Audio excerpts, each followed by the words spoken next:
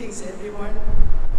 Acknowledging the presence of God Almighty in our midst this morning, Guest of Honor, Honorable Minister of Education and Training, ladies and gentlemen. Tonga Institute of Education, in collaboration with Tonga Ministry of Education and Training Research Committee, initiated today's auspicious event. May we proceed with the opening prayer, followed by the official welcoming address.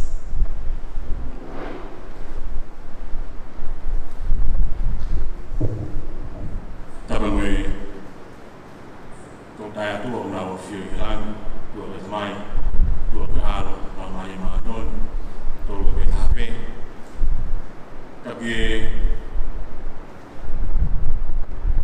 Mistago, kami ama kau ini masih dua kau famal marat dengan kita pada ko demi abin ay fakato ko fatongia i pumpungin we Loto kawa e au mafa e pumpungin ai be ki be si doro ko fambe ko toke Loto mai ke fama ko ke ta no ai hon we fino ai hon Poto Loto mo Atamai tala i fatongia luke ono fandima o tangata lelei o fisitua lelei o kolo lelei o fao ono Loto o tangata kovi o fisitua ai kovi o kolo kovi o ku fao ono Loto e ko mea o Loto ko tano ai ngutu o ku huluatu rakpita maheu avista tolu ke mo fra vai a ke mo tolu ke ngahi tuunga ko to pe o franofo he tangata ko hipe ko eiki malama i he ha karetia nima ua me ua tolu o fua lau marie ma oni ko ofa ko fiefia ko merino ko yanga mokomoko ko yanga ofa ko yanga kataki ko yanga totonu ko yanga famau mau e da Loto dua maaf ko mau tamai taingata ya Fiona ai a Fiona o ku tapuha ho huafa ko ho huafa ko Emanuela ko koia ho mau whakamo ui io ko ho huafa ko Sihova tokona ki mea Sihova siaila ko ela loi ho huafa ko Sihova ha mai mau sio bega mo ui io e huafa o ia Fiona ko e ki tau Poto ko o tua ku ke toka be me mananga o tua ia ku pelo ki ai e tu e kristiane ko toa be fa fita la ho mau lau mari ke ko he taulama ku ke fai mai mau ngahi mo ui mau tu tai he pongi whakakoloa ko eni o ku haka ho mau Loto pe aku me ite ko hi pe ko e mai moa ola e a Fiona o whaiai ahono toloia e mau ngahi mo ui o mau wausia e ahoni o ku whawhitai ho mau lau maari e whawhitai ho mau lau maari e ko hi ko tauhia e a Fiona o kei whalau maari e pe a eki minista o e a ko huakawe me riku e o mai Keynote o e ahoni toki tā Robin Havea. Ai maa whoki ai CEO, toki tā Tankina Steen. Moe kau presenters ko toa pēhi a honi. O ku fia ho mau Loto, ko hiko e tauhi o ku ke whai o whakahoko ai mau amanaki. Ha ngai whafonga mai a ho a whio, ko eni ai tau mua, o ku whai kia ai whanonga o a honi. Tala mai ko e Atamai bia mo Loto ke tala i ho mau fatongia. Me koe moni o tua. Ai ai beha Loto ui kai ke hanga maari e tu tō taha Atamai bia e where keu e fatongia. Ka hono whakamaa opo ki mautolu hea honi. O e be ngahi oko bia me he ngahi turiki kehe. O e whaung beho mau Loto mo mau lau maari e whamaa opo ki mautolu hea honi. Aki ha Loto ku hanga maari aki haloto oku tariangi, aki haloto oku fie ngā ue whataha. ko hipe he koe mafu e pot ngā ue ka koe whānau koe hau tupu e whanua. Koe hipe koe ngā ue kuke ui ki matou ki ai. E ki hāngai fofonga mai ai a Fiona. Whai dābe kina mai e minister ka o mā ai CEO kai whangalo ai totaha tene whaka inasi ki mautolo whakolo ake a honi. Whai dābe kina mai ak mautolo hono kotoa pē i a honi. Pau mau fua ki atu e o tua ngā ue ku mau hanganaki ke whai. Hāpe hanga ue te mau whai e a honi, whai pēa ke lele ia i ho hua whā. Ha hanga ue whai e a honi, whai pēa o tua ke langi ia i hua whā e a Fiona. Ha ngai fofonga mai a e a Fiona whai tāpe kina ki mau tolu. Moe ngā ue o ka manake mau whai. Mau kore o toa ngā meani hua whā Atamai pa moe alo. Moe lau maari e maani oni. Amen.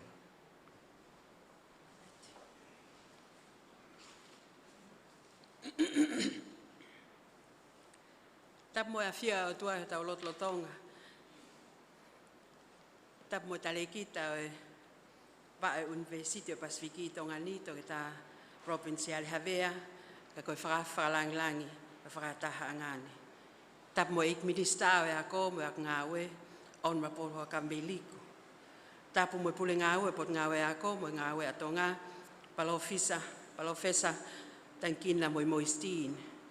Tāpua tuheni ke kau tale kita, ngai ako, pepe foki hono kau tokoni. Tāpua mo kau pule ako, mo kau tokoni pule ako. Tāpua foki ma he kau whai ako tonga, o tau lo nuku he malumalo e whaleni. Tāpua foki heni ke kau tuki mua, i he mala e whekumi, mo whakatotolo whakaako. Tāpua ke foki heni ke kau whai ako, o amanaki ke nau wahe mai mo ki tau tolu. Ai ola e nau ngahi whekumi mo i whakatotolo whakaako i he polokalamani. Tāpua tuheni ke ngahi kup whekau aki ko toa pē, o tau kau whakataha heni. Pe tukumua ke awa te whakatapuni, ki a sola mo havulangi, o tau kau whakataha he ahoni. Pe pehe whoke te kumotolo ko toa pē, o mo mamata mai i he waha o pē. Tala mo ka apui e whakatapuni, tukumua ke hufanga ai, kai whakakato atu, a fatongia lea talitali o pongpongini. O koutou mua tuku e whakawhitai ki o toa mafi i hono hao whaki a Tonga. Whakalaolawa na tūla, ka tau kau i a whakoloa koini.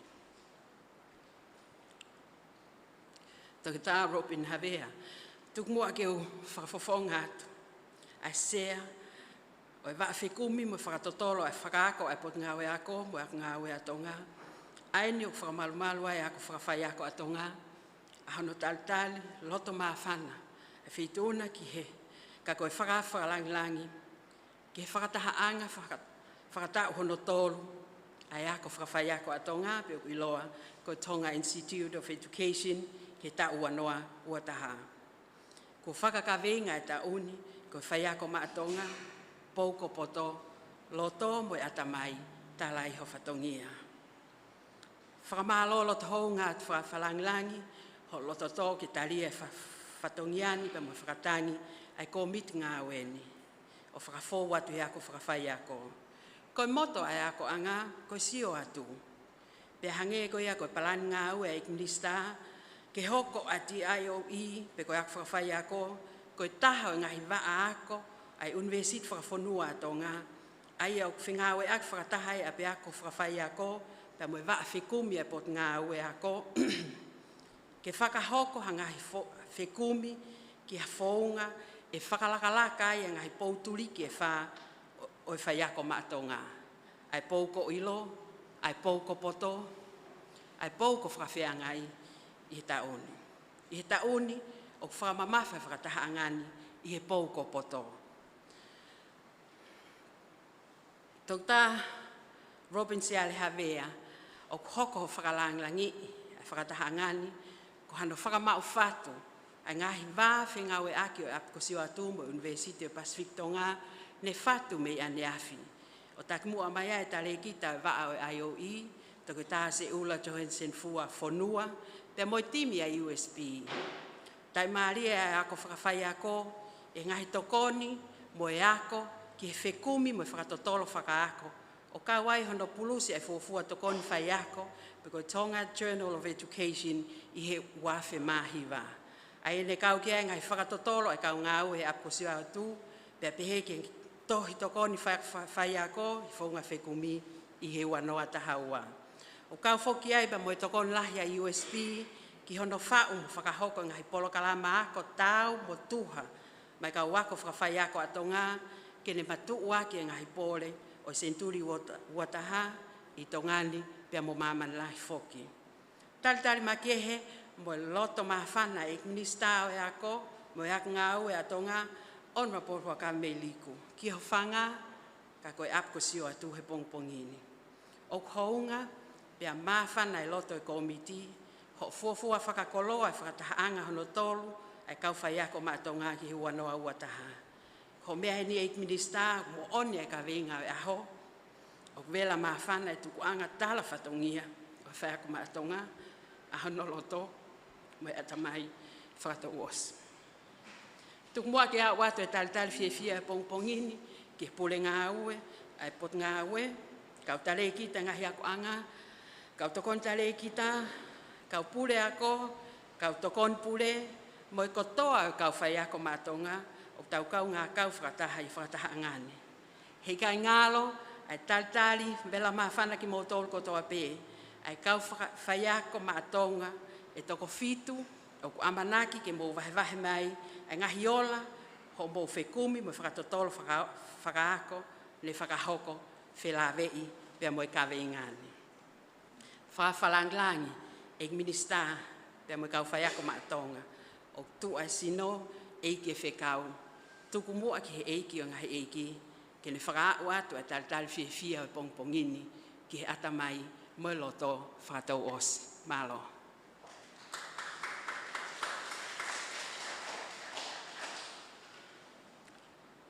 Guest of honor, Honorable Minister of Education and Training, ladies and gentlemen, I am deeply honored to announce the launching of the Tokoni Whaiako Tonga Journal of Education Volume 2. May I call upon Mrs. Amelia Flaumahina to give a short briefing of this Journal of Education Volume 2.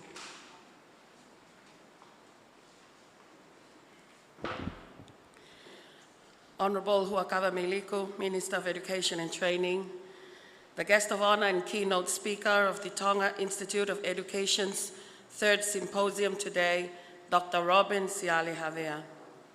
It is my pleasure and honor on behalf of the Dean and the faculty of the Tonga Institute of Education to provide a short briefing on the Tokoni Whaiako Tonga Journal of Education, Volume 2. The Tokoni Whaiako Tonga Journal of Education, Volume 2, is a follow-up to the first volume published in 2010. Though it has taken 12 years in its publication, it is a testament to the growing caliber of Tongan scholars and educationists both abroad and in the kingdom. In particular is the vision of the Honourable Minister of Education and Training with the support of the Chief Executive Officer for research undertakings, as well as the endeavours of the Tonga Institute of Education to instigate the symposiums, its third year running, on which the articles of this journal were inspired.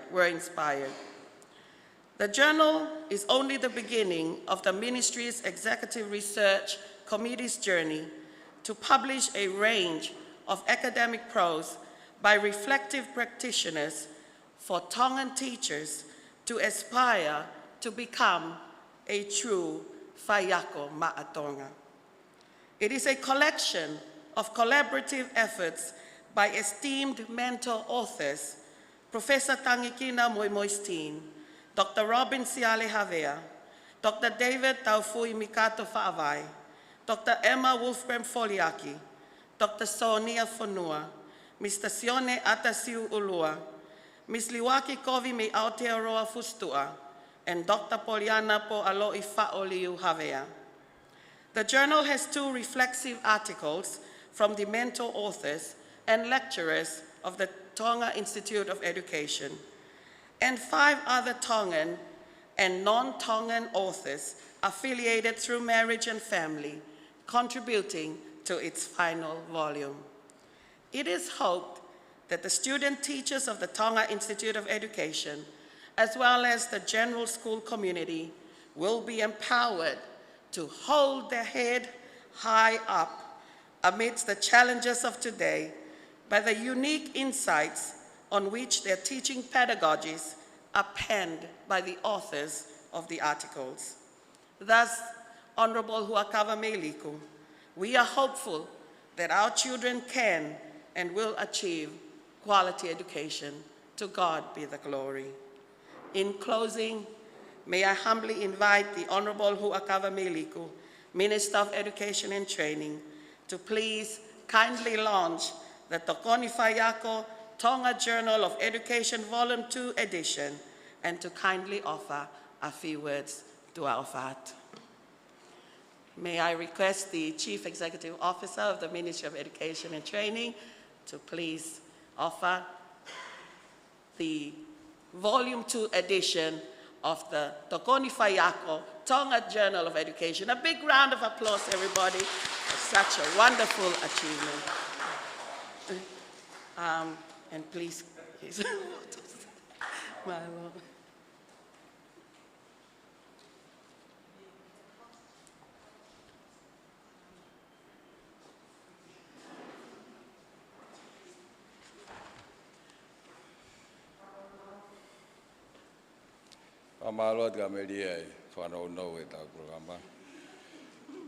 As probably have guessed, I got some other commitments, but I'm certainly honored to launch the Tokoni Whaiako Tonga Journal of Education, Volume 2.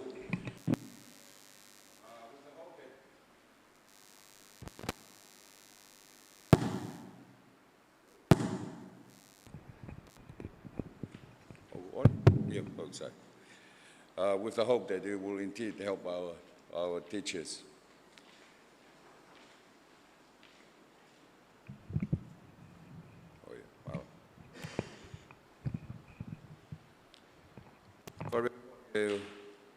Hufanga be ngai whakatap ka kata kuro sia whaki kai. Whai bagi lea wawe pe, ko ilo pe ulahe mo gai mea ke mo tung tāno ai. Whai bagi lea mo kau pe pe whatu whakaukau ke kahau ke mo ngahi Symposium koina oku mo amana ke whai. First, we'd like to commend all of you that contributed to this journal. For future Tokoni Whaiako, I have some issues that might be worthwhile looking at. I've asked Dr. Ropini about, the structure of this Master of Education at USB, and I've been informed that a key component is research, doing a thesis. And as you probably have heard, the Scholarship Committee, offering about 20 Masters in Education this year. So we got senior teachers doing Masters in Education in the next 2 years. And we hope to have some discussion with them on the key areas that they should be focusing on, especially on their thesis, so that hopefully they can feed into something like this, and we can get a few more journals to help our teachers.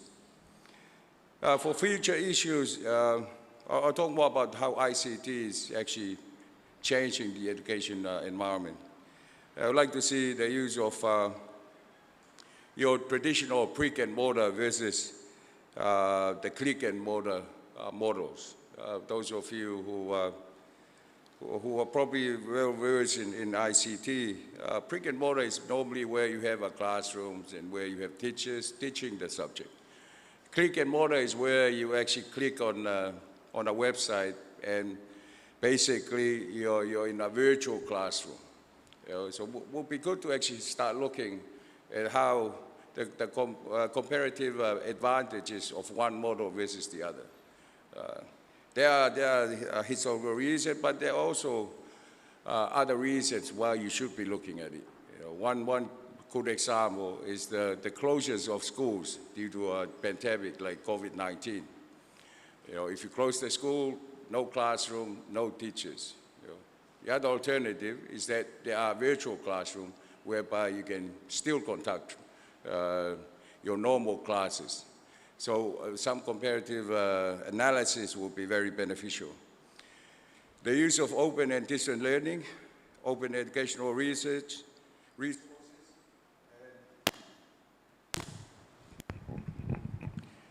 and then technology-enabled learning to build a robust and resilient education and training system, and less susceptible to, as I said before, not just pandemic, but also cyclones.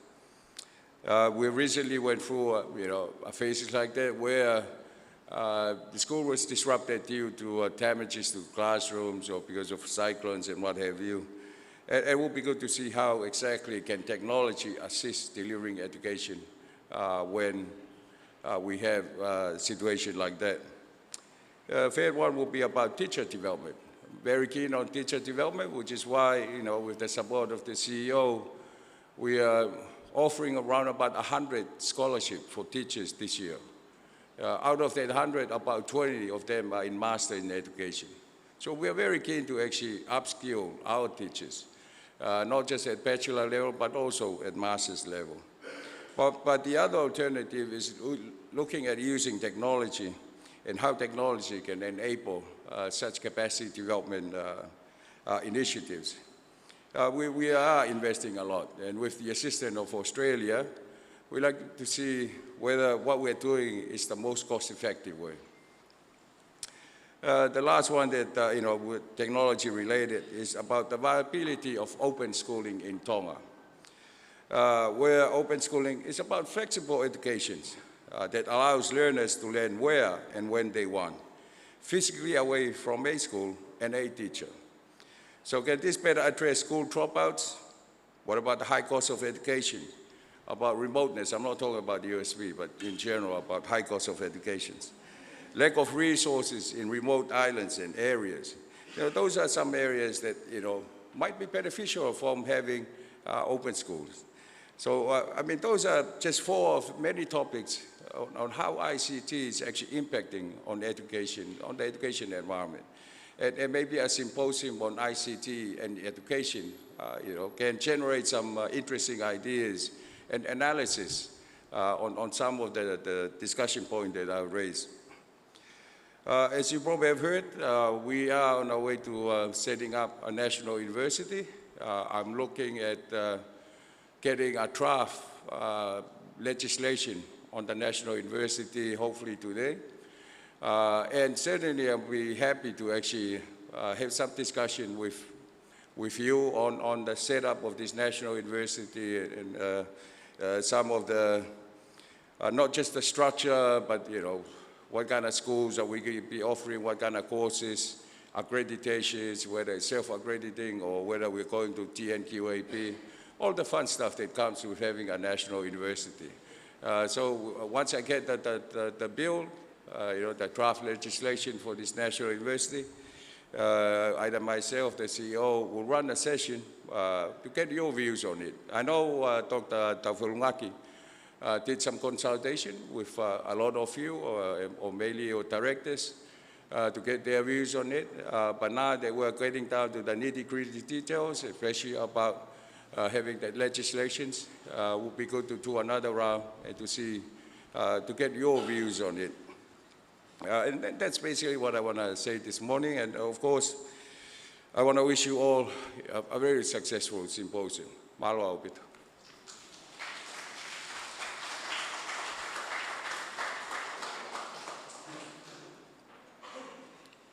Honorable Minister of Education and Training, on behalf of the DIOE family, we are so thankful for the words of encouragement, the aspirations for the future education of Tonga, as well as for the launching of the Tokoni Whaiako Tonga General Education Volume 2.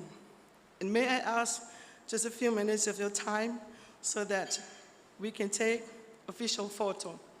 Thank you so much.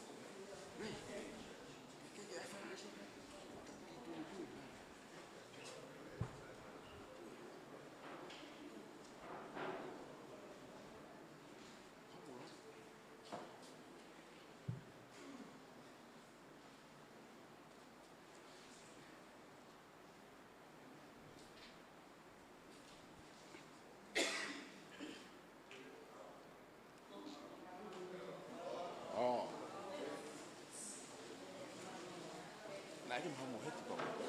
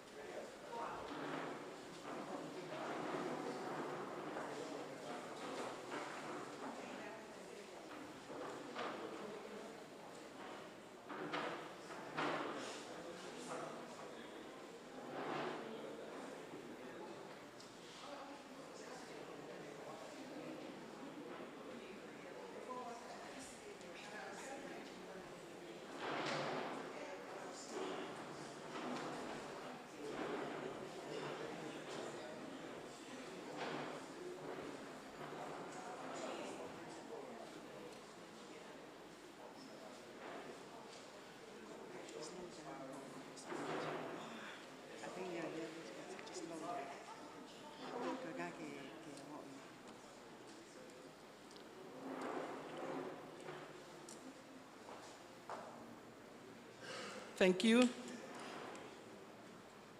Guest of honor, Dr. Robin Havea, Director of the University of the South Pacific, ladies and gentlemen. Now may we proceed according to today's program. Now may I also ask Mr. Philo Taufa, ATIOE retiring lecturer in mathematics, to please introduce our keynote speaker and the guest of honor of today.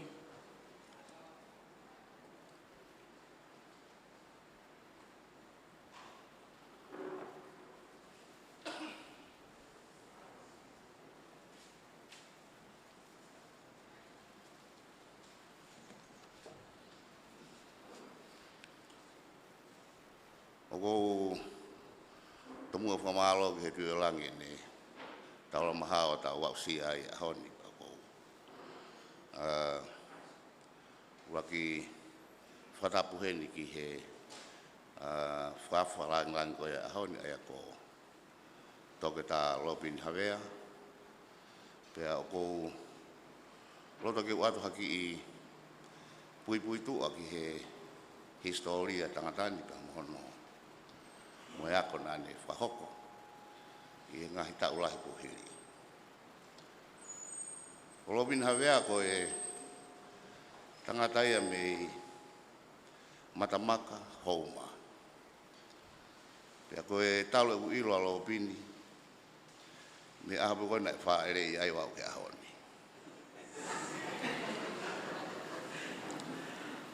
Nane ako I he lautohi pule anga ko ia I Kolofo'ou ko e GPS Kolofo'ou ai tu I sopu. Nane kamata ako ai me he kelas taha pegi he kelas 5. Pea I osiko ko a ene kelas 5 ne kai ke a uia kelas 1.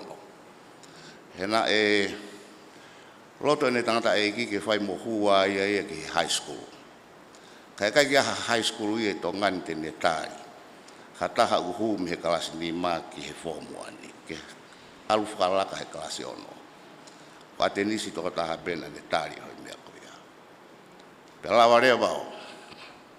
O hua lo bini o ne kamata I he form 1 I he high school ko ia atenisi. Pea ne hu me ai ki he university atenisi. Aina na hu whakataha mai ke university pia mo sofilis hingano. Koe purea koe a TIOE he ahoni. Na hu e ngotangatani o a koe I atenisi o ko Tonga whai a koe he university he time koe a. Pia na lawa I rei hona mata I tohi bachelor degree I he tahahiwa waluhiwa. Kai ke mau ka whainga maari ke hoko atu e ako ki muri. Ko e aina na noho pe mokta whaaki I he hiwa noa, hiwa taha, hiwa ua, hiwa tolu. Tatak mau e whainga maari o Lopini. I he scholarship a New Zealand na eui ko NZODA.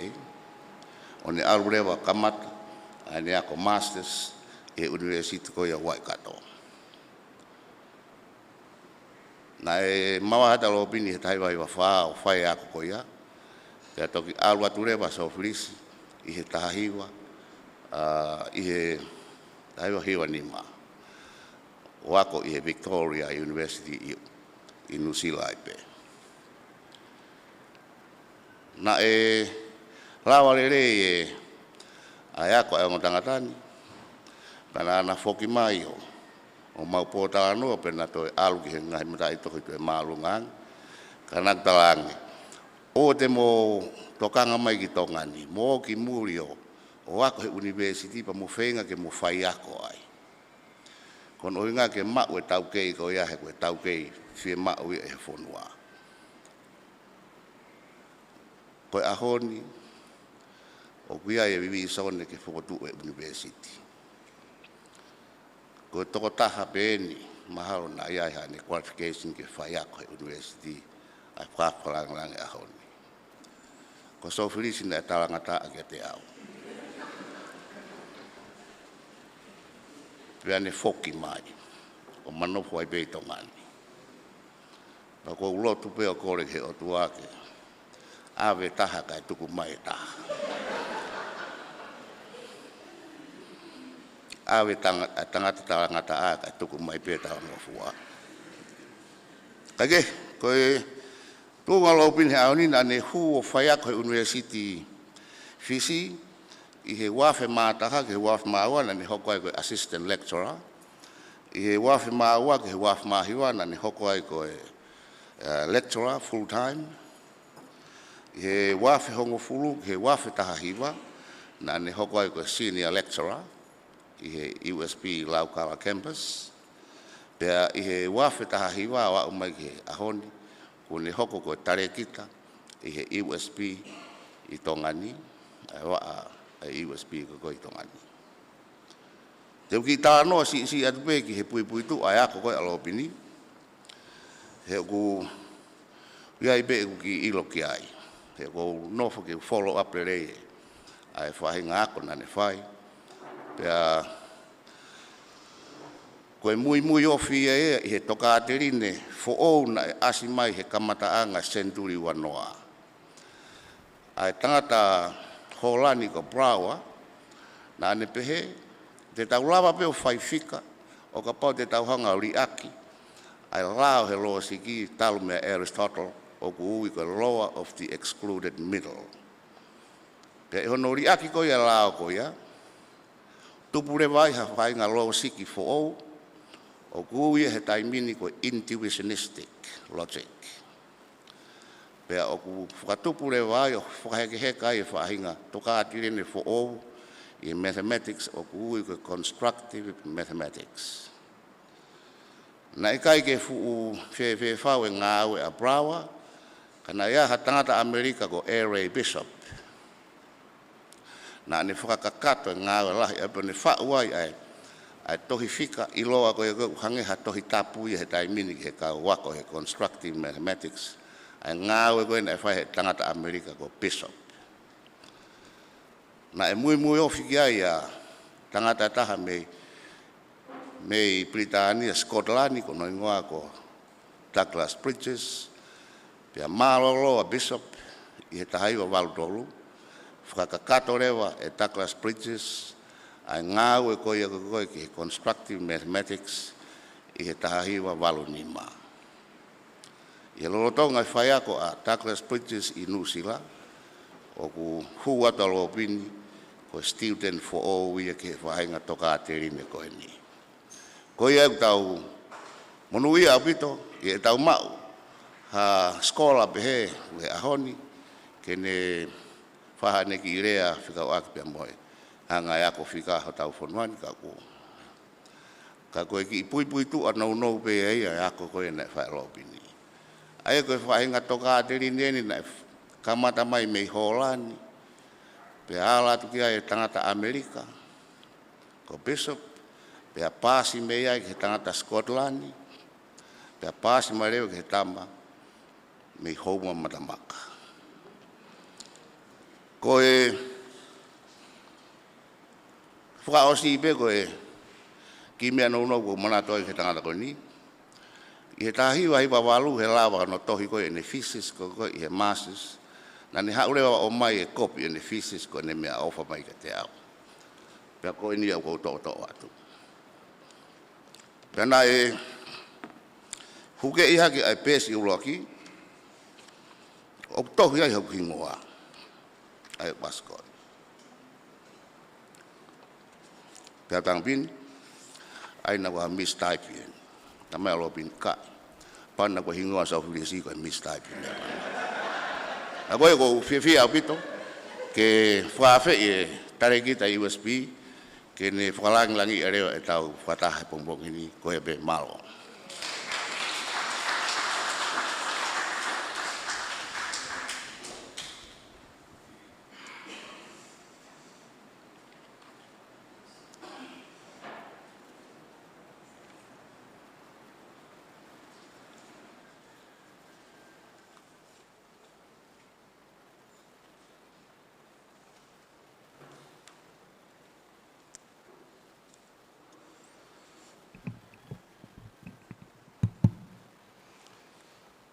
Ko marwasi na mariang ya ano introduce whakaafi whakalangi I he mea kono aike si whai whakahoa.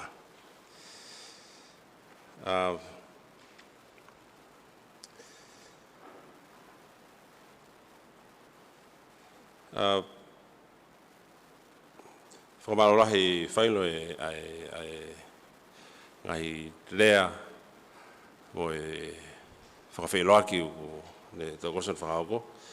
Mōne wai ma whanau ke whakawhiawhia, ko whufuatai meni, ma whakataha toko tōru ai, ha whainga mea pehen. Tātou whito ka whaelo pe mo sofiris. Ko whailo kai ke sola, ko na mawako kātoa pe ia whailo, a mo sofiris. Pea mau te ho mai eni o taimini o whenga waka whakataha. Pea ta whakamalo pe ke kiu kei mo ia whailo.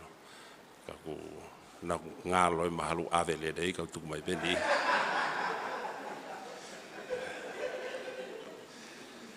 Kage te whakaloloa ka tuku mai whenga maere ko ni, whakate fatongia ko ni, pea ko kore ke ngāgbe e re whakapalangi. Whakatapu mo e a whio e lao maere maare o ni ho tau Loto Tonga. Ne unkai ki ni heni ka wai whatamake, Minister for Education and Training, Honorable Hukameliku, Chief Executive Officer, Dr. Tankina Moimoi Steen, Deputy Chief Executive Officers that we are here today, including the Dean of the IOE, Principal of the IOE, Deputy Principal, or Principals, I'm not sure how many of them, but staff of the IOE, ladies and gentlemen.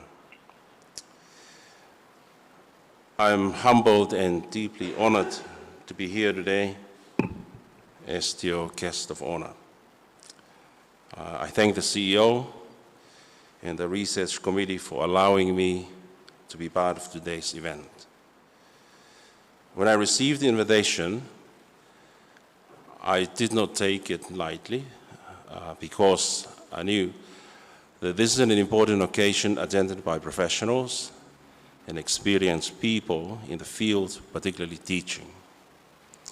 Furthermore, I did not hesitate to accept the invitation because I wanted to show my support to promoting research, let alone quality teaching and pedagogy. I have to say that it was not an easy thing for me to come up with a title of my talk. My apology, that my title should be displayed, whoever the technician there. Efoti? Weh, kataki mo ki display so ngalo ki. Yeah, my title, my talk has a title. Yeah. And the title of my talk, well, Efoti is setting up, I only have one slide, so that was the title. So I'm not going to put you to sleep right away. The title of my talk, by the way, apology, is Poto, Teaching and Research, a Self-Reflection.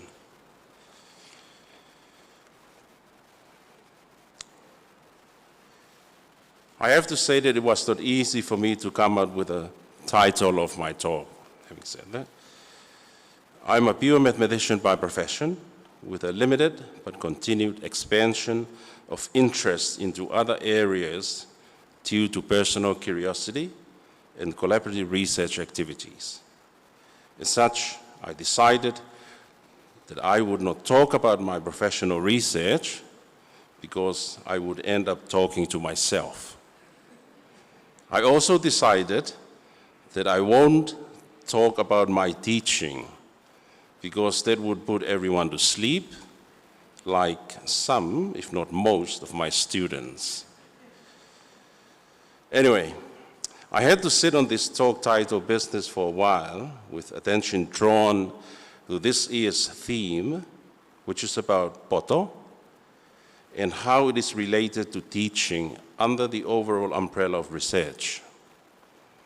Interestingly enough, I could not help noticing the combination of these three very important keywords: Poto, teaching, and research. And that is where I wish to focus my short presentation this morning. I will try my best to avoid being technical and be entertaining where possible. First and foremost, I must admit that I am not an expert in the field of education, although I'm always a keen learner. I'm also very cautious and mindful of the fact that this room is well attended by scholars and educators, and by all means, I'm not here to tell you what you must do to succeed. Rather, I'd like to share with you my own views and opinion on teaching and research based on personal experience at university level. I believe it is very important to point out that the connection between secondary and university teachings could not be overemphasized. In particular, this very connection is through the students that were shaped at the secondary schools by trained professional teachers and later admitted to be taught by untrained professional teachers, we call lecturers, at university level. That is a discussion to talk about at a different time. Let me come back to my talk proper. In the CEO's presentation during the 2019 Symposium, she pointed out the 4 pillars of Whaiako Tonga. As far as research ability and research capability are concerned, is Poko Poto able to do. In extended version, it is Poko Poto, Loto moi Atamai, tala fatongia. But what does it mean to be Poto? It is an interesting noun, which can be an adjective depending on the context and how you use the word. But let me tell you, there's a story here that I'd like to share with you. Humorous, but it can be very enlightening at the same time. Philo knows this story very well, and Philo allow me to rephrase here. Koe tala noa, koe pehena, ko Philo mana kau he alu ko ya, na mawako ya futa helu. Pero pehene ogi he putu hi hak, pero whai kawa ne whai atu, pero si eke e he tangata eiki whai kawa ki a futa. Futa, te ke lawa tala mai ko si ana poto koa. Pehe, whatatau ki tala noa, maha ko mapeni mea whailo, e nau si mou tā fuua e kau si lerat me koloni poko hatari ai poto. Ke whehui a tangata eiki, te ke lawa tala mai ko si ana poto koa. Pe whehui e pa te whehui anga futa e o pe, o kai ka kato ho whehui. Pepe tanda eki, ko haunga o ke kakato ai. Pepe hange futa. O koi ke, o tatonu ke tala mai poko e poto he haa. Ka pau ko hinga poto he mea kotoa, o koi ke ha mea pehe ia. O wai mea koe poto ai koi, ko whare ai au. O wai mea ko poto ai au, o koi ke poto koi ai. O pehe rewa. Ka ke, ko hinga manat peri e koi ia. It's a very broad concept, but it depends on what context that you use and apply poto. Which can be very delicate, very debatable, and of course you can write a complete thesis about Poto, but I don't want to challenge that, but I'm sure some of you probably take it into account. Now, let me first briefly share my thoughts on teaching and research before bringing Poto into the picture. Teaching is a noble profession, although most of the time it is being looked down upon by some and considered inferior. Training professional teachers is like training trainers. However, how could we identify the excellent teachers amongst us? I don't want to imply anything here, please bear with me. We always like to think that I'm a good teacher compared to whoever's sitting beside me. It's a positive attitude which should be encouraged. I'm sure each and every one in this room has an acceptable answer to the question, but allow me to point out some key attributes I think it is worth stating. The first one, manako mo ofa, passionate. You must love what you do. With lack of passion, one finds teaching to be cumbersome, tedious, and tiring. Pretty much a routine thing. But it must be, you must love what you do, just like anything in life. When you do it with passion, the outcome can be very rewarding and not just the bread and butter exercise. Secondly, ilolahi. Forgive me if I'm using, you have your, well, it's my speech, so I can use whatever Tongan words I like. I'm not here to be criticized. Being knowledgeable, in depth. It is very important that one must be confident and have a clear understanding of the subject matter that he or she teaches. As the saying goes, try to know something about everything and know everything about something. Third one, Kolofo'ou. Maybe it sounds negative. Okay. This is a creativity and improvisation. And the third one here, the success of being creative and how you improvise in the process of teaching, I believe rests on number two, being very knowledgeable whatever you have learned and whatever you teach. Because only then you'll be able to improvise and be creative in whatever teaching style you prefer. We need this creativity when one tries to contextualize, not to mention the limited resources we have. Fourth, of these attributes, I like to call it fear ilo tai fear to. I know these two words, they seem to have a negative connotation, but I like to think it in a very positive way. Fear ilo, tau whahanga o pehe tuku fear ilo. Ta koko mea le don ki fear ilo kei tamsi. Pako tai fear to o ia ko mau whanua ko mei toke lau o ku mau pore pore ai. O wiheni toko taha o ku. So that's how I look at competitively curious. This is the part where you put you ahead of the pack, because you try to identify something that you have gone that far compared to others, which they seems to be reading the textbook and sit beside, but you decided to go beyond the extra mile. And how to do that? Well, it depends on curiosity and the level of curiosity you have that will allow you to go further. But again, having said that, I like to point out tai fear to in a positive way. Now, coming to research, and I believe this is very close to home, given the visions of the minister and the ministry, well, at the national level, to have a national university.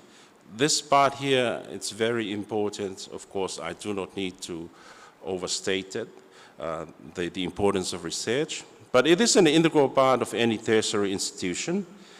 And I'm very pleased and supportive of TIOE, together with the research committee, in promoting and encouraging its own staff to be actively involved.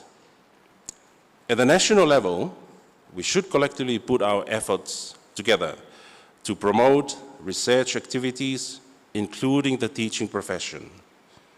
Research can be free, cheap, or very expensive, depending on whatever you do. Something I've given it some thoughts and I stand corrected. We cannot teach staff to do research. Rather, we must be able to provide an ideal environment conducive to research. Our upcoming and promising researchers need active and experienced mentors to be at the forefront leading. Research is not always easy, and it may take time, but once you are off the ground, the sky is the limit. I encourage TIOE and the research committee to continue the excellent work they are currently doing. Strengthen this initiative by building bridges, that is, build and establish partnerships and collaborative networks with other local tertiary institutions. And I just want to point out that personally, I do not like to think that we should limit our research network only to Tonga, but make sure it extends beyond the region so we could make our mark at the global level. If you want to be the best in research, then work with the best in the field. Some concluding remarks. Lastly, I wish to leave you with a few remarks, perhaps they could be relevant, good use. Whether research, teaching, or both that you are doing, you must be passionate about and enjoy doing it. Always keep an open mind and willing to understand others, even you may agree to disagree with them. If you have the opportunity, push the boundaries and do not constrain yourself to working just in your comfort zone. Talk to others and find out what they are doing. See how you could use them or them using you in research activities. Remember that sometimes putting two heads together is better than having a single head dwelling on the simple problem.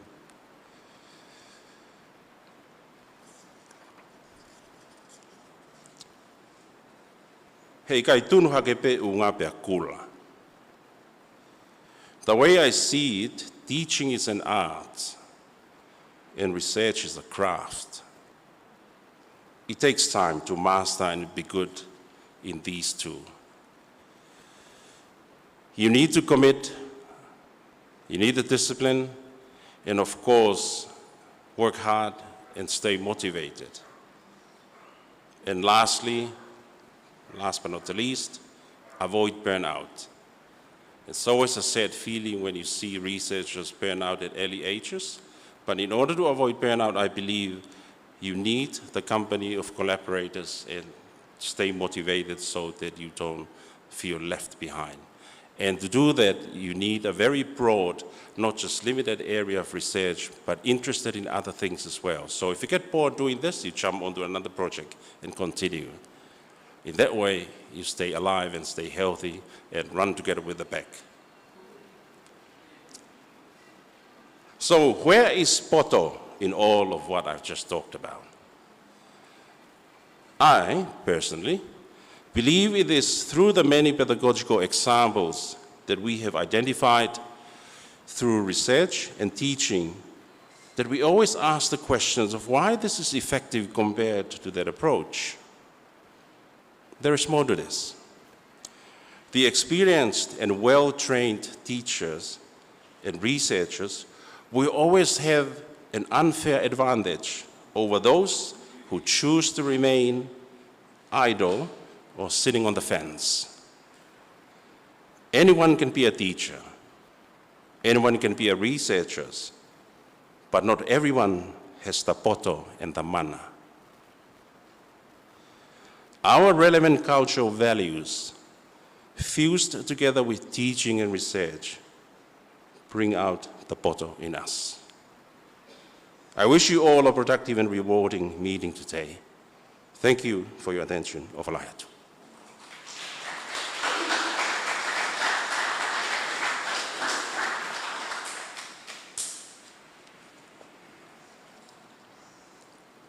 Ko le heni kia Dr. Sela te sina, ki ne whakahauka alia whamalo ke koloa, mawinga kuia kua tō mehe whawhonga o whakawhi whakalanglangi o e ahoni.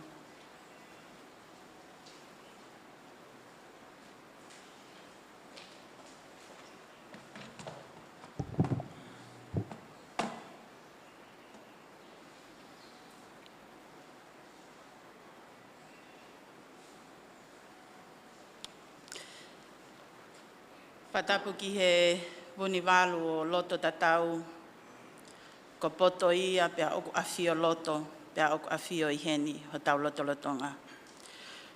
Tapu makehe atu ki he whakawhi whakalangi o polokalama luku iloni, pia kuani whakahoko foki pia moe fungani lea o whakataha angani. Ka koe tali kita o waa I Tongani, o University of Pacific South te Dr. Robin Siale Havea. Pe tulo watu ke taki ngā ue, potu ngā ue ako, mo ako ngā ue, pala ofesa tankina moi steen. Pe pehe te whaapapa atu ke hao whangani, pe au koukore, ke te whaamalumalu atu he tala o whakakato, ko kamata ke hao whangani, e he whakatau kei mo e lea talitali maa whana o pongpongini. Kai atamua ke te whaafofonga atu a whaamaloni, pe au koukore, ke whakakakato atu I he lea Whapilitania. Esteemed guest of honor and keynote speaker of this auspicious occasion, Dr. Robin Siale Havea. Indeed, it is a pleasure and privilege for me to stand here on behalf of the Honorable Minister of Education and Training, Hoakawa Meiliku, though he has left, and the Chief Executive Officer and Madam Chair of the Ministry of Education and Training and the Tonga Institute of Education Research Committee, members of the Research Committee, Deputy CEOs, willing presenters in today's symposium, and our esteemed guests and audience, to extend to you our most sincere and heartfelt appreciation and gratitude for your kind acceptance of the Research Committee's invitation to honor this occasion, hence your availing your time, your precious time, to grace it with your presence. Together with the prayer this morning, we are greatly and indeed grateful to the Almighty God, a guest of honor, for His blessings and grace, making today's event already a success.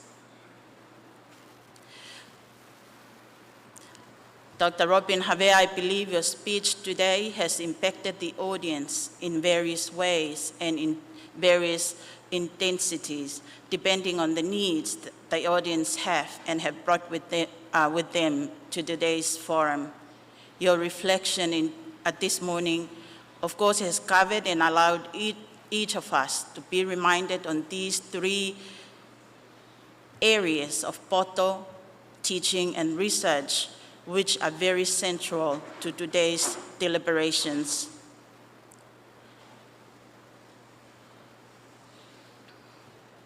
At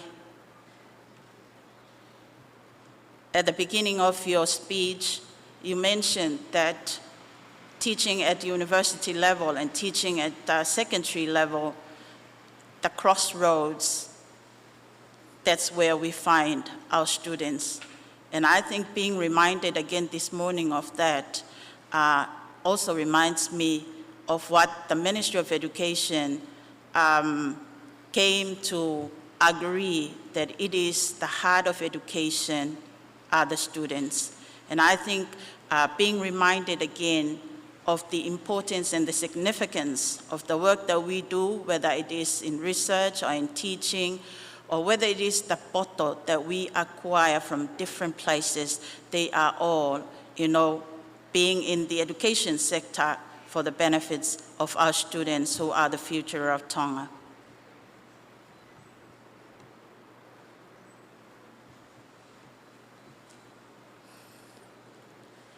Dr. Robin Havea, on behalf of the Madam Chair of the Research Committee and the Research Committee, I sincerely wish you and your family God's blessings and success in all your various undertakings and serving capacities within and outside the university and while you are here in Tonga.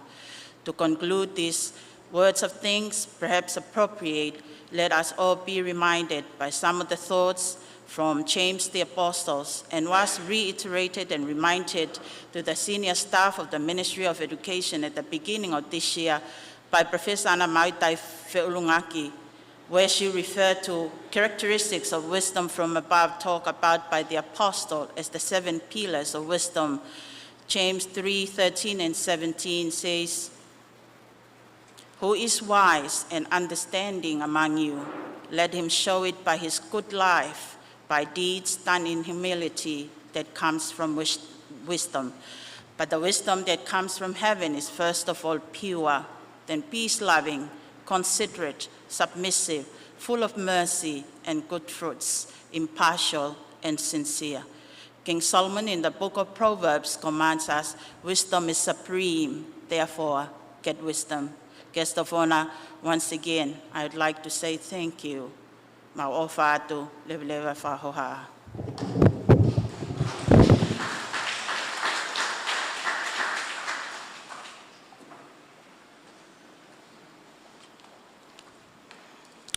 Guest of honor, ladies and gentlemen, please be informed that for the next 10 minutes or so, again I ask that we break for morning tea and some few announcements of housekeeping matters. Thank you so much.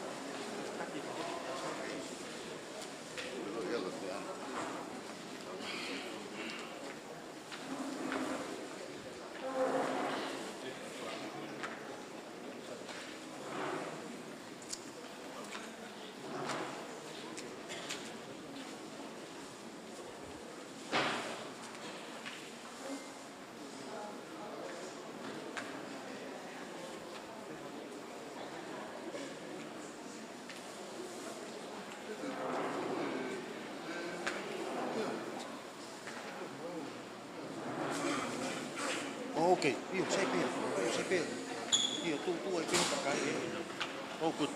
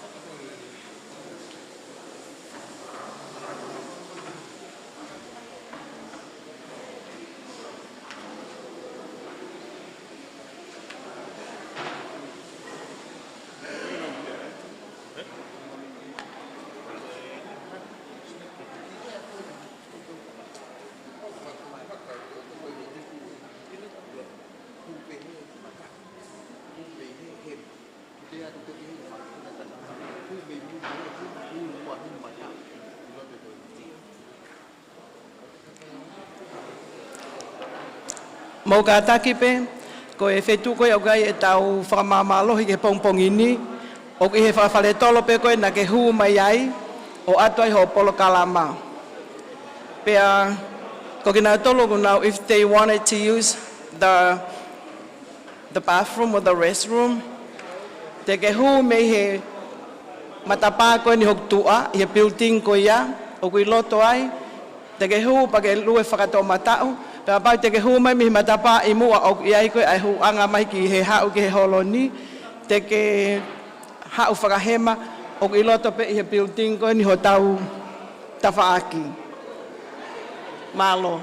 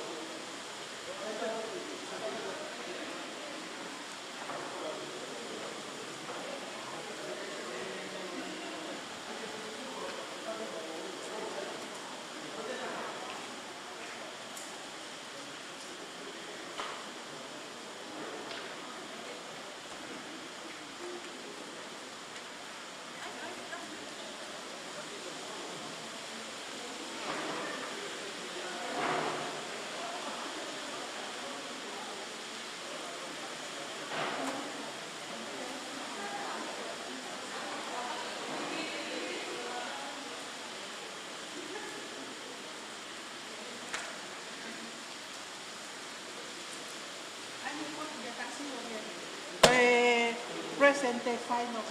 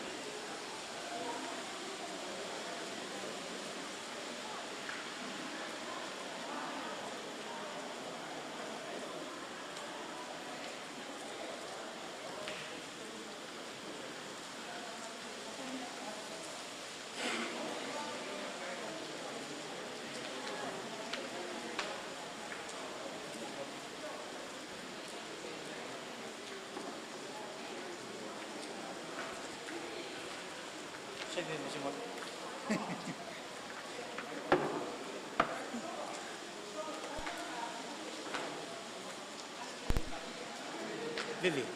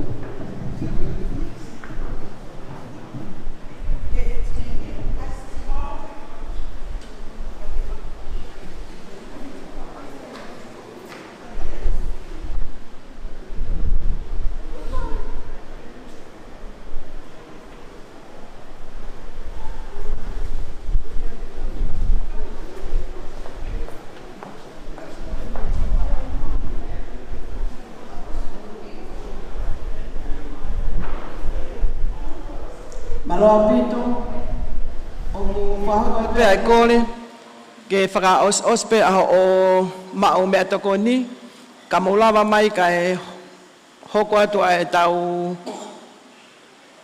fatongia ki he aho ni.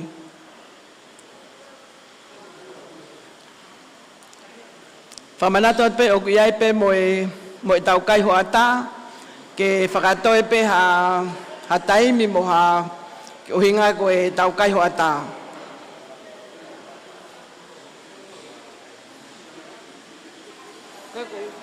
Ia kon go tupe ki fo tahi o lunga pe.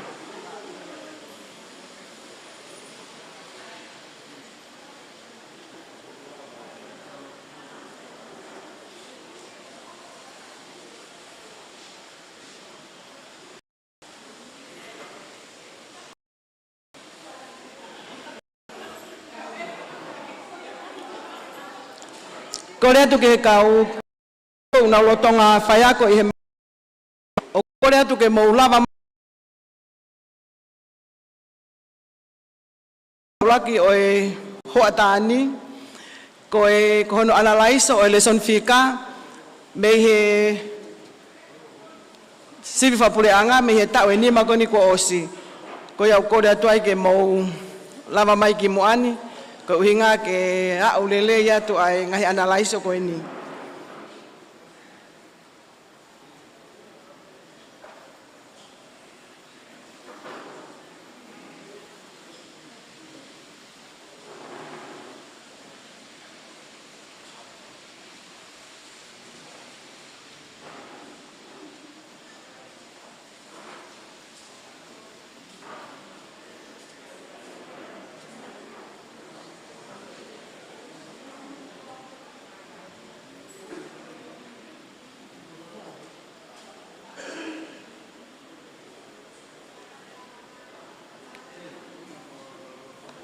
Ia te whakaonga atu pe, ke mau mea i pe ko e tau whakawhalanglangi e ni ko ne o si mea mai, pe a kokore atu ai ke mau toi ki i whakawawave mai pe.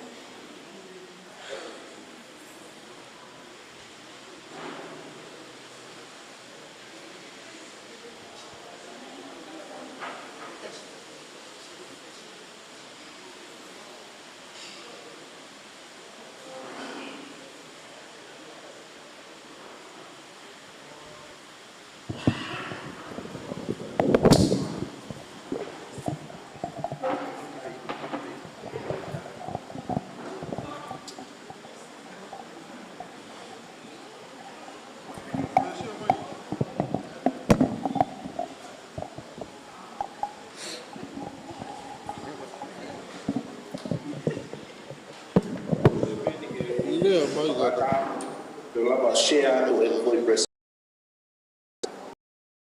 Share ho screen. Okay, lá. Vai ter que ter esse cacau, vai ter que pisar na mão.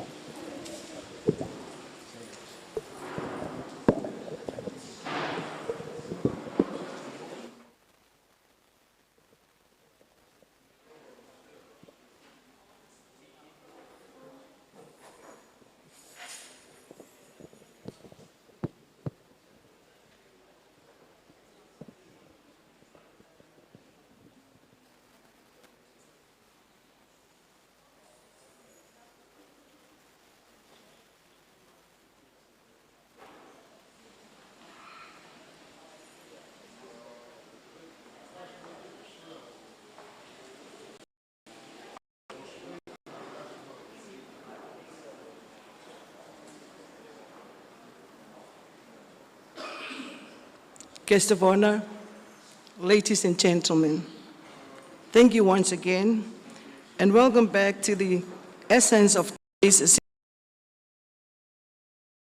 Tatalanoa on the theme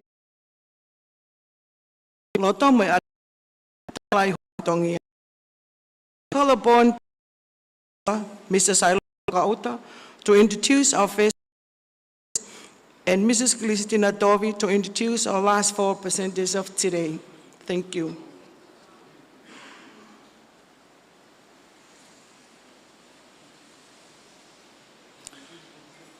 Kore ke u whakatulo atu he tala whakatapu kakato nei kamata ke hawhangani. Ka tā mō ke whangamariko ni ke u whahāto ki nau tōlu, ko ngauraki, o i kau tala noa he pongpongi ni. Ko e mahu inga o e taimi lolotonga. Hae uhinga mahu inga e taimi lolotonga. Ko e uhi ko tau kuohiri moanga sio ke kaha au.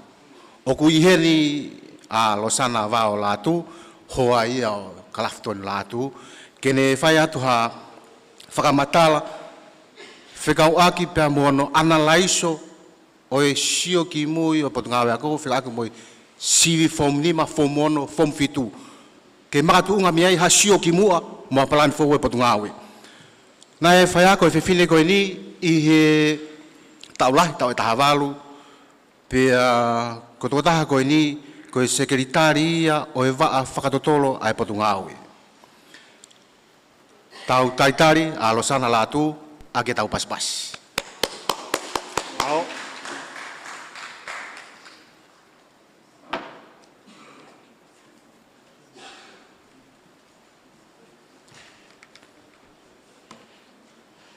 Whatap ke awhia e lau mare maoni o tau lotonga. Pako whatapen ke whakawha whalanglang e aho ki a Dr. Robin Havea. Pako kore pe mua heni ke u hūwhanga he ngahi tala whakatapu ki mua. Kai atam ki a te au ke u whakahoko ai fatongia koe ni. Ko tu i he pongpongini pako manatu ki he rea koe he henga a toke atonga na e fie wholaua kai ki te noa ai e motu ko eua. Na e kai ke uhinga ia ke u kau he ahoni, ka ko whekau i pa ko talangofua. Kai ki mua ia ko manatu na ia ki malanga ai motu ale i mahatua. Pa ko e malanga koe ni koe malanga po leo, pa ko whakangatangata pe fokia o minite nima. Pa tu e motua koe ni o whae ne malanga pa pe he motua, ko ene malanga he pōpirikane. Pe malanga he pōpirikane, pe malanga rewa e motua pe pa koe uhinga o e pōpirikane, ko e pō mai ai piri o whao ki he kane. Pe e meni rewa e malanga ia e tangata eiki koe ni. Ko ene whakauhinga ia e pōpirikane, ko e puke mai ai whangapiri o whao ki he kane. Pe ko talangofua he ahoni, he ko tui pe koe whakahoko fatongia te whai he pongpongi ni, e hoko pe ia koe ki ipiri, ke whao atu ki he ki ikane, ke to'o atu moia he ahoni, na ao ngā atu ki he toe ngā atu e tau whakahoko fatongia. Kai ke he te tau whoki mai ki he presentation koe he ahoni, o hange pe koe ia koe ola eni o e sivi koe ia o e whika, na e whai pe analaiso koe ni me tau uafe tahafitu ki he uafe uanoa. Pea koe analaiso koe ni, a ko utui o kuos mahino pe i he teu ke whakahoko e whatongia koe ni e tū kunga o iai ai le soni koe ni i tongani. Pea o ku tau lau ko toa kawen he le soni o ku kovi au pito honola i he ngahi sivi koe ia ko whakahoko e he tau whanau. O tau tala pe a ene kovi ka te ekiai ke tau sio ki he tū kunga koe o iai ai kovi koe ia. Pe koe sai koe ia. Pe a koe loto lahi a koe ahonia he o ikai ko tongani pe a ku e fihia i he palo parema koe ni o e fihia i a maamani katoa. Ka te tau foki koe ki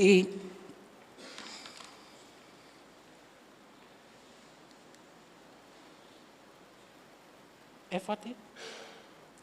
Ia.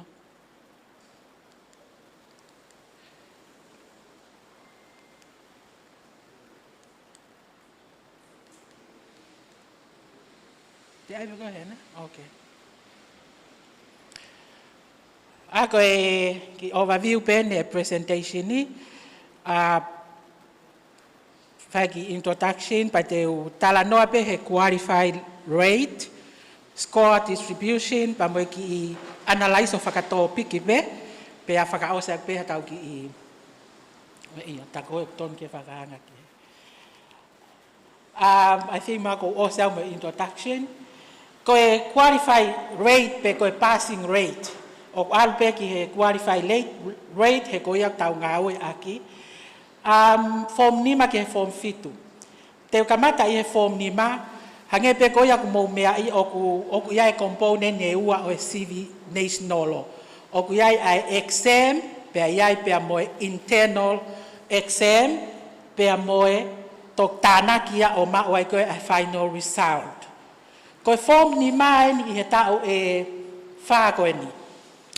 Ai koe qualify rate koe ni, koe wanoa taha fitu na e peseti pe e taha poin fitu e kaulava he fika. Ai koe taha poin fitu koe ia koe he kaulava he fika, na wanoa taha fitu na e toko taha afe fitu ngeau fitu nima, ai koe toko tolu taha pe na anau ma oe fui maaka koe ova he nima noa o ova he nima noa. Ka koe wafe taha walu, na ki hiki hake pe o pesete ono poin fitu, this is the final exam. Aluhake rewa he wanoa taha hiwa o taha ua poiniono, pe aluhake he wanoa taha wha poiniono. Koe trend, it is going up. Ka kuhange kusa ia pe he fika, he ki alu steps isi ipe. Koe examine. This is the internal assessment. Aya koe wanoa taha fitu na passing rate na pesete valu poini ua ai kaulava koe he IA he wanoa taha fitu. Pea ki whakalaka hake he wanoa taha valu. Na iai ene ki holo au pito ana he wanoa taha hiva. Pato e kaka hake he wanoa Taukolo osi. Koe wanoa taha fitu mo e wanoa taha valu.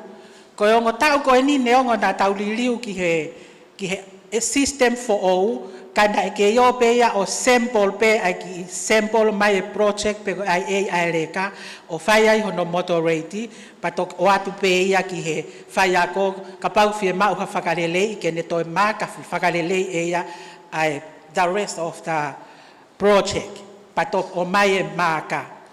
Koe wanoa tahiwa na e ririu ai project ko toa pe whakafoki mai ia ki vaasivi o moderate katoa ai. Aia koe hinga ia koe holo koe, aia pa kuautui, o kuautui koe reflect o tonu ia a result koe e tau fika wanoa tahiwa. No whakafoki mai, koe toe kakahake koe ni he wanoa, kuautui e mea i peni he kaupurea, ko me kautokonpure, koe katoa u IA koe i he fika, tuku ke he project. Ai koe sio koe project o toko ni ere kaya he tapa kotoa o koe foke ngahi common assessment task o ki sivia o fai pea pehere vai o hange koe o ki unfair ke toko ni e kai e so katoa a ket koe na fai koe ai fika he Taukolo osi all open book exam na whaka atake open book pa koutui koe hinga koe na toi ki kakaha ke ai sivi koe ni. Ko no whakataha i le vaeni ai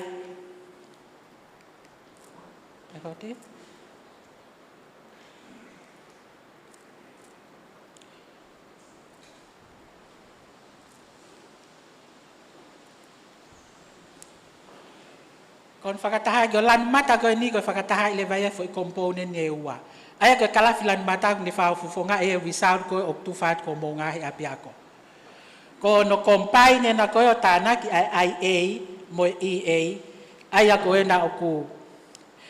Neongo ai ki maolunga nge IA ka futo lalo au pito ai EA, kai ke fulava ke ki hamusi ake, ki sisi ipe hono ki aluhake ki olunga, ai ola koe whakakatoa.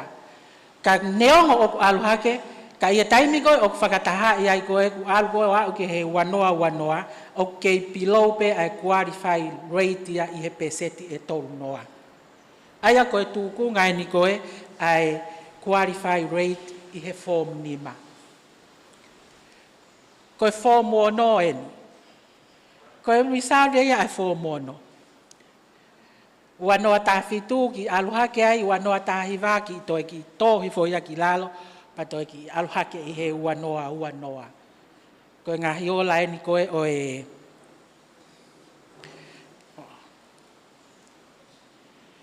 koe ai form fitu ai aku ki I whakalakalaka ange ai ola ia ai o form fitu. Koe toko lahi e ne kaulava koe ni I he ai koe form fitu. A katak form ono.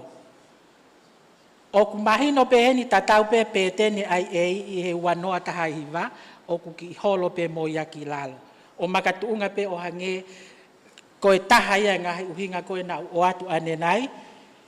Pea ko hono whakataha I le vai o e ola koe ni koe o e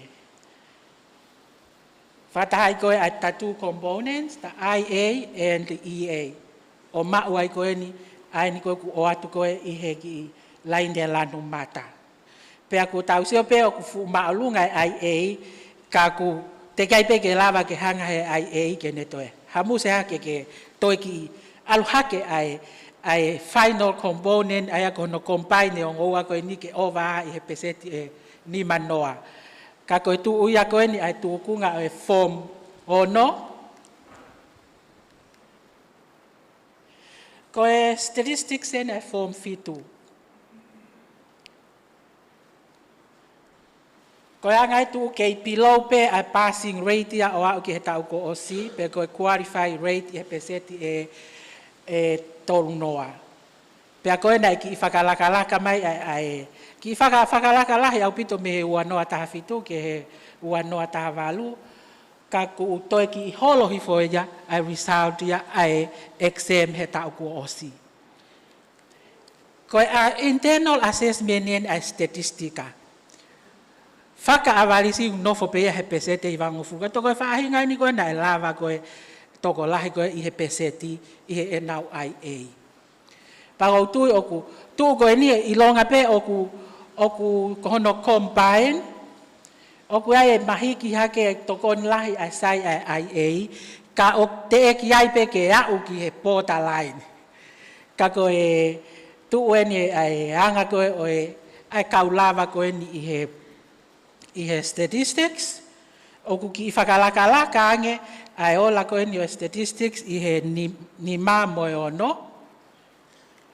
Koe mathematics with calculus. Ai aku kawe ni he lesoni oku ki I whakalakalaka pe, ka oku kei pilau pe he 40. Koe ni nana au ai ongo tau koe wanoa taha walu mo wanoa taha hiva. Ai pesete kaulava ki e tol poin yono me tol fa poin taha kai toi holo ia he tau ko osi. Aia koe ongo fika koe na form fitu na holo loa he tau ko osi, whakatatau ki he ni mā moe ono na e increase pe a passing rate. Koe ai ni koe ai form ono. Koe compare koe ni ai koe calculus ki he statistics mo ni mā moe ono, o hange oku ki tō lalo ai koe ni. Pa oku makatuunga nia he koe ongo IA component ai calculus ia koe ongo common test loa, common assessment task. Koe ke toi whaha toko ni koe tangutu pe aleka o whai ene CV I loki ako, e fo I hou ai taha. Ka koe tūkunga e pa koe ola le vai ni koe o e combine ai two components. Oku ilonga pe hange koe wanoa taha walu, ai maalunga koe IA, oku lava ke ki mahiki hake ake ai peset lahi, ai kau lava koe he taimi combine ai ongo component koe ni, o atu ake ai final result. Koe tausio whakakatoa pakapau te tausio lewa koe kalafi koe ni, koe tui pepe ata lele atu. Koe katoa e ni koe o e fo I fika koe e wha. Pa koe anga e tu ai pete ni, pa tausio pe, ne ongo pe anga e kehe o e aluhake mo e aluhifo, but there is a common pattern I he tūkunga koe ne ola o e fika, especially as lele ni I he internal assessment. Hange koe koe kulau ai wanoa taha hiva. o ku mahino pena e tō ki lalo kotoa a passing rate koe o internal assessment. Te uhoko atlewa ki e konga hono wako e tau sio ki he score distribution. Pea koe, pao peko kai ke aslelei a te kalafi, ka koe foi tau e ni e wha. Pao bo whatoa ngai mai koe alu koe ni koe ai mei nofo class ta pe toko lahia i he waha a koe ni mei he noa ki he around at i he tawha ki koe ni. Toko lahia ngeia i he whaha i koe ki he koe ni aluange koe o maalunga nge mākau toko si e whanau ia ki ai. Ka pau te tau to start ianga distribution koe ni ke tau ngawe aki ai box and whiskers plot koe ni. Koe plot uluaki koe wanoa taha fitu ia. Pa koe ne tuu koe ai foi X koe that's the mean. Koe media ne foi laine koe loto. Pa kusio te ke lava peo compare mai mean o foi tau e wha koe ni. Ka koe ne tuu koe i he wanoa taha fitu koe foi puha box koe pesetia ni manoa o e kausivi na e nofo pe e nau maka he waha ai wha ki he taha ono. Ai foi box koe, ai koe wanoa taha fitu ia. Nofo pe e nau maka na tolu he waha ai wha ki he taha ono. Pa me he apa quartile koe ki lalo, ai koe pesete fitu nima, koe nau maka nau tolu ia na e below i he taha ono. Ai apa kapau koe pesete fitu nima na e sivi fo ke toko te au fitu tahafe fitu ngeau fitu nima, koe tahafe tolu ngeau tolu tahaia, koe nau maka na i lalo ia he taha ono. He taha ono. 16 out of 100 hono combine. Hono liliu ke pesete te au. Koe o aluhifo koe ki he wanoa taha valu, o aluha ke lewa o ki lak whakalaka hake pe min mo mitien. Ka koe pesete ni manoa na e nofo e nau maka he waha o e whaa ki he watolu. Waha ai whaage, wat aga pau koe pesete ni manoa na e toko tahaafe valu ngeau o no valu. Aia koe vaeua o e tahaafe o no ngeau o no valu koe na e sivi i he wanoa taha valu. Vaeua ai koe nau maka na e nofo he waha a koe o e whaa ki he watolu. Pea peseti e fitu ni mai, aia ki lalo ia na e nofo e nau maka i he pilo ia i he watolu, aia koe toko tahafe whange au mātaha ia na e maulalo e nau maka he watolu. So aia koe tuu koe ai wanoa taha iwa mo e wanoa taha ono, na e tatau e na upper quartile na tolu ono.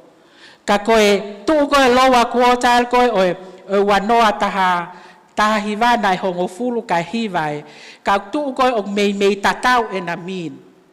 Ka koe distribute koe oe ni, aia koe wanoa taha valu ia koe pesetia ni manoa na nofo e nau maka he waha e hongo fulu ki he tolu ono. Pea wanoa na nofo rewa e nau maka he waha o e hiva ki he tolu ono. Ka tausio koe, ka koe nofo koe ia e peseti e ni manoa. Pa tausio pa kapau koe pesetia e fitu nima, nofo pe e nau maka nau to i lalo he tolu ono. Koe tukunga ai foi exam ata pe. Te kai ke tānaki ki ai pea moe final exam. Te kai ke tānaki moe IA. E foti?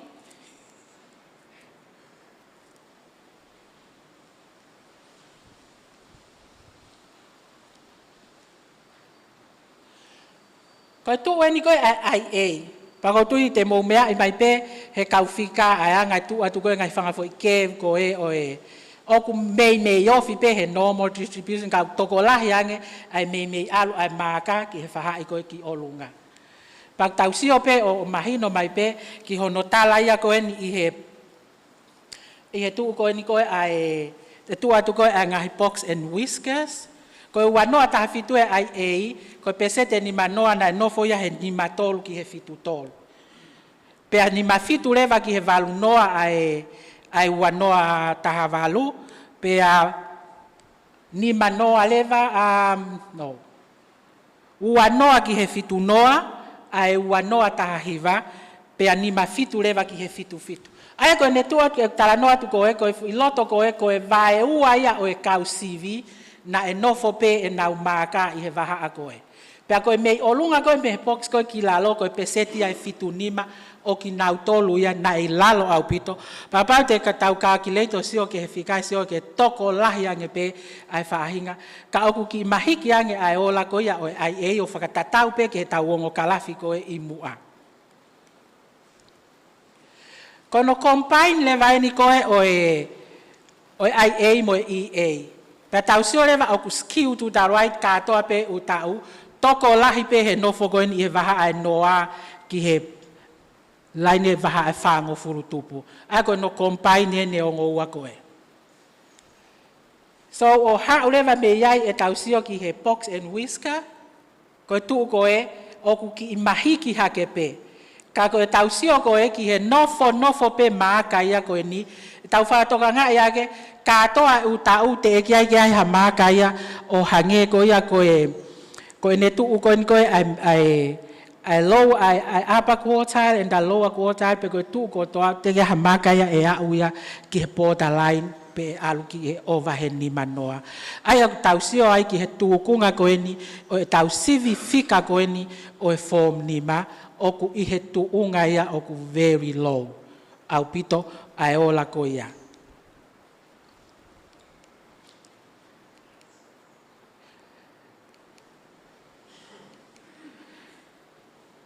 Kono combine lewa kono konga le ni koe e tolu koe o e sivi koe o e form 1 no. Akai ke uto ala ke ngahi line graph. Ka ko uto o mai pe a ngahi box and whiskers ke tau sio pe ki ai. Ke tau sio koe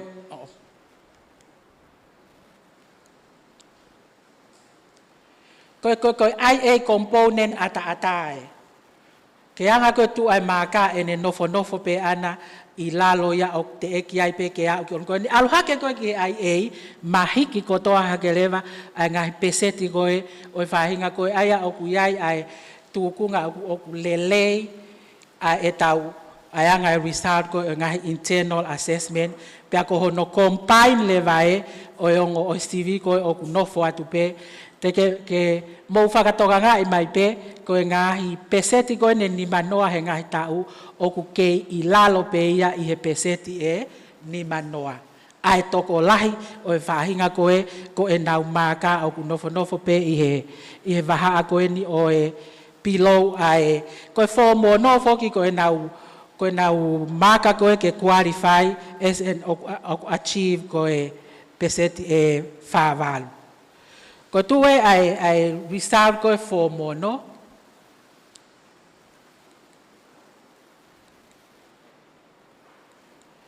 Koe statistics ene form fitu.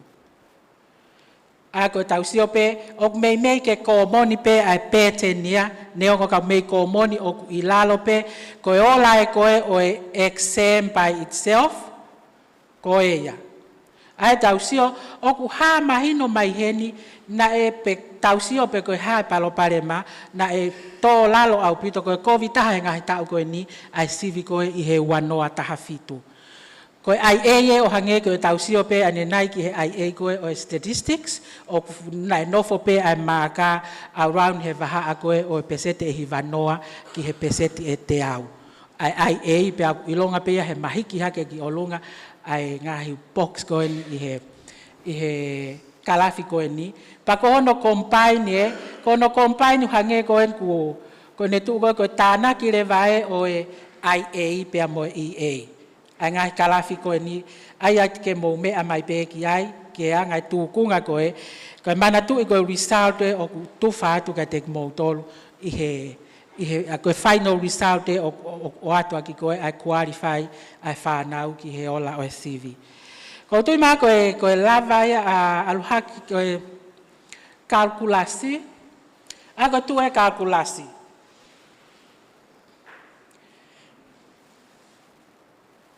Koe IA koe exam component ata PE, Masio ki no result koe IA mahino ne mahi ki ake ana ki olunga pea koe tu e koe ai ono combine e IA pea mo e exam. Ko e alu ko ni ki he ko e lava ya sio ko ki he score distribution.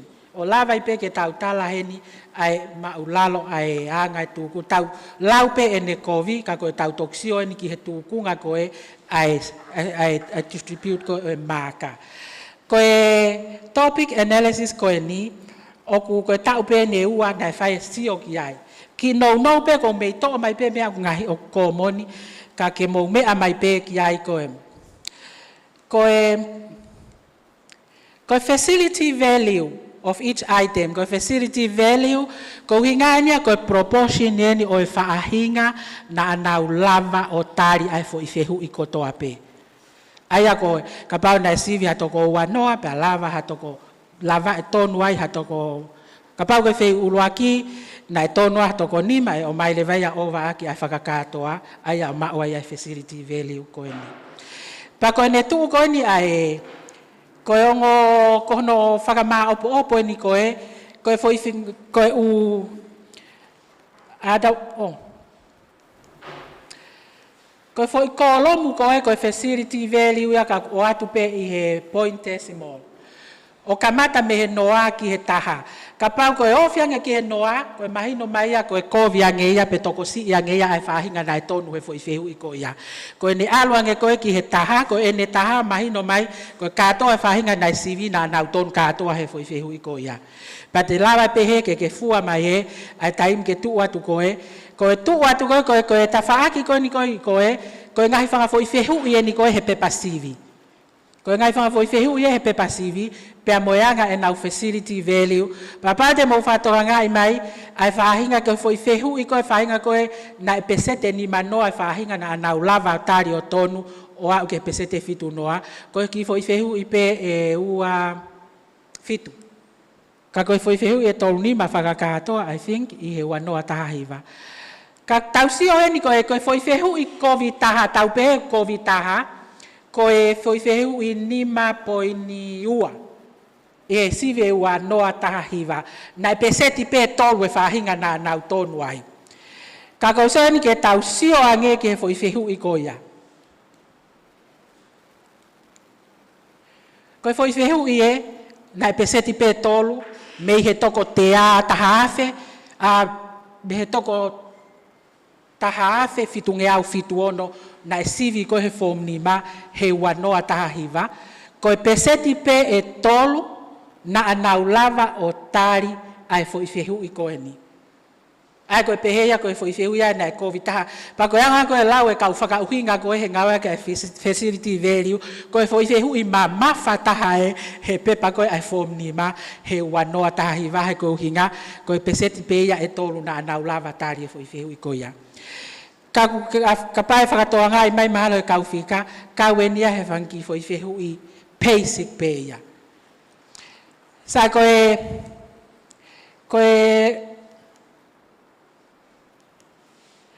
wanoa ko foi fehu ia na peseti pe taha ka uta vai nga na lava aya ko wanoa ko toko taha fe hivange au avalu na lava aya ka pa pesete taha ma ko around pe toko taha hiva pe toko wanoa na na tonu he foi fehu I ko ni ai ni tolu poini tolu aya ko foi fehu ia ko o mai foi kalafi ko ni he hyperbola pe tange ke here ka ke tohi I mai foi equation ko o vertical asymptote ko kau he foi fehu ia taha I he pesete aya ko ku wenge nga mai taha pointol ko he wanoa tahiva kau ko na peseti pe taha ai facility value aya ko na pesete taha ko ia ko foi fehu ien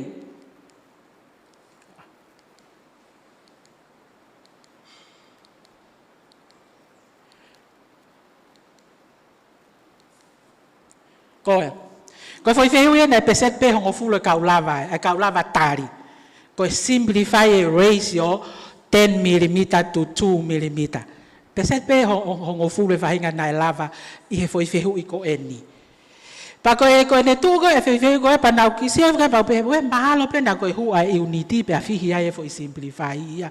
Ka koe sio koe ki ngai basic koe ka oku ta o mi mai ai fo hu ia o skill level 3 koe. Na pe se te fitu no ga ula vai atari fo hu i koe. I he wano atahi vape. Koe fo amount of money ke divide ia amongst I he toko tolu he fo erase o koe. Pese te fitu noa ai kaulava I atari ai fo skill level 3 ka pese te pe hongo fulu ai fo itaria koe ai simplify ai 10 to 10. Ai 10 to 2. Ko tuku ngai he tausio koe koe fo ifehui koe o skill level 4 na e peseti tatau ai kaulava I atari o pesete hongo fulu mo fo ifehui koe simplify 10 to 2. Ko ape ni ko tui he o sente mo sio ai pe a mau ai mo ngahi. Fe mo ngahi fa kau ko ha ko a me aku hoko ki e tau. O ko at mo ngai fa ko to mai me ngai fa foi fehu I pe ko eni I he tau ko o sia.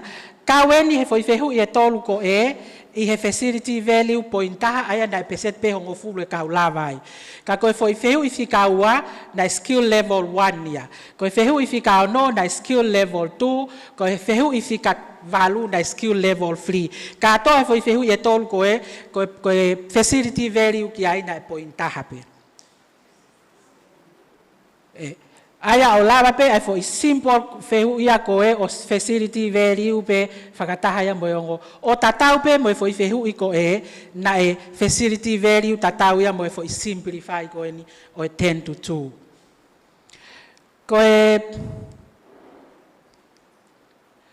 Koe hoko aten koe ki example pe ni o to mai me form ono. Koe facility value enia ai form ono.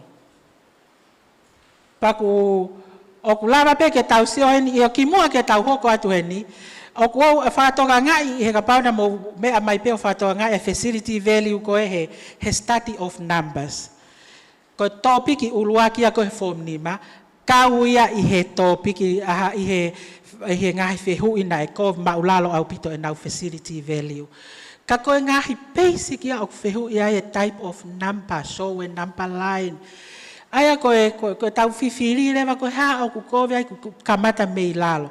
Might be ku assume pe he kau whaya koe ni na o stitch hake mei lalo pa kai ke toe whakamanatu ia he awa ke ni ma. But anyway, where ngahi uhinga ka koe tau hao koe ke whomono. Koe ongo fo I whehu I koe ni a koe whehu I koe na e pehe koe mamafa ke na ko vitaha tari ko kia he wanoa taha hiva ko e foi fehu ia asol ko e olunga ko e ka ko facility value na e poini ua peseti pe ua mo pesete tolu ko a pi mo e mo si pa fatonga mai ko e foi kalafi o mai ai foi functioni pe tala mai ke ta yange hono invest pa koe kopi mo si koe ongo fo I fehu ia na e COVID taha hono tari he na e poini ua api kai poini noa ua peseti e ua api peseti e tolu a si koe tala mai pe ke oange ai range oe pe oange leva mo e to main o invest koe to main o invest koe range ia o foi originalo ka koe seo ke mo mea mai ke wakai ke ngai basic koe o ku kau ia I he fika mamafa he na low au pito ene facility value. Ko to mai pe mo fika ko eni ko I mo ongo fo I fehu I ko eni. Ka mo eni I ongo fika ko eni na pointaha. Ka ko faka tonga ngai ai fo I fehu I ko e mo he low. Ko e fo I fehu I ko ni I he fo I subtract ko eni ko o invest function. Ko alo wakai ki he upe pasivi ko ai formono me he wafe taha nima ki he wafe taha valu na ikai ke ai to I ai ha fo I fehu ia he substrand ko e. Pea ko anga pe e ku mahalo he fuoloa he tai asma ye he ta ue fiha me wanoa taha nima ki he wanoa taha valu pea whakakaukau e whai ako ke riaki a o ai titsia ko ki anga pe mahalo.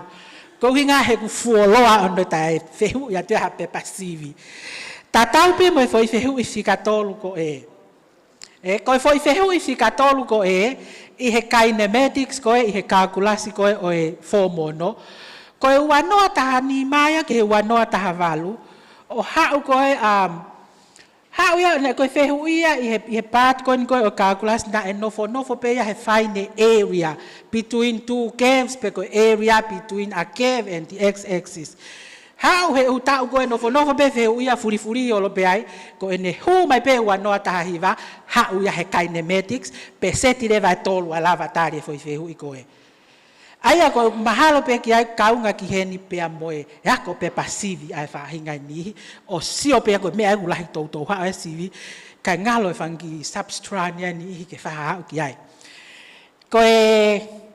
ko toi mahalo ko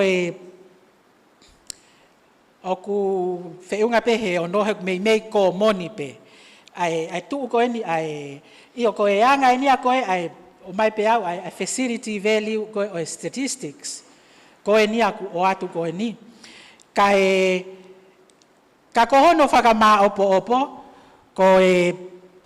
ko tui o ku lava pe ia ke mo fai pe mo tore whama opo o mo me amai ki he ko whama opo e kusio ko ke anga ko e qualify rate oku ki kakakaka pe it is increasing but very slight step aku ia e whakaamu koe haha founga e lava ai ke toi ki I lahi ange step ke ki I whaata ange ai manga ko ia e whakalaka e tau whika form ni ma mo form no ta tau pe mo statistic and calculus ko ku wakai ko ne ku sio ko ki he nganga ko ngai fehui pe a na aku lawa e whakatotolo me Finland I he paloparema tatau ai uhinga koe ai tolalo koe fika koe one of their main finding ya anautoluia pehe it's the basic we have to go back to the basic of mathematics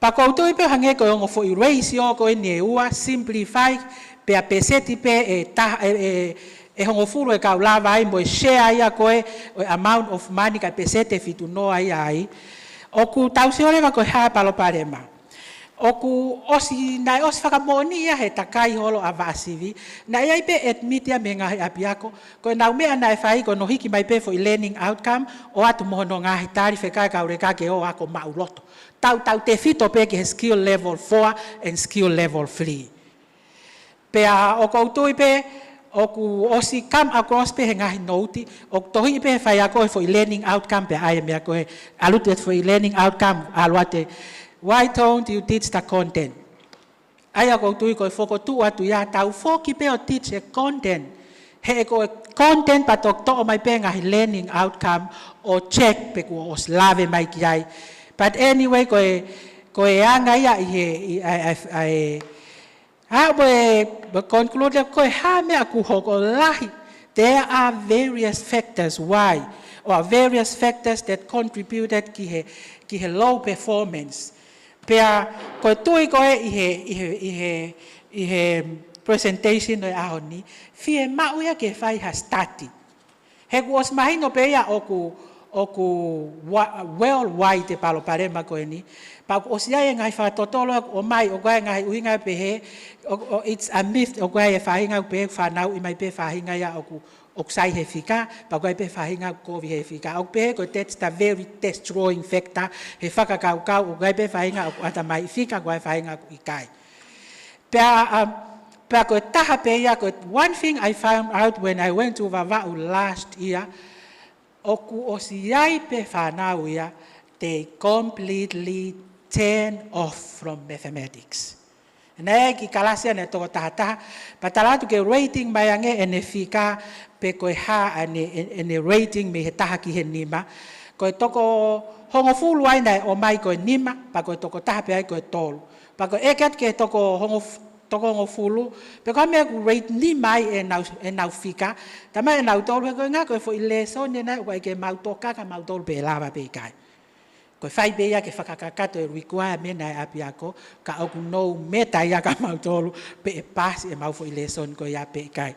Kai ke ko e lahi pe ai ngahi uhinga, na e mo e uhinga e tāna e, ai ki mea ko e kaureka, sai au pito e nau fika ha kalasi ono, sivi hu peset maalunga. Tala mai na e pe fo i particular level ia, ka mata e turn off. Pea whakamatala lewa e ngahi uhinga ko ia pa koutui pe mo slave i pe ngahi uhinga ke ki ai. Ka ko e hono whakakatoa, ko e ki lava ene ki ngau e ko whakakato neongo ku nou e miniti ku o mai, ka pau pe e fie mau e whai e ngau e ki hono right eni ha pepa ki ai, pea pau pe ke fie ilo lahi ko no ti te ilange e atape ka pau e Atamai me he CEO mo e kau ngau e he vasivi. Malo au pito.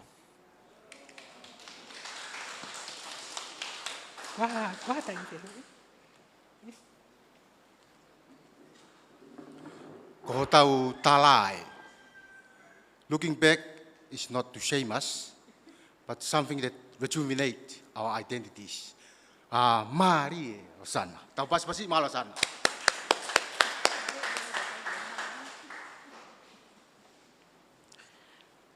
Whawhalang ko kore whamole ki whetuna, ke uhinga ka whakahokot ai ki ririu ki e tau polokalama, ke uhipe ko e teknolosia.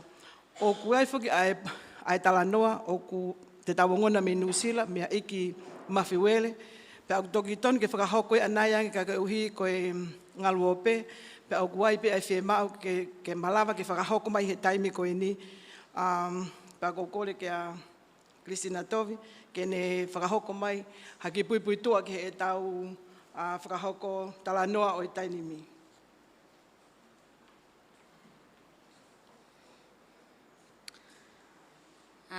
Iki Mafiwele is a Tongan and is currently pursuing a PhD in accounting, funded by the University of Otago PhD scholarship.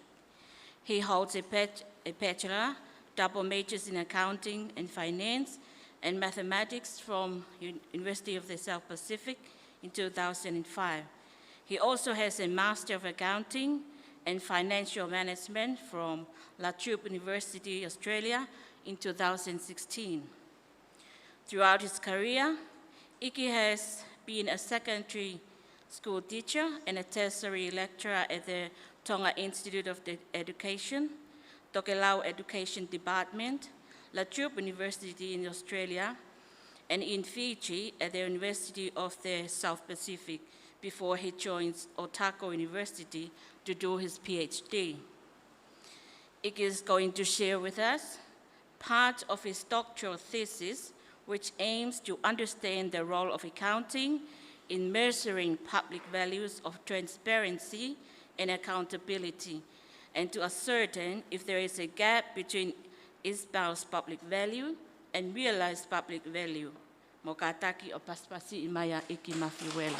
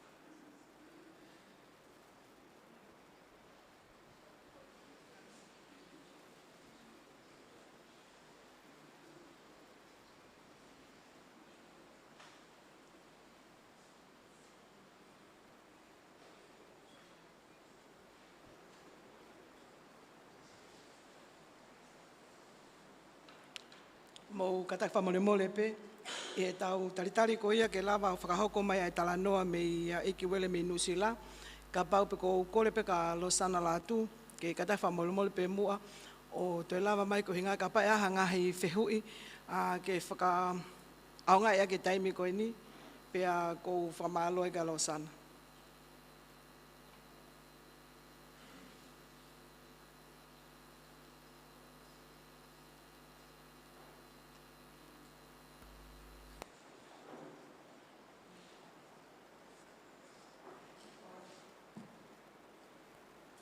Kua tā kua hane whehui. Kai kai me patoki email ya nge pea ke email ke toktari mai pea.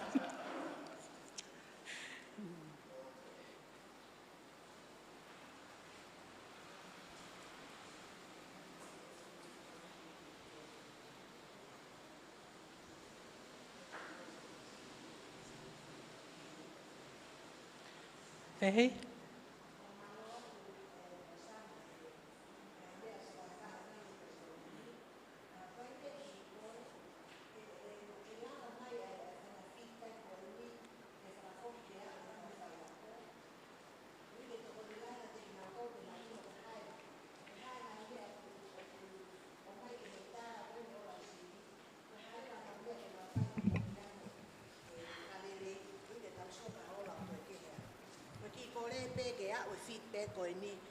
Item analysis ki he kau whai a ko moe whāna.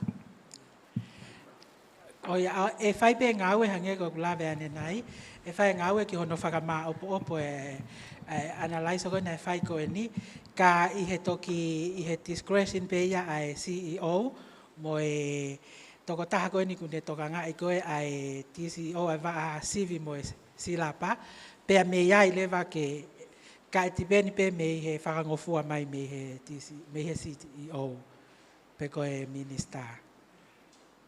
Malo whi ka whai ngā ue ia ke compile ka atoa ai outcome analyse o koe ni.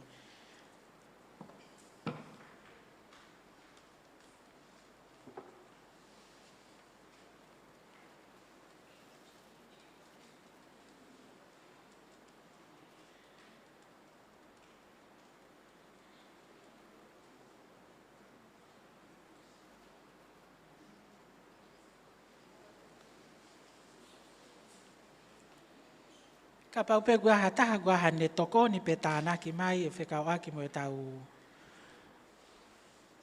te whito aki nau tōru koe ni he tawha aki o whika. Aha o toko ni mo pou mai ke o mea mai ki he tūku ngai ni ku tau iai.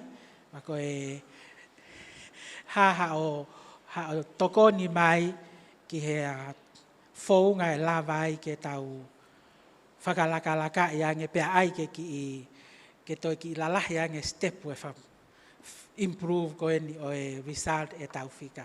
E atape ai haofanga ke aha pou mo hatoko ni mai. Malo.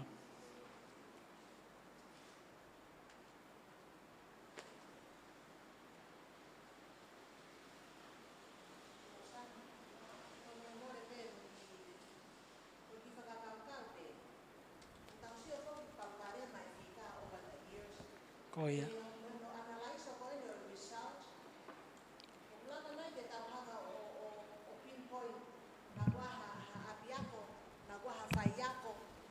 Oku tausio ke hene ola, oku whakalaka, pe oku consistent, ai lelei koe ola. Ke tau wakai ke whaiako ko ia, koe haa ho o whaunga. What are your strategies o ke whakaongai, o ke lawai o au, ho whaiako ke, ke lawa whanau make connection. Hui ka pau e disconnect e whanau he loki whika kotoa pe, te tau mamatai pe ke hola ta tau he tau kotoa. Oku osi au nai ha whakakaukau ke tunga ko ia. Malo au pito whehi. Koutui i he tawhaaki koe ni, koe subsect association. Koe me aine o mahu ingai association, hange ki ai association e whika. Ka koe tau ene whia e kauai o i kaipe ke nai os ave ke kaupure ako, ke nauhanga tokanga i tupita coordinator ki he ngā subsect o association. Pako tui ka pae longo mo ui mai ai ngahi association koe ni le so in tau te whito ki he whika, ke whai ai fo i ngā ue ko ia i he association ni he whakataha kotoa mai fo ki ai kau whai ako e ngahi api ako. O la vai ke identify ka nai whai pe ki tala noa Ke si o koe o ku ikai ke fu loko mo ui mai e tau ngahi association ni. Nē whakakaukau tau aloa ta tolo ai National Mathematics Council pe association ke tokoni mai pe o ikai ngata pe he kau whai ako i loki ako, kai to e kau mai he ku whele e tau kau mathematicians i ngahi area ke he ia, te nau lava o kau mai ke ta whako ia. Ka ko i he mea ko e lave ki ai whehina e o si ai pe ai wha lave ki ai ai minister, ai whaka amu ko e ka pau ke lava ko identify pe a lere rewa hangi o tokoni e taimi ko ni o whawhai ai ai PT, ai ta whaaki ko ni a sela e lava ke ngau e ake e nau tolu ai whai ako ko ia ku identify ai sai ko e ne ngahi whounga. Ke hua tu ia i he professional development o kuia ia unity pe ai office ako o ai va ako ku taki ai a sela pena lere i he uako ko e pure anga i he Taukolo si kana ia pe mo ngahi ako ia o ata system na now request mai ka ko tu e kau pe mo ta faaki ko ia e fehi malo.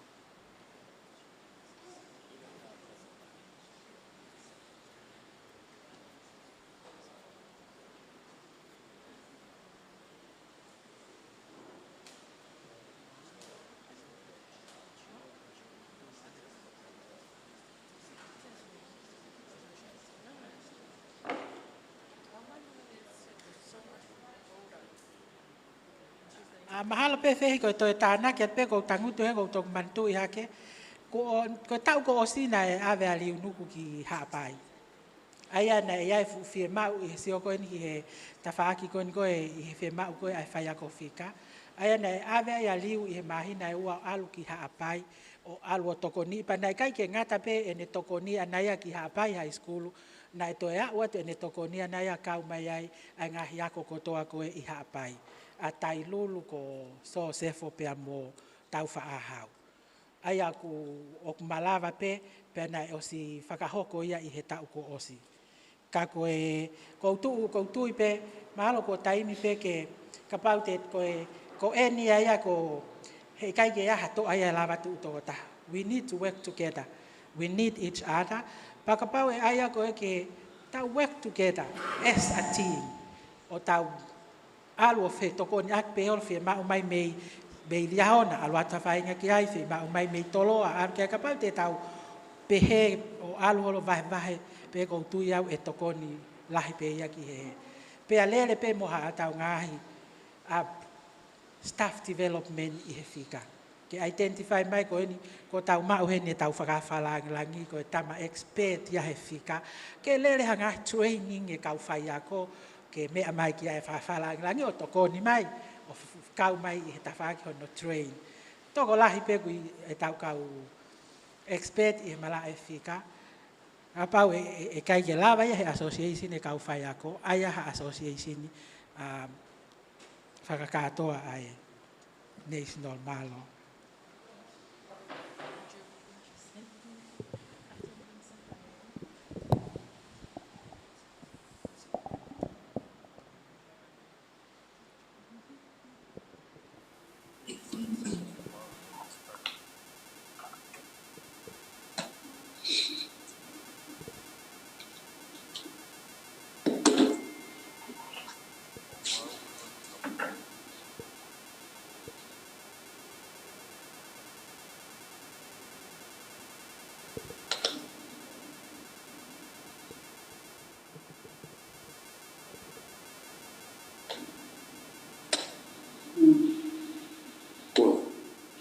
E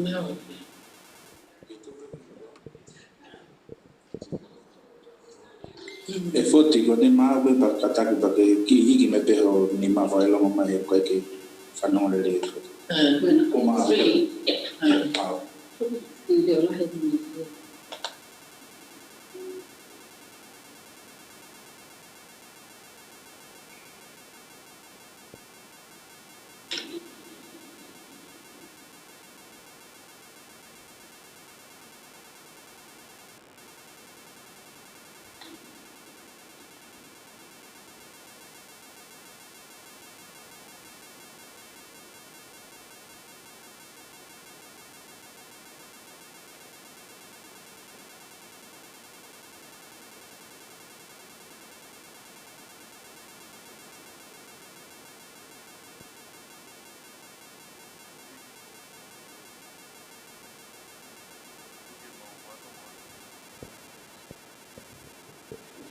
Gokore ke ufanga e talafata ko tote ko osikono afiki kaya ta mo ba mo to mo maula ko ke fie kaunga kawa no ta no ai o po ko poto e atangani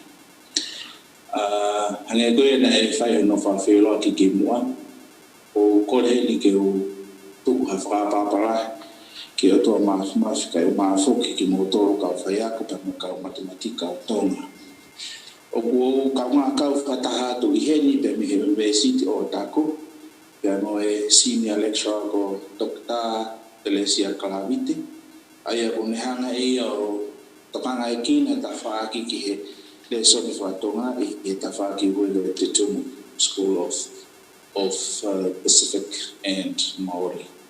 About the head for the Associate Dean Pacific for Science, Dr. Losa Moatane, who Maufi Kawakawa, who Fanon in Nahi, Tala, and as Hoko Moa, the Mali Ian, the Hoko Mia and Mau Ki Oa. Who got a big Hoko to he. Ki presentation ko no go fai pa te ko ki lave pe ki mo ko presentation ko ni ko tahai o e pepa e taha e pepa to o mana ke finga be fai no fokakato ke lava o ma o ki fa i longa fai ke finga pe ko pepa ko ni o no foi e mara e public sector accounting pe asio fi hono fatongia pe wanga fe ai kaunga ai accounting ki hono assess pe hono civic o level o via e tali kakato pe mo e ata ki tupa a whakonga o e ngahi public values pe ngahi makatunga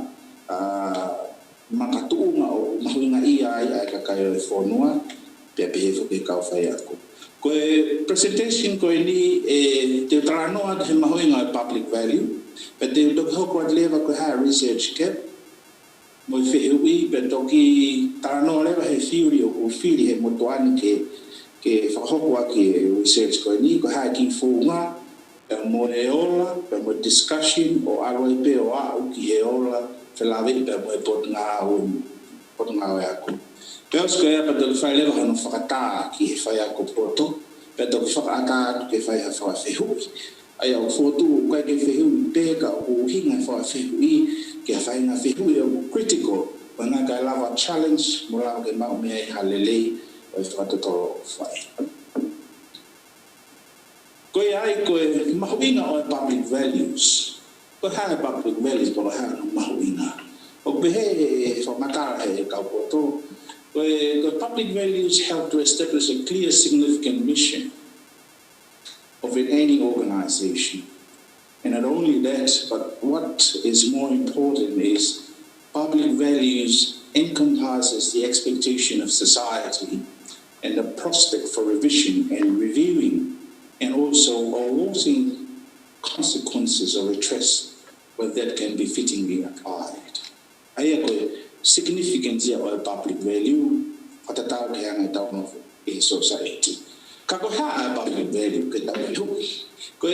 public value is very abstract and intangible. Now, siya pe kiai ko honesty, ta beka pa ko value ko whakapapa ko honesty ko ko me ula ke ta wala ki ai pe pa ki ai ai a me ne pe ko whainga ta are pa ko te teki ai ka o whatotolo ke na wala whainga ngā au ke kuinga koe ne ike ke mata ngofua hange koe public benefit langa hawafu mahino weha no benefit usio ke kakai kai malaba pe fo ke langa hawafu kai kai ne mawa ngai na we public values langa pe wafu a hasili ni ke ko ke ne mawa fai toto ai ko mahu inga ia uta wangi ke public values o be fa hinga skola ni pe mi amerikana ka ma Italia ko ilo ko felave me public value ni hanga ya foster good relationships among individuals mengahi social entities pe me pure ana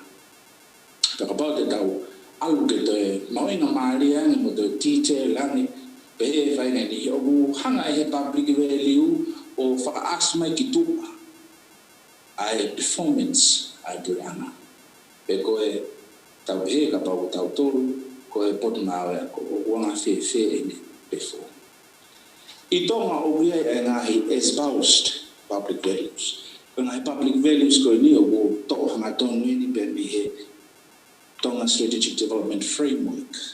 Na kamate he wa nima pe tuku ki he wa fe wa nima. E wa i public value la he tolo.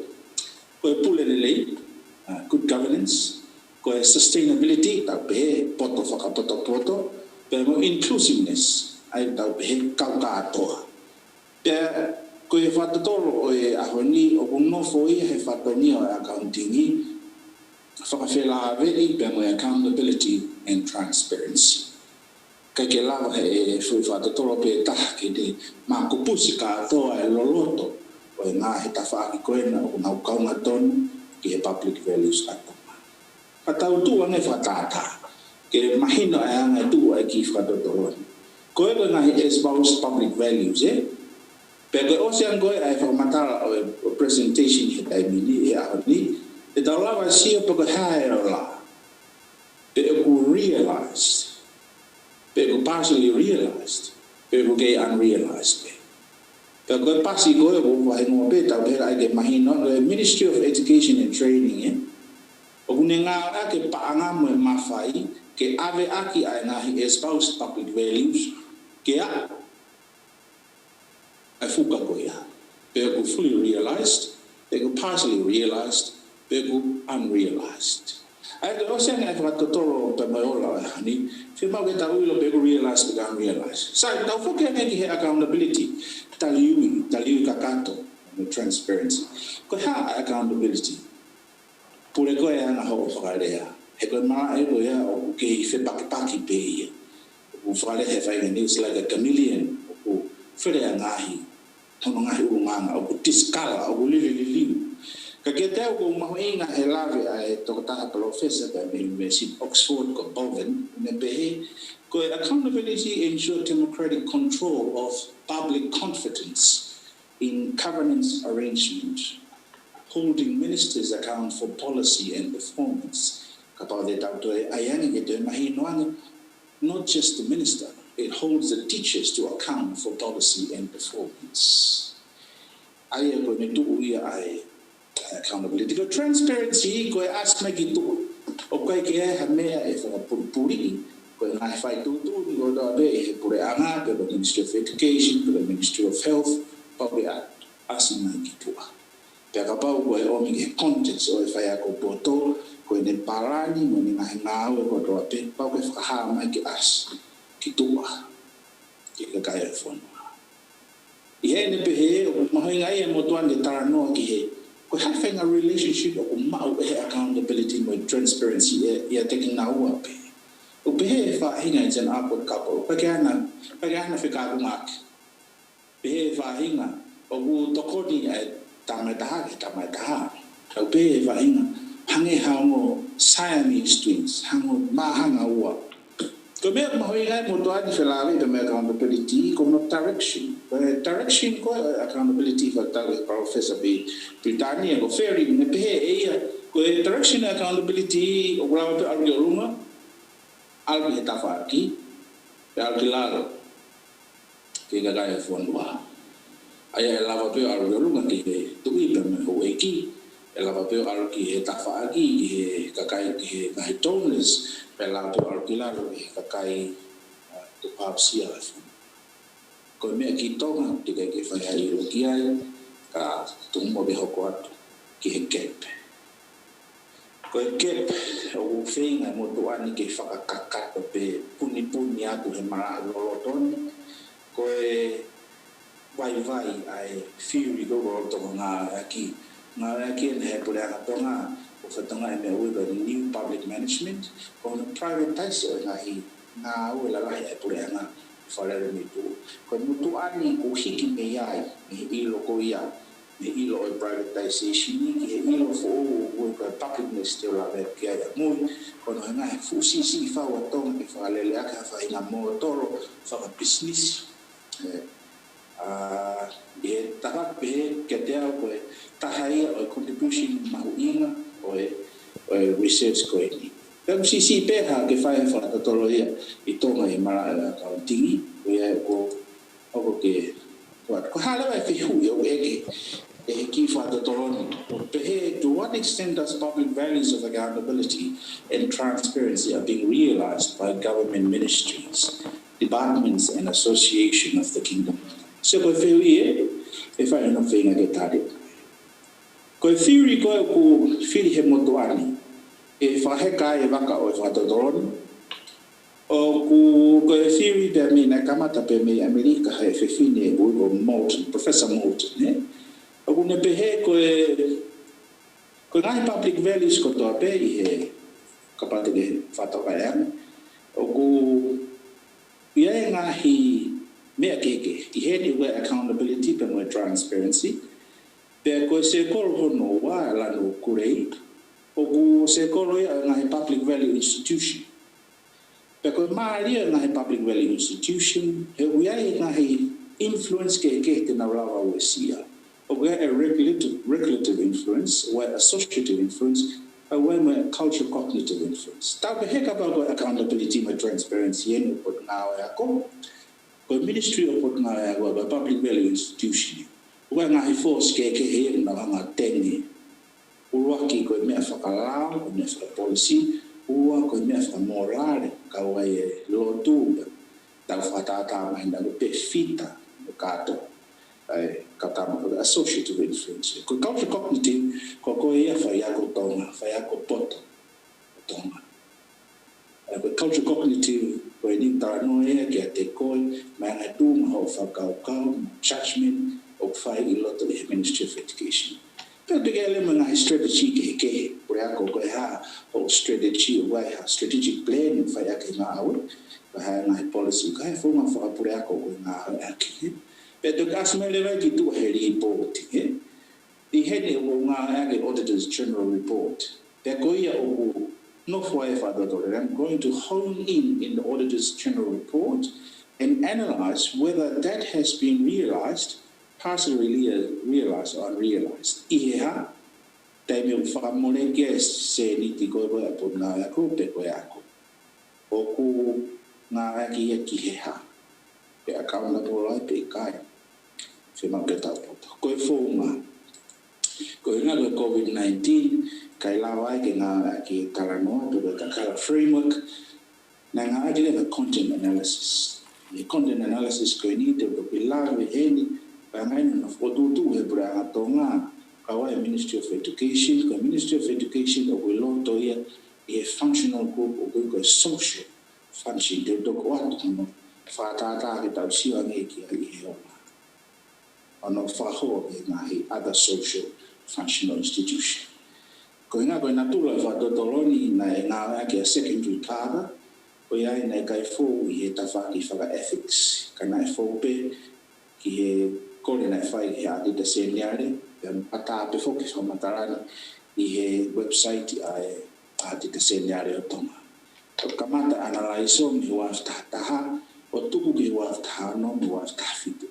Ko hinga o kamata I hua whtahataha, kono inga e ko fofua ta uia tau pehe na kamata fatemo kala te e fono ko ngahi public values ko no ha upe fa hinga ko public values o obi fata mo temo kala Pero we nga tape ai he wafta no no ka fitu ke ko available ta tape atoma wa ki ai te ke Atamai ta fitawa ta hiwa wano mo utami ki ai sa ko no analyze ko content ko na whakakau mo tu ani ke ngā aki fu nga whakatotoro mo rawe e pe ko detective analysis. Peko detective analysis ko pa te piki ki ha hinga mo toro analyse ko os foto matu. Ko ia na fai e piki ki mo toro wani ko asia tu yoronga ko mo toro ia tangata pe me Switzerland ko no ngoa ko capta, ko yung professor ko capta and Venezuela. Na Atamai mo toro ko ni wa tahiwa pe na fai ya ko no inga ko nga fata lala mo rave ipe pe la pe Kyoto protocol pe he foki ki he Paris agreement.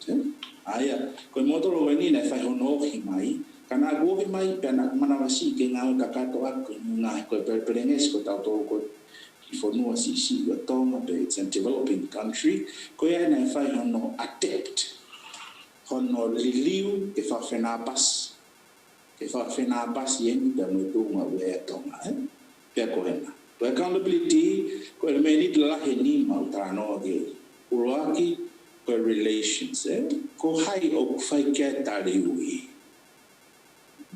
context o pure anga ko hai fai ke taliwi o fema o ke ilo ka pate tawa he context o faya ko ke ilo ko hai fai ke tali ko fe direction ka pate tawa he pure ama halaia ka pate tawa he ke ho eki menu bele halaia ko direction o alue ke ka kai una hanga totongi ai mo fa paanga ai ko direction he ni o alue ke fa na wako ko direction ni accountability o ko ato he kono wa ko standards having a standards o nga aki ke sibsibi ya ke nga me fa paanga ko standards tabe standards ko na doctor no dia rosana ko silapa o ko Loto i parani kapag ko fa ko Poto ko tan ni ma ko timeliness and accessibility ko tahani el minute fo na fa kawen matonga ko taimi mahau inga au te taimi.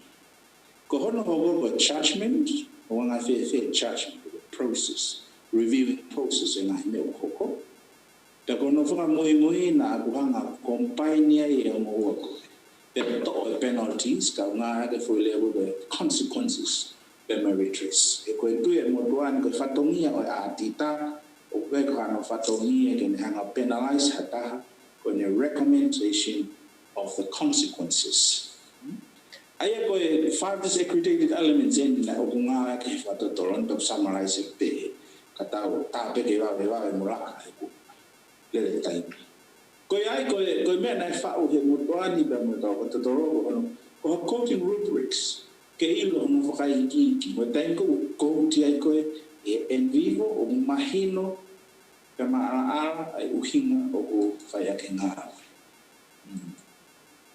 so I get what paper no coaching rules kapag tiketoki feel okay katao ko may results ko ora aku ke fatonga mai hen ku ministry departments go for look for perceptive no realization of relations perceptive far standards perceptive value and timeliness and accessibility perceptive taha judgment perceptive consequences and redress.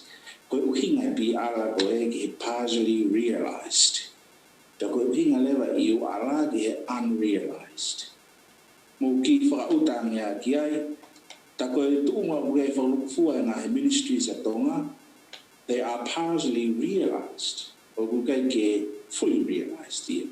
It would be very abnormal that I met and fully realized it. Kaya ko nga tausio. Pero ulaw ka tawilo me nga area matavai vai. Os automatic pe tausio ato. But timeliness, judgment, and consequences. Lahi nga me ito hokot kay fo atotoro. Muya. Og tau ki mamalo may kita utoruya atong relations ka mo stands. Fa ho fa mo fi mali.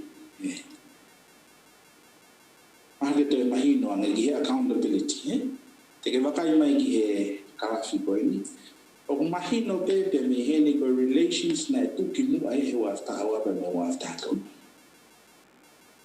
pe ilonga pe relations ya ene a ko atakai itu a ko ya ulele ta pe to ko ke standards ai ko ni to aspe i kalafi ko ni accountability score in element. I got total relation standards. Ulele ya bituya. I kato my ministry I form. Fefe accountability by ministries. Movakai mai Ministry of Police, Prison and Fire. Tuko pe tao pe mo binat. No mo yako accountability. Fefe kita tol ko na yako. Ko e tawihe. Tau kau pe mo tato hele mo aka ke pese pe tol ko tolo a realization of accountability. Fefe Crown Law Department pese te noa. Ko hinga ne pese te noa he te na eke hata. O ke fai pe no ati ta e ko tarweni mi wa ta ka. O ke fa to na pe ha de still in progress. Still in progress. Ego ngai tu una by ministries. The figure that what to get transparency, but metata. Take a photo on my key hollow for basicity. But judgment, basicity, no. We have been without though it's a hierarchical society. I get Dr. Olang facile, pencil tip structure. Okutauki puke, okuketau ma fana from Matala to Hamu, eh? But I have no type of forgiving. Whaka movete o e whamatara ki a ua ki ngai tapa ke Tonga. They are very scattered islands. Ai whi maulai a ngā ue ki judgment of consequences. Ka he kai lava head content analysis i ke ni hanga o tāki mai a ilo ko ia. Ko pau pe ke fōu i he fōu ngā kono whaka eke o kau ngā au whakapura anga. Ai a koe tarango pe koe individu. The Malarang the transparency here, the most transparent here, go after how no after fit, but eliminate go ya. For a fear going on the timeliness and accessibility, most transparent. I go a bit the asset to have Kalafico, go eliminate the timeliness, fear Mali, payment relations standards. Go away by an eye, go consequences in redress. Tau wilifia he tau no whatonga ke tau hanga tau tea e hata. Whia mau ke anke e tau tea whatatau. Moe ngā au e tāne whai ko ngā kai lava o ako ke ni loe na whai haro. The concept tatau ia e loke ako. Ka whai ako he taimi whai ai ngā oe mo ua. Ko uhinga tohi e ngā mo ua ke te aro ngā oe whai mo ua. Ko ngā kai tau a ka e na do Loto mo to konsenisi. Ko e basically o wako umi ai a tau taha Poto ke aru o successful ni ka pe ki he for ana. Transparency by ministry ke tu mu ai be Ministry of Police and Prison Fire ngana be mo na to ko Taukolo Ministry of Education pese te taha no a transparent ai mawi ngai ni hange ko no o ate na hi fainga mari ke to hi ke ka fai a ko he o ta fa no ai be fu na me ko la arha ka pe me ai a me arha ka me ikai upau ke tau ngā unu mo whakalaka transparent and ai me ko tope ke to ke ka fai ko to fai me hano analyze ko hoko tau uno mai ke Loto angi tau siri Ministry of Education ko Ministry of Education ko score one out of one I relation and standard fa feta maro nga ue ka fai ko Tonga pe foki o kai ko ha fahinga ola ni ke tuku ki ia sino fa fu tu he ko ola fa lu fu fa ka to a ke nga u ka fa ya ko ka pure ko ko e tolu o e fonga ke to ke tau na ke to e fa le yan ai timeliness i lo be he tau para ni mo tau tu fu ke taimi i lo sana fa lo va ko he ko no en ki wa ki a he a ko judgment e ka whai ako, judgment e po ngā ue, judgment e ka ngā ue kona he paanga, ka ukalaki, o wilo toko toa ia he. Ko hanga he consequences in realized. I had about the doubt you make transparency, of Tano, of Tafidu, Toto, of the Good, I may need to put the fatongia judgment. A permanent judgment will have influence in I make a me alala. We can not pay that judgment in Lopiaco. We have influence in I parbarema go with my family, but have been there, Taiko. We have influence in Loto, Totakitayote. Loto to apa with the young and the layer to Kitai and the far wife fatongia.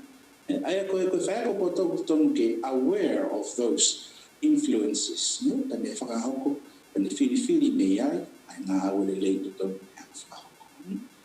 I in the two at I mean, but timeliness accessibility, what time of the proof for 4 of I transparent, or asimaki to of high atita or on timing I make a to I put now from Maroi in our Oscar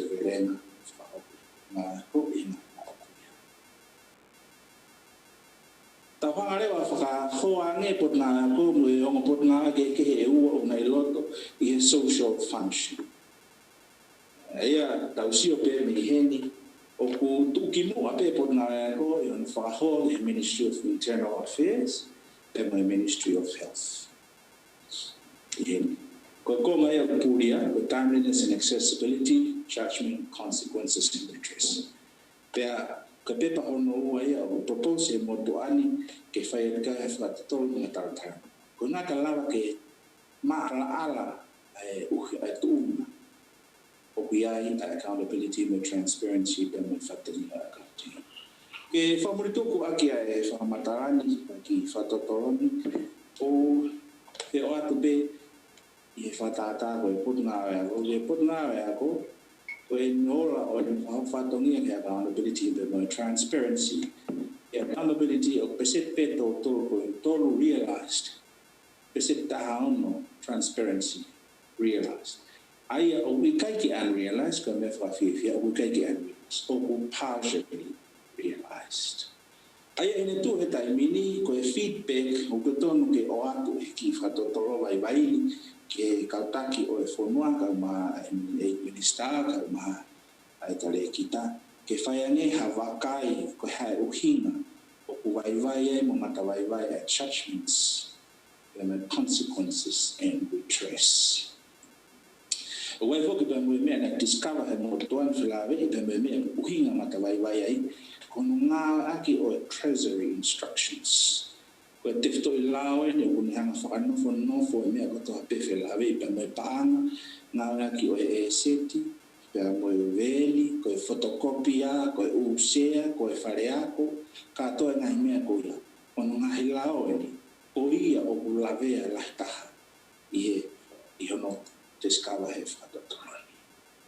Ko ia e o whamaroa tono maumai whaina mahari ko e ni ke motuani ta University o Tako ka ma o mwhai ako o tukua te tae koe ni ka toia hawhihui e mo kata ki whaomai maro pita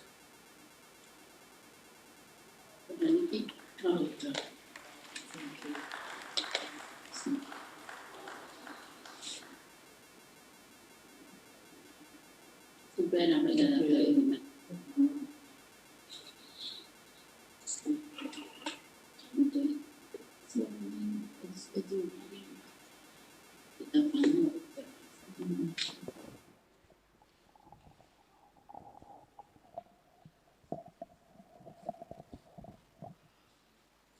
Malo apito, hange ko yak mawongona, katak kapau wai pe ha ki whehu I pinai pe taha, pe ua, ke whakahoko aki whakakagato aki ai whatongia o e taimi ko ini, ko utuko atu ki he matanga. Malo apito.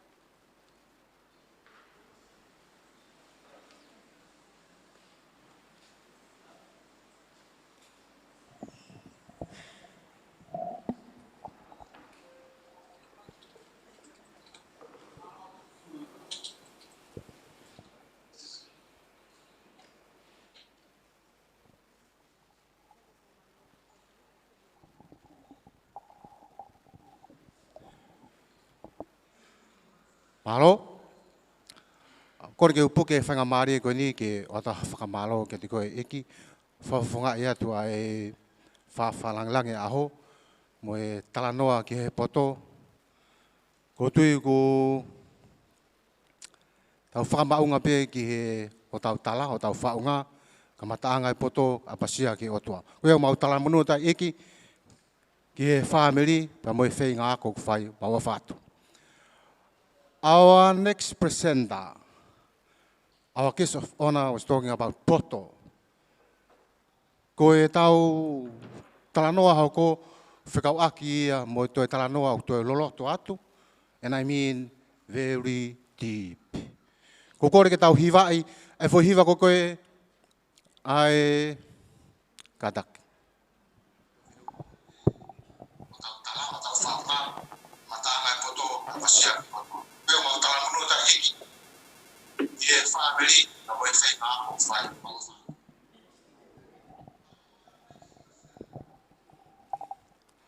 Whaduro atu pe. He tau hiwa i mai ai tawhi hoku loto, ka ne mea mai ki moani. Tawhi hoku loto, tawhi hoku loto, lau mari e tawhi hoku loto, ko malolo iho alofa lau mari e tawhi hoku loto. Nai mau diploma me fisi, hoko atoa ki taulanga i Nusila. Pea oku ne lolotonga whai ako i he programa ako whaua ko se whai ako. Mau petela i he ECE.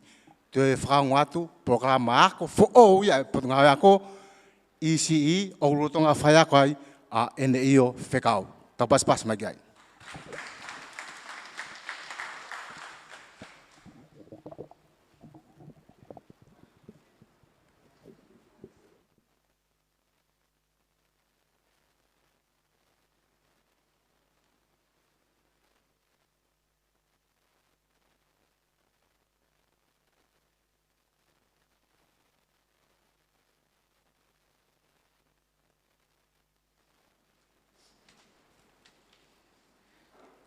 A taulava, mo kei a mai.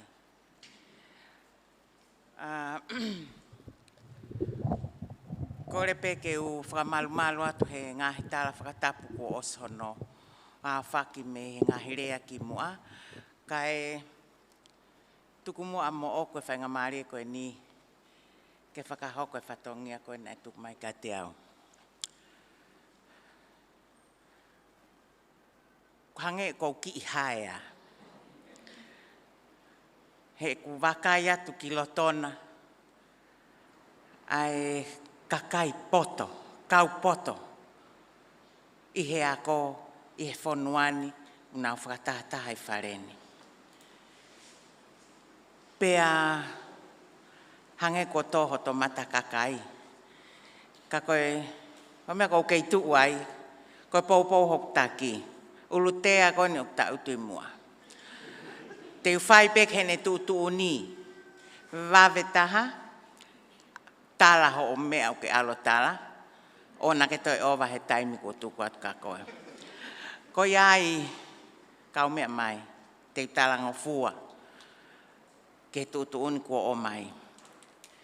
Ko tu he pongpongi ni. Hoatani. Whafofonga. Ai fufua mata i tohi, ai ako toka mua i he whonuani, i he rea whakatonga, whakahoko he koris whawhai ako. Ko te ongo e te tuu, whange e lau, ai tau tai, te rere wā, te ai poku mei.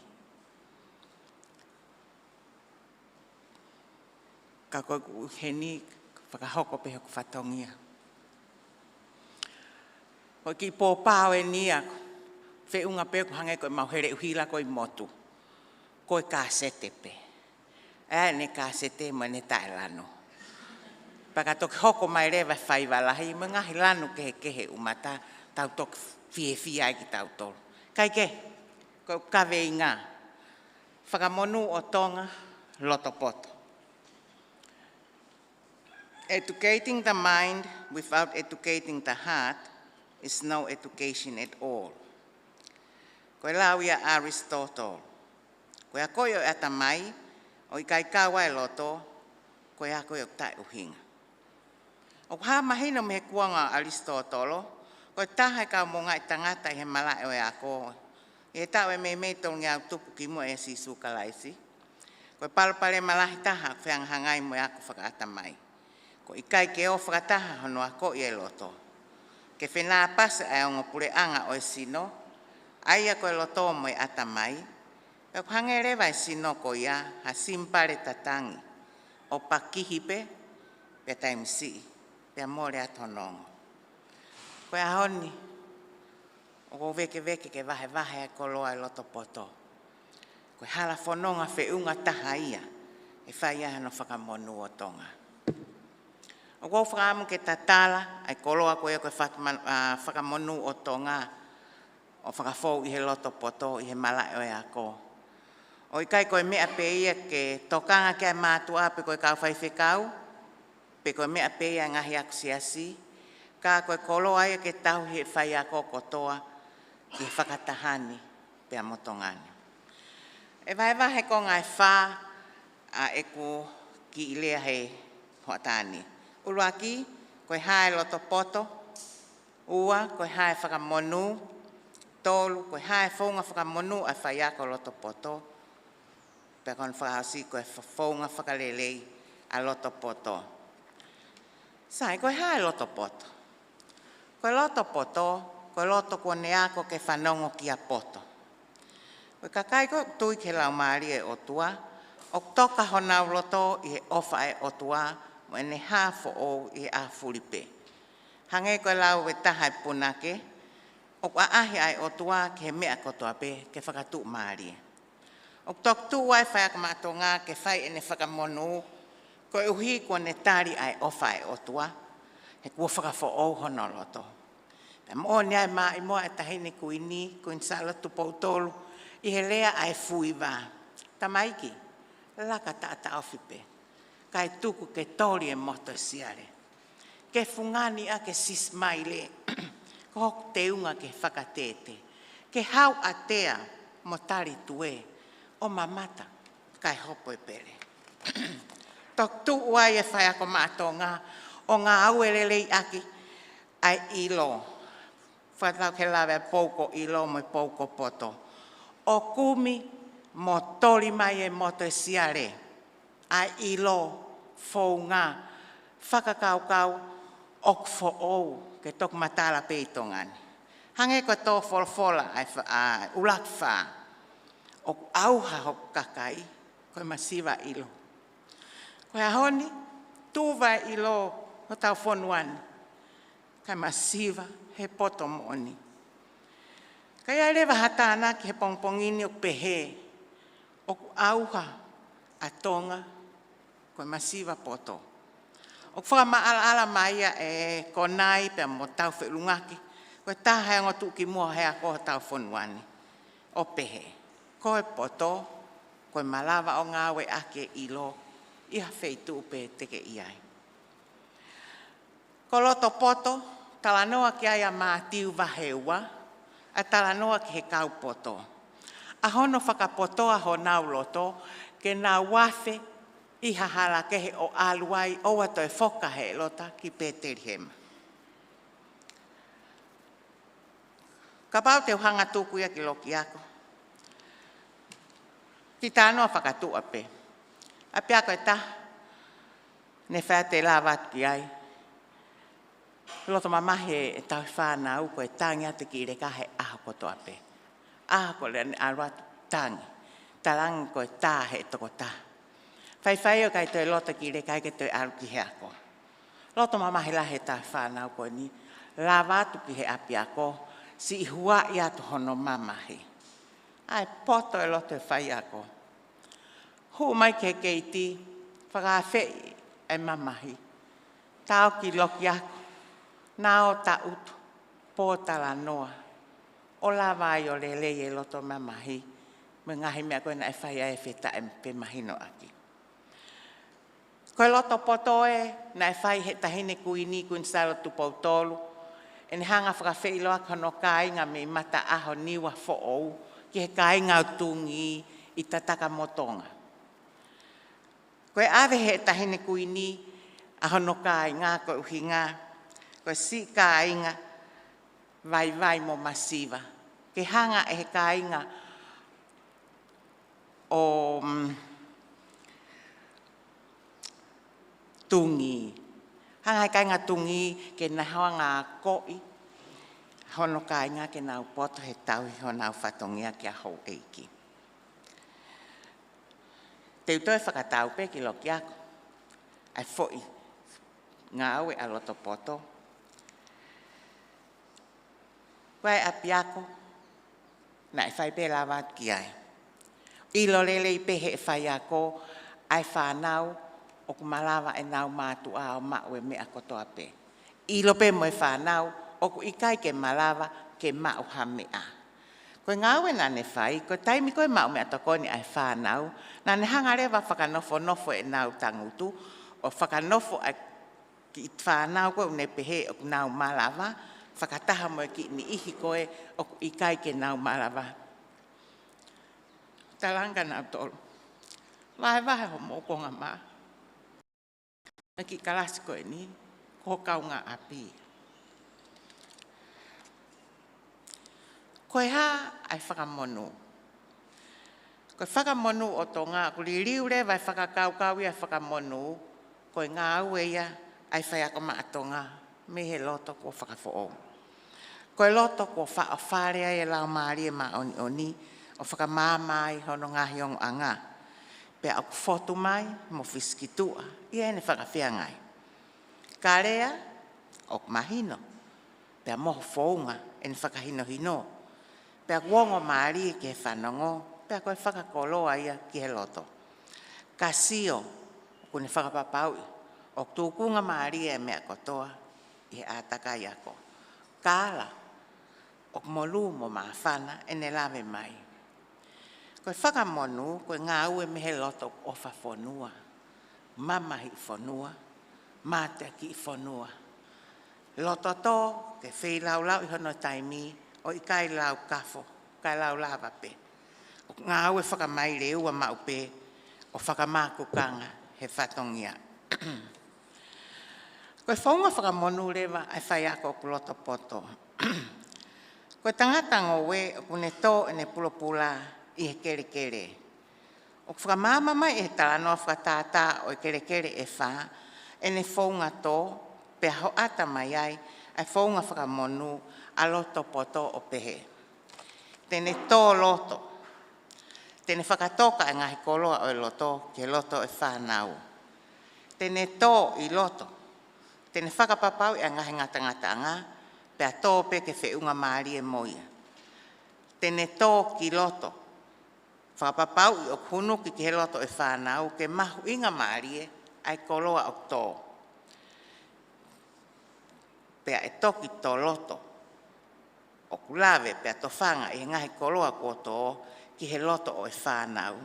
O hange koe lau ai punake, ke tō loto monu ia, ai loto mo i Atamai kotoa. O hanga e he kere hono wha o hulu i mai, ai ngahi whakamonu, ai whaiako loto poto, o hange koe mateu i he taim kotoa pe, tatau he palani, nau tokon whakawhaiako. Tau he taimi, pea teu whakamata pule, moanga whakaapa-apa. Oku ikai ke whakangafa-ngafa, pe tō wake fatongia. Oku loto tō mo veke, ke whai o skia velenga hono ngahi ngafa. Ka ia taim tatau, o kei asipe e ngahi whaunga, o fuwhia mao ke whai hatau whetuki ai.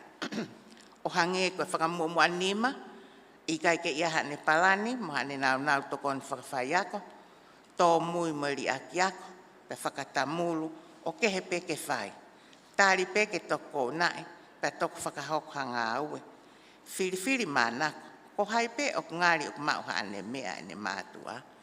tokanga mawahe ki ai.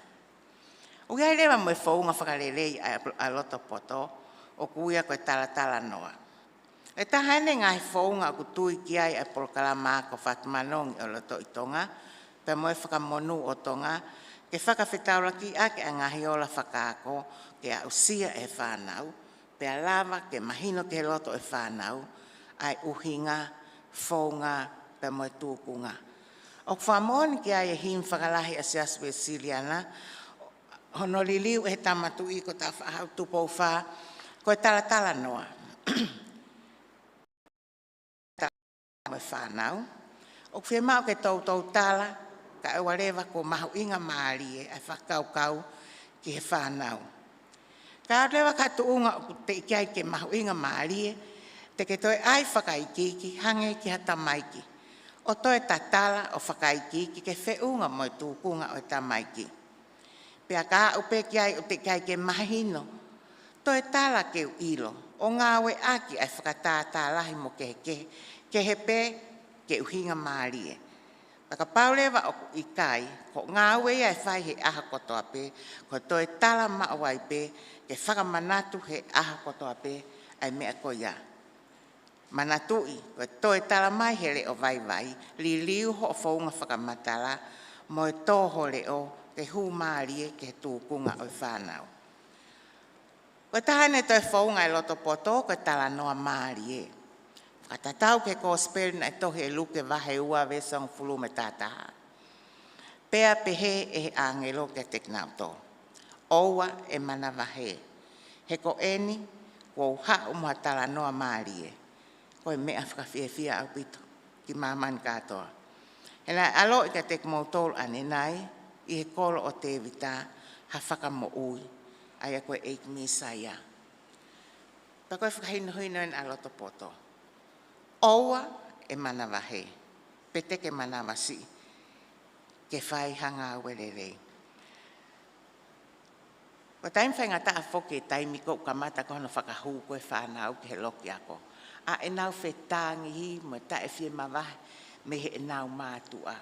Ai ai a takai ako who'ou, mata who'ou, mo e toi toko lahe, o i kai ke anga maheni ki ai, e ne no whi. Fua ki tamasi i, o uma ki ai, pe wha o fua ki ai. Pa ke alu o whakaheke i o ave ki ha wheitu, pe koha a takai ako i he api ako, e lava ke hanga noa ai, ka ewa e toi sio mai ki he mātua. Koe tala noa mo oni. Tala noa pe he mea o ku mo oni. He koha mea ku mo oni ai tala noa koe na utoki lau me he wholofola. He koe mo oni ai tala noa, he na e hoko ai pōpuaki ai angelo na alo tala. Tolu, koe tala noa whakawhiewhia. Koe haak whakawhiewhia ai tala noa na e whai. Koe ne whakawhiewhia, he na e mahino, koe whakamo ui o mamani fulipe, kua toka i ai angakai o manu. Ke lawe ai, ke au lawe ai moa. Koe haak who'owai e tala noa, koe fu mea who'o au pito kua hoko, he te gai ke aha taha e mamani, e tu itu ia, ki halau maari e maa oni. Ngā tape he tau po'ou, na e tu itu ia, ki halau maari e maa oni. Kau whai ako, koe tala noa who'ou ia. Whie mau ia ke tau tala noa who'ou. Whaka who'ou mau pe e tau tala noa, ka e ofo e whanau, ke nau womi ki api ako, he aho kotoa pe. Whaka maa opo. Kau ngā toho palau, he whaka maa mai hako tupe whonua. O kou whie whaka manatu atua nai apostolo ko Paula, ke kakai Filipai, whae wahe ko ngā hono walu. E ka inga, hono whaka osi eni. E ilonga ngahi mea mo oni, ilonga ngahi mea matumata lelei, ai mea totonu, mea maa oni, mea whaka ofa, mea kuongonga lelei, a pau ki ai ha lelei, tō kanga ke ngai mea koia. Pore i tau tōre he pongpongin, tau fua kumi, i hono puleanga. Mane ma oni. E goia au fou mea ia loto poto. Fai ake tau whakamonu on whakolo e hako tupotonga. Tua whātu.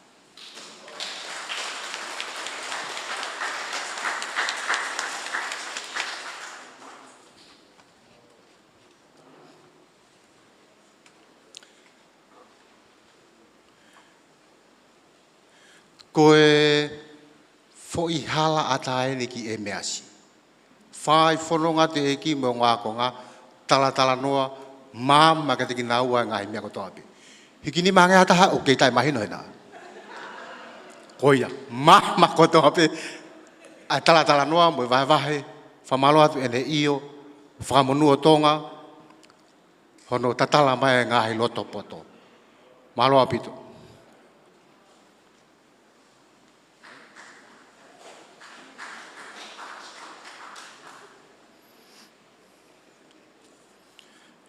Te tau hoko rewa ki he tala noa hoko ko whailo tau whaia. Pea teo lau atu peau ai mea nei tohi mai koeni ke u lau atu. Ko whailo tau wha mei wawau lahi ka kune nofo halau wawe. Na nea ko pehe ako maalunga tonga pe hoko atoai ki University o Atenisi pe ne hoko atoai pe koe tiuta. Na ne hoko koe tiuta kei si au pito hono ako i o whika. Pe koe taha ngahi makamaire o ene whai ako whika, o tau mātaa he ahoni, aia koe tau whawhe whalangi. Pea pehe whoki ki he pure ako korifa whai ako. O ku kei monu ia pe, ai ako whai ako e ngahi tutulau mea, ai toko tahani. Tene rea mātau tōru i he mau inga o historia o whika, ke tō ki he loto e whānau, i hono ako i le sonifika. Te upehe, ka pau koe tamai e whika e whalangi University o Pacific Tonga. Pea mo sofilisi, ko iako whawhai ako. Tā ko whailo, koe kuia o e whika e kurisi whawhai ako. Tau taitali rea whailo.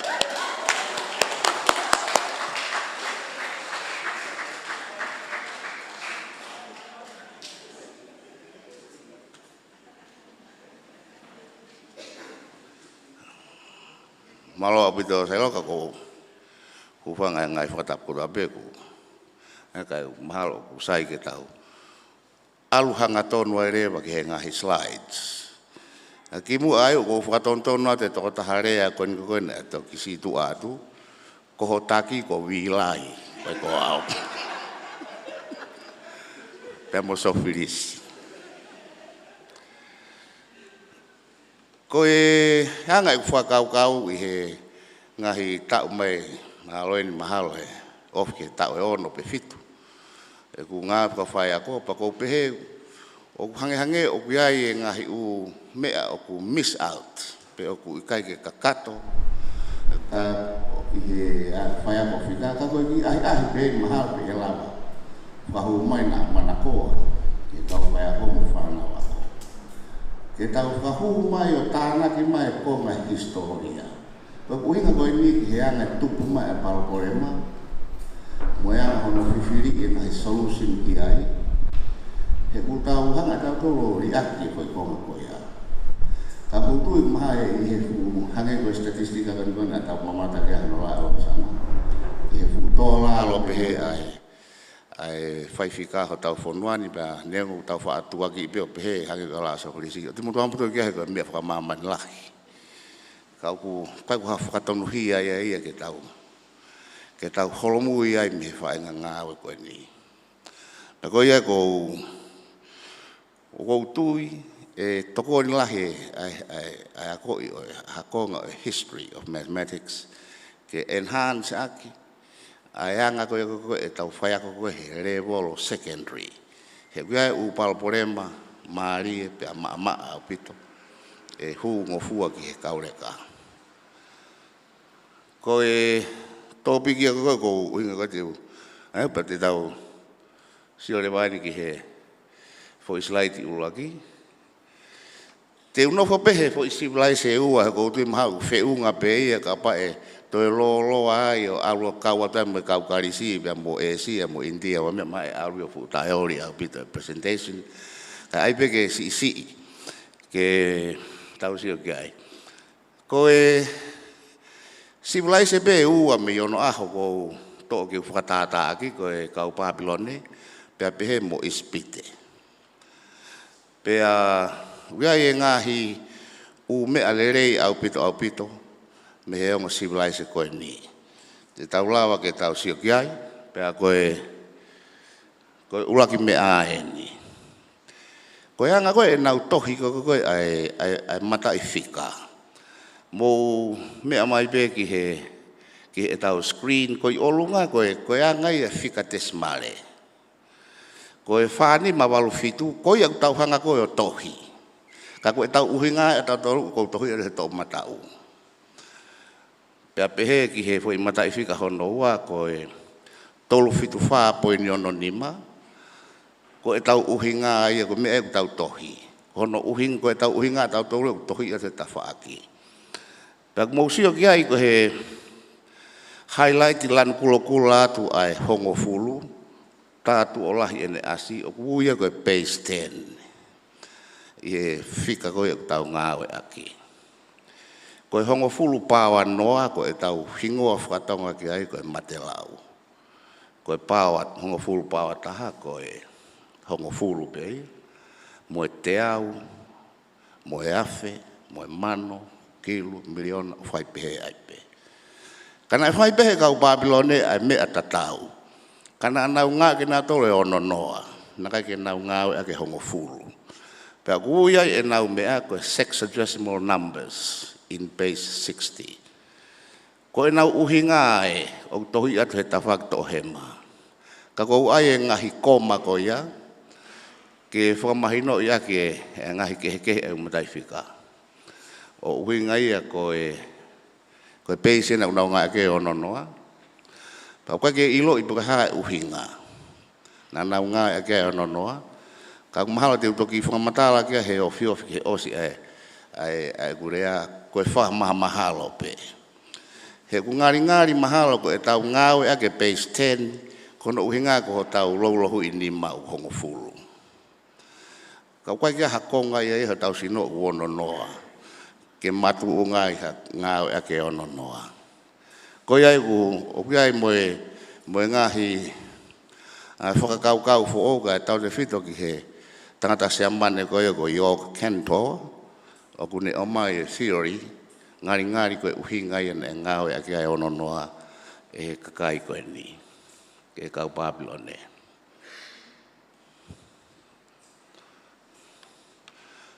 Taulau e taimi. Ka pau o ku hoa tolu minite ua wha per sekone ni mataha. Ai tau pehe ha tau whanonga o kwhai. Tau tohi rewa e fo i mea koe ia.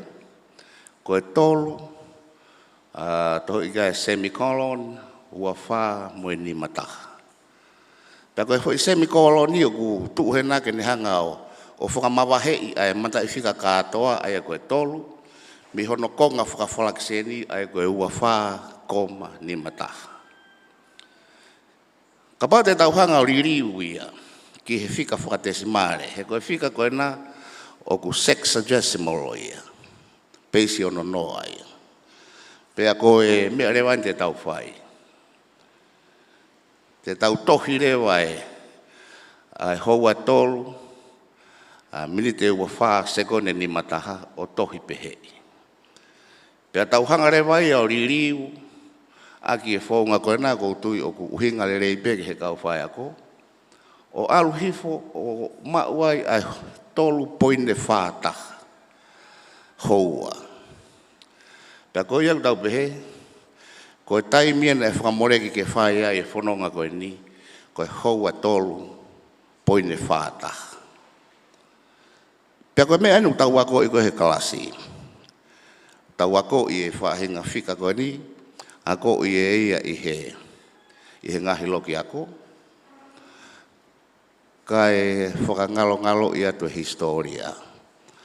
ai ka ko uhinga ke tau hanga mua te whakafoki mai e foi konga ko ia e ngari e maari e mahalo e whaifika e tau whakafoki mai ia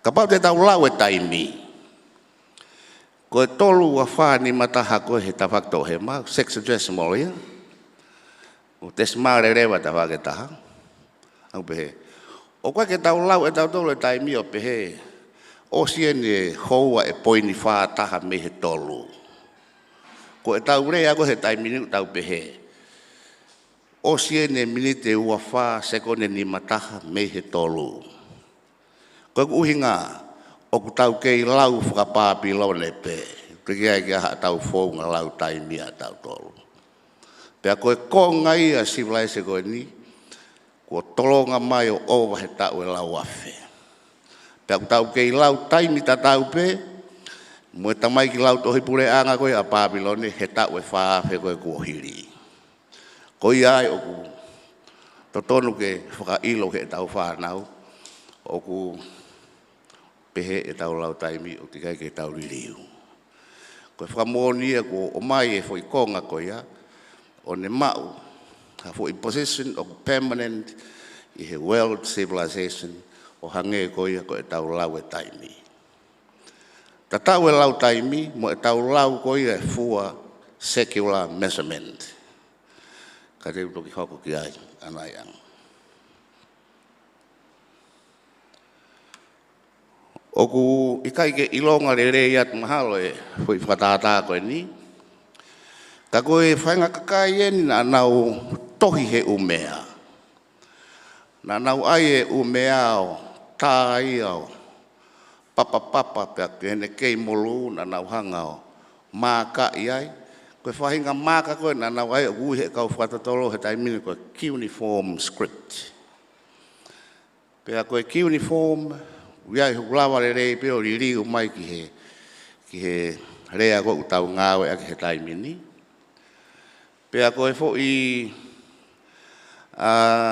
konga umea koe ni o tauhi e he misiume he university i Amerika pea kui pe koe YPC fitua waluhiwa ngari koe taimie na e ia e foi konga umea koe tau e tahafe walungeau he tahafe no ngeau kimu e akalaisi koe whakatata koe uasi he konga umea koe foi tapa wha koe foi square pea pango meu koe ke ilonga le rei ka kuia e ngahi mata i fika o ku asi i he foi konga koe a koe umea he tapaki to o matau he kua hiki tatau me he ngahi mata i fika koe ia me he cuneiform script o haure vai e ia ki he tapaki taha ki he ngahi mata i fika koe kui ai mahalo ku sayang e mahalo ke tau alu ki he foi slide hono ua i he tapaki tau he ma o kea foi mata i fika koe tolu noa koe to ope moia me konga umea koe ni koe ko uhinga ki ai pau kea me mata i fika he tapaki tau he ma pe koe taha semicolon ua wha ni mataha hongo fulu pea i lalo hifo koe wha ua nima tolu nima koe fika foka sexagesimal ia ka hange pe koe whaunga koe tau ngā e koe ki mua o tau lava ririu ia ke tesimare ko tolu noa ia tikai ke au ia ono noa pau tolu noa pe ia ko e ririu ko hono hoko o fai foi ririu ko ia pana e fufa hovare au pito ene aluhifo ki he mata i fika ko na ko e hanga ia hono tohi e kau Pāpilone a square root of 2 pea o ku tonu ki he foi tesmare nima ai foi fuafua ko ia pea ko square root of 2 u ilo i rei ko tae konaria o ha tapawha o ku taha hono tawhaaki hono tae konari ko square root of 2 ka ku whaka hovare ai asi a square root of 2 i he konga umea mei Pāpilone o ngari na e fu advance au pito ai whaifika ai ko mata i fika tahaina na asi he konga umea i lalo Pea oku ririu ia maua e whaua poine whaua ono whaa. Pea ie ne pehe o tatau tofu pe ia ki he tolu noa riu ake square root of 2. Aia koe konga umea koe ni, ko hono tapa whaa, o tapa whaa tatau e ai i whakatata, koe loloa hono tapa ake taha koe tolu noa. Ko iai ko hono taia konari, ko tolu noa riunga luti ua. Ai ko tau hanga koe o whikai, i hoi matai whika ki lalo. Pea, o kuwha o haware au bitu he mea koe ni, pea kai kia tau iloi, pea koe kalasi whe i Papilone na e ako i ai endi. Pea koe primary, pea koe secondary, pea koe hau. Kai kia ka koe tahai e ngahi umea maari na e mau mea. O kia e konga umea e taha, pake u hanga o mai maha e fuloloa, o ku ia koe Plimpton toluoua. Pea koe tohi fika koe konga umea koe aia, koe te pire e trigonometry. Koe ia koe tau sio ki he taimi fuoloa koe ia, koe lao koe a Pythagoras, ai u tau ako i koe he loki ako. Na e osi ngāwe akia, e kau Papilone he tau ia mahalo mei wafe kimu aia ia Pythagoras. Pea kau ia he me au whakaware i he ne Atamai me he ngahi civilise motua.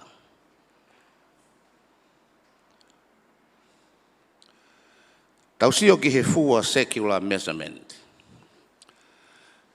Koe kau Papilone ko nau tolu na nau pehe nau tolu ia o ku aho pe tolu ngeau ono noa he tau e taha. Nau hala ake nau tolu e fo i aho e nima, mui kuata.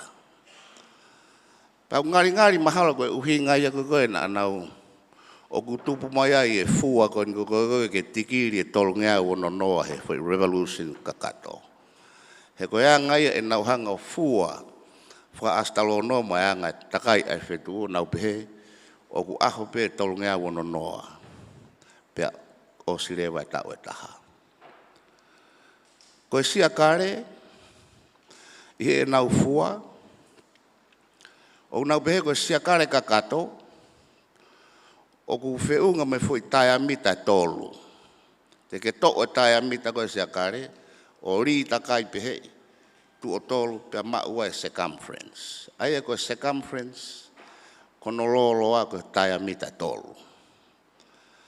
Pea ka paurewa te tauhanga o tuu e ngahi fui taia mita tolu ko ia, e maua e fui radius ia e ono. Pea koe fui radius e ono ko ia ka pau te tauhanga o wahe ia ki he tikiri e tolu ngea ono noa, e maua e aho e ono noa pea koe. Pea koe tikiri e ono noa. Ngari hei ilu mahana koe uhinga ia e nau ngau ea ke ono noa koe base ia ki arithmetic. Koe kau tamakoni kunau ako ke computer science mana pe kunau saya ki nau to ke nau ngawe ake ua ko pesi ke faifika kunau ngawe aki ko kau ispite ko kau Papilone nau firi na to le noa firi ta to le hongo fulu mahalo kia ha palani te ke hedi nau firi na to le ia tawalu ko pai ngame ke nau nga ka ko me ke mahino tata wai pe ko ha fai nga base o tau ke lawa pe o fai fika tatau pe i he base ten mohato e me ake. Ko ia ko ia ngai e whakakau ko ia ko ai kau Papilone o nau pehe to kua ko sia kare o whiunga me foi taia mita tolu. Ka ko haware au pito he foi me ako ia he ko asia he tohi tapu he ulaki tui wahe fitu vesi ua tolu ai foi whakafua tatau ki he matai fika koen e kau Papilone. Pangobe wake ilonga rerei. Koe fui whatata koe koe kuto me internet mahal koe artist ene whakakau mahal ke langa koe a tempare koe Solomone. O kuia e fu me ai tu ang museo mai beki ai. Hange nai hakumete fo poto. O o ku hiri he tua o e pulu e tahaua, ko e taipei ka kaina e tupu mea a Isleri. Pea ku asi he vesko ia, ai mea koe ni. Pea ne ngauhi ai tahi uka mea. Ko e kiupite e hongo fulu, hono fua me he ngutu koe, o au ki he ngutu koe. Na e fua poto poto, pea kiupite e nima hono loloto. Pea i hono fua takai aki ai kafa, na e tolu ngofulu i kiupite. Aia ku hinga mai e fo i vesko ia, na e hongo fulu me he ngutu ki he ngutu, ai ngari koe fua ia taia mita e fuu. Peso ni uka mea koe ni koko wasi. Pea tolu ngofulu rewa me he a circumference koe koe mea. O tau sio geo ka pau e ate taia mita koe hongo fulu, o ri takai he kiupite tolu ngofulu koe, o whiunga me fo i taia mita tolu. O whena pasi rewa, ai potfolofola koe nā, mo e ngāue koe ai. Ai matakari koe me Babylone. Pea koe whakafua e na koe ki ai. Ngari na koe fwoi mata i whika ia koe kou. Na e toki wharerei i he kau karesi o ilo o ku tolu pointa whaa. Tau ilo i koe ahoni koe pai.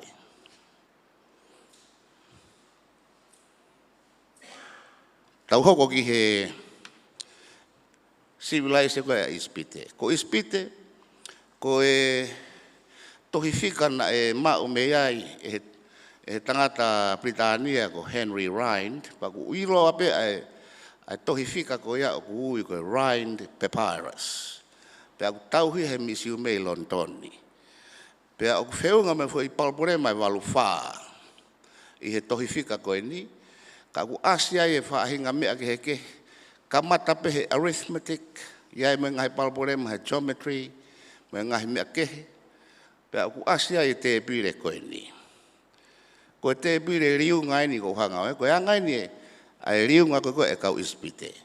Ke heia me he mea koe na kuako ko he lau te pire anga na tenge matore ke mau lau e riunga, lau mau loto e riunga ua ke he riunga tahaua. Mau loto au pito pete, to kua pete to poto he whaifika. Ko anga ni riunga, ka pau te ke riunga e tolu whaa ke taha tolu. Te ke whau e kolomu e ua. Ko e kolomu ko ki he to ohema, ko e taha e kamata aki, pia taha tolu rewa e mea koe. Pia koe whaunga rewa upeheni. Tāna ki pe taha ke te ia pe o ua. Tāna ke ua ke te ia pe o whaa. Tāna ke whaa ke te ia pe o walu. O whai pe ia pe o aloa ke tolu ua. E pehe rewa, e takatako ni kukuna ni hangao. O whau e palmana. Te tau whakangata he tau tānaki. Kono ngā kau koe fui tānaki hoko e aluria o no whao o vai ei he mata i whika koi o lunga he tolu whaa. Pane tala mai rewa, nea mai. Koe kakato na e riunga taha tolu.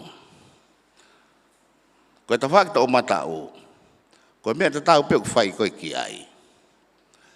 O ku tau tānaki pe.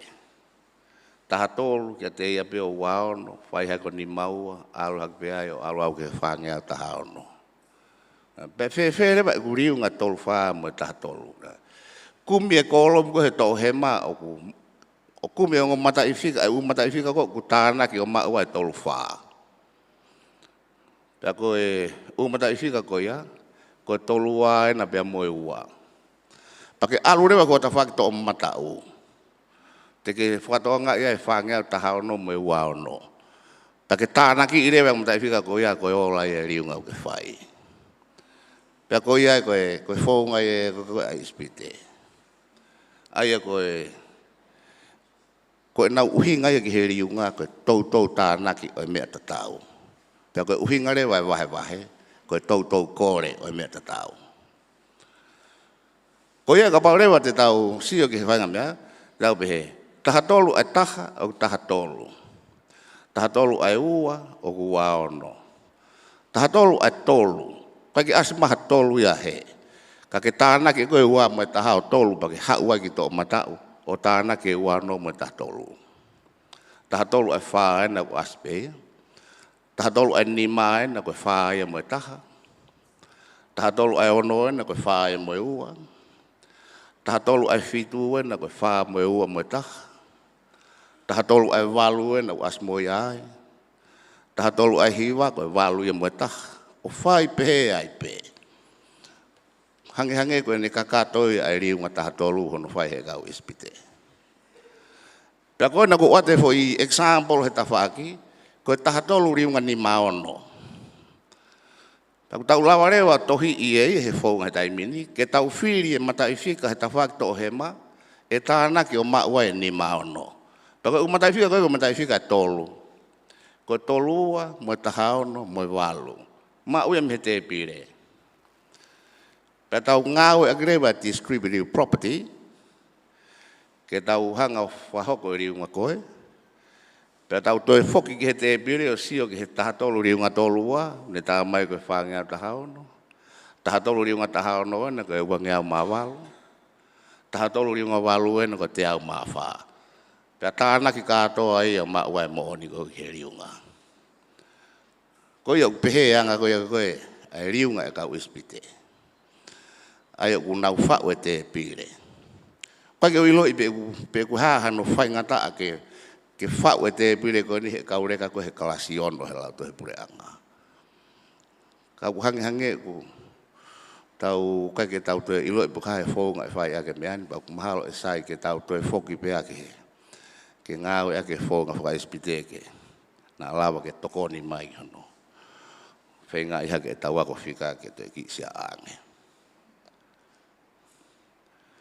Ko area ko sia kare he lau ko e kau ispite ko. Fai ngofua au pito, foi step pe ua. E nau kumi ko area. Ko foi step ula ki tala mai. Tu usi wahe hiwa taha e taia mita ori aki. Ko foi step ko no wa pe.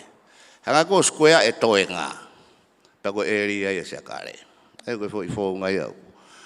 O ku o mai he.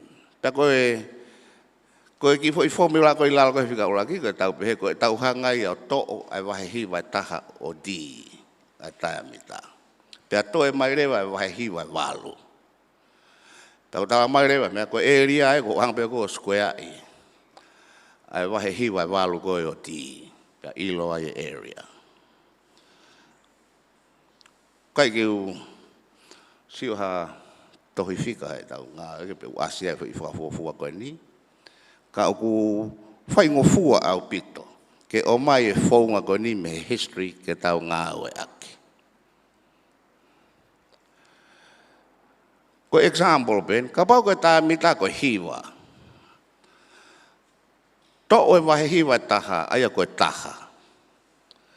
To e mai rewa e walu. Pea square rewa e walu koe ono whaa. Pa koe area ia sia kare koe ono whaa. Ka koe tai miko ku whakahoa ai koe ki he value totonu. O totonu ia ke ono tolu poini ono taha fitu. Pea o sila o very practical pe ke ngāwe ake e kautufu ngā. Moe ka kai una ngai tua aki ai fo i whonga whai ngofua koe ni. Ke to o wahe hiwa taha ori aki ka ke ngāwe ke pe wahe hiwa walu. Ka koe ia koe a ngai e whai whika ai kakai koe ni. Pak mari e abite whonga koe a mahalo na sai ke whakakau mai kau whai koe tau ngāwe he loki ako. Mahalo na ki i whoangai mahalo e. Ako e whanau e nau whanonga haki i. Ko ngā si e o e ngāwe koe e kau ispite.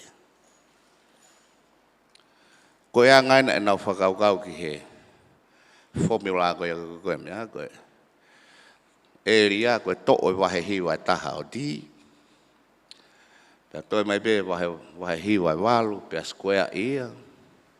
O maua i e ono wha o walu taha di square koe na. Ka ko di whoki e ia koe radius ia e ua, pe koe 2R. Pea tau toi whakafoki mai e ki he formula. O tau hanga o riunga ia o iloi. Koe whai mata i whika koe riunga a ki R square. Koe tolu, poini, taha ono, noa wha hiwa. Aia koe nau whakafuafua ia ki he mata i whika koe koe pai, tau ngāwe ake he taimini. Ngari fu, ki ilahi si i tolu poine taha ono, I he tolu poin taha whaa koe utau ngai aki. Fu si isi iange. Ai whafuofua e kau Babylone he koe tolu pena nau ngai aki. Ma koe koe whanki I konga pehe I he historia koe a mathematics e lawa to'o mai. Ke tau ngawe aki o tokoni mai ka tau tolu I hono ai e ako ke toi I foange mahalo ki he whanau. Pea mohono toi whakarere iange e nau ilo gai. Pau nau toi ako ai mo haki I konga si I oe konga civilise a mamani ku tau si tu a mea. Tahoni kau ke iai peo hono ngahi konga le rei au pito ke tau ngawe aki. Mahalo ku sai ke ngata he. Ka tau toki sio ki he ki hono kakato I he pepa koe ni tiu toki oanga ki a moana ke ni hanga pāki. Koe a pe malo a pito.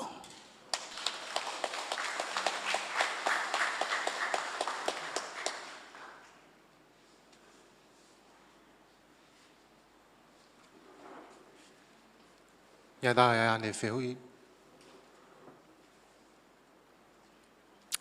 Ko ia 1 plus 1 equal 2. I he lotu 1 plus 1 equal 1. Whamana tu whailo. I he vahe mo e whamama u whai. Maro, tu pas mai.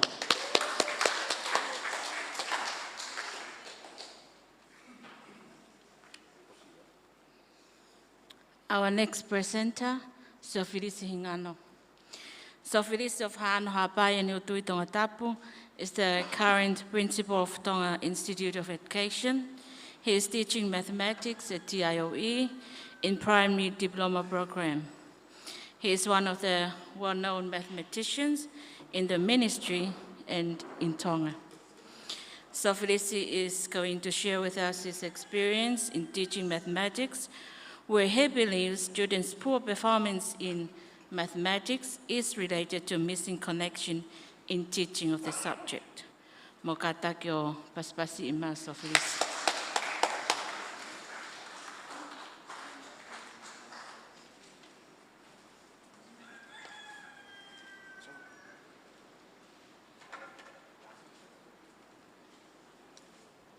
Soi malo, ko rebe ke upanga whakatapu, kai whakakata tuen.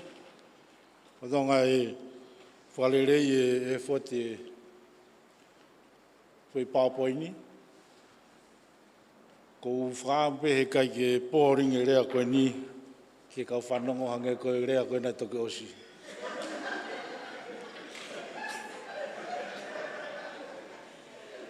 Wakai o tau whiu whenga ke hākia ki e whigaka te hao whenga ke whlolahi mai mea.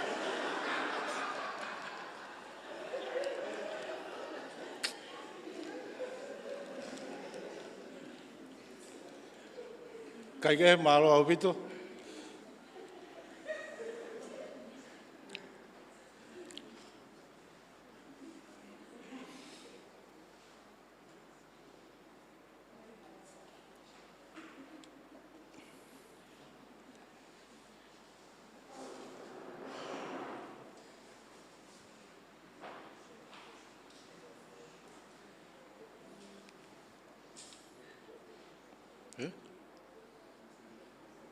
Opa.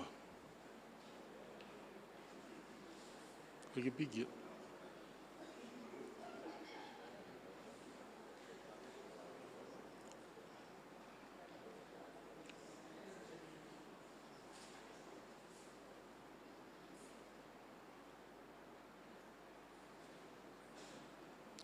Sai malo, mahaku ose utaimia kuia.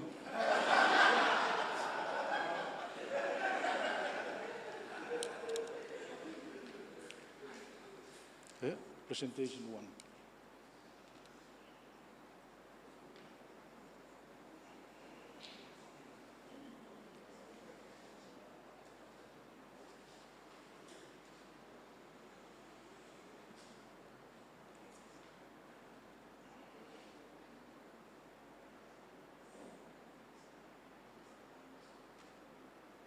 Ulawa.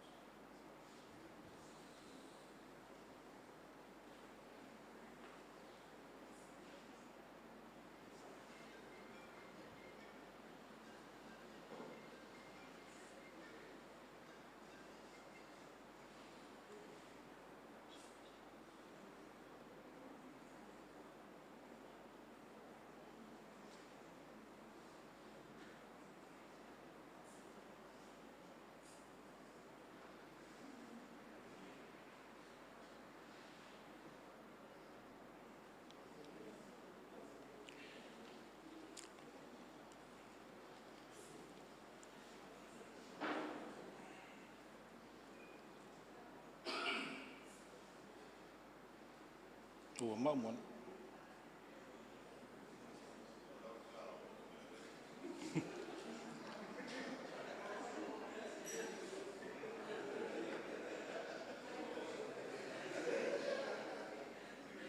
Ua.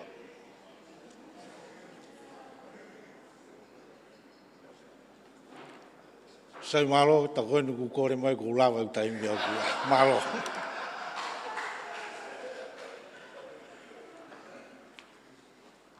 Sa ka tak te tau hoko tai peki he kai toki huma Sofia Nayang kia Ana Faupula Vite. Ana Faupula Alatini Vite is a high school English teacher with a bachelor degree from the Waikato University in New Zealand. She's currently teaching English at Taukolo College.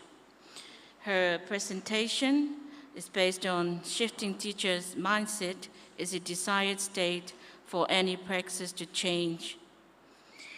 Doing practice requires the wisdom of knowing and seeing.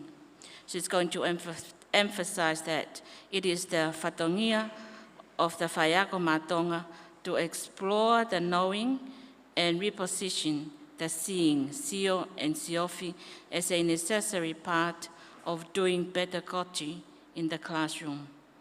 Ka take tau taritaria ana a kia anga ki paspasman.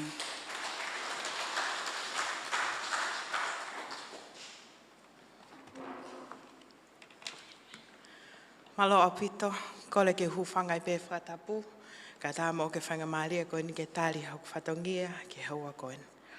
Kai ke tue whaloloa, kou tui nei osmo ko ngai taimi, i he whahoha koe ana toki osi ka taki. So sorry to sound informal. I'm so used to teaching high school students. I'll try my best with this presentation. Now, my presentation today is titled, Who Has Time to Reflect? A question asked based on a strategy we practice at Taukolo College titled Teacher Professional Reflective Journals and Pedagogical Practice.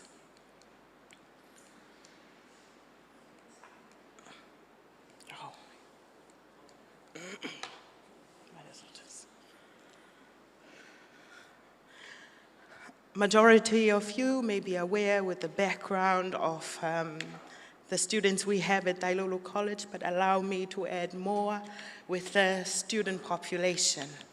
As of today, it has increased dramatically in comparison to previous years, shown in this table. Ta wafe na e toko wangau tahiva befana wako koe koris Taukolo. Hiri hata we hongo fulu me ai in the year 2010, na e tāpolo e whika koe ni o whange au tolvalo.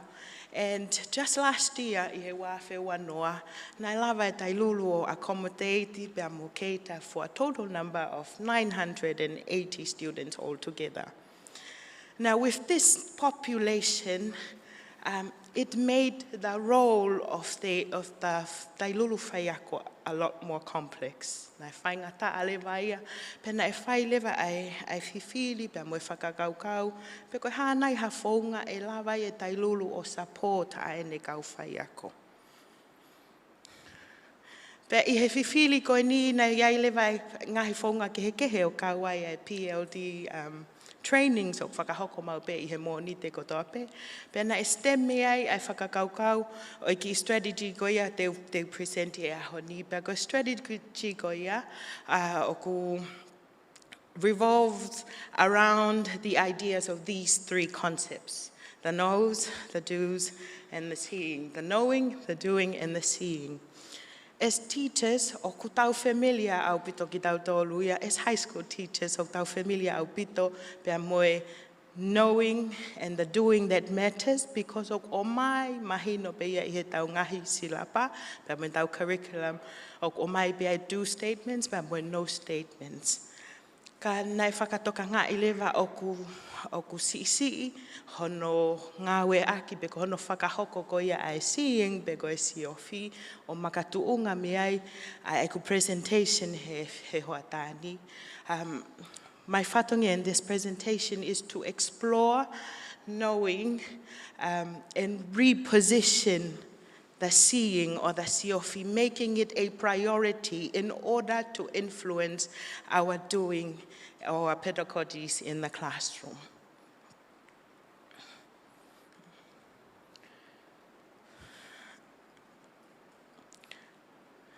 You can,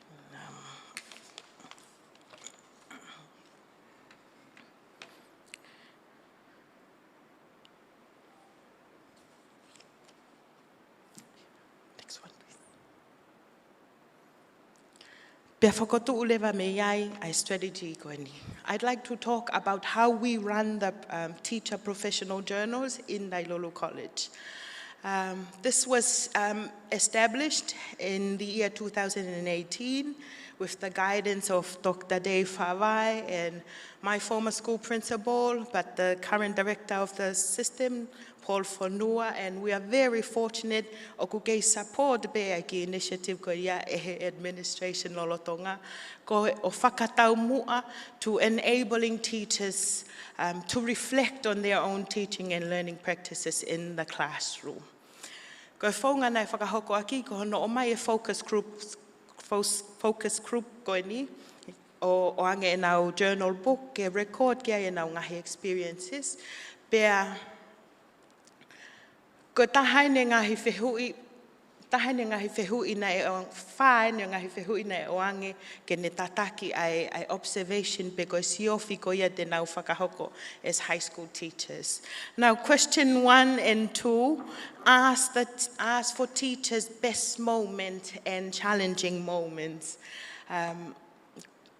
With the hope that it will inform us of the strategies that are working in the Taululu classroom and those that aren't. We ask in question 3 for students' reaction to help us identify our relationship with our students, to inform us on who we are to them and to ourselves. And the final question, we ask to encourage and empower teacher collaboration and effective communication between the teachers of Taululu. As teachers, we naturally share. We naturally talk about the funny moments we have in the classroom and the frustrating moments, but how often do we record those experiences? And so in the future, to remind us in the future to keep having moments like that and avoid facing those challenges from happening in the future. The idea of keeping a reflective journal is not new to settings outside of Taululu, as reported by these scholars.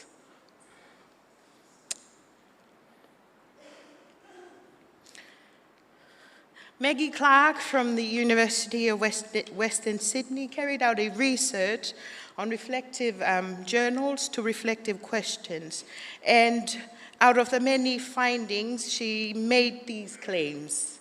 Reflection implemented through a variety of strategies, one used in Taululu, the journals, can provide evidence of professional learning and enhance reflective thinking. Teacher learning is strengthened through reflection on practice.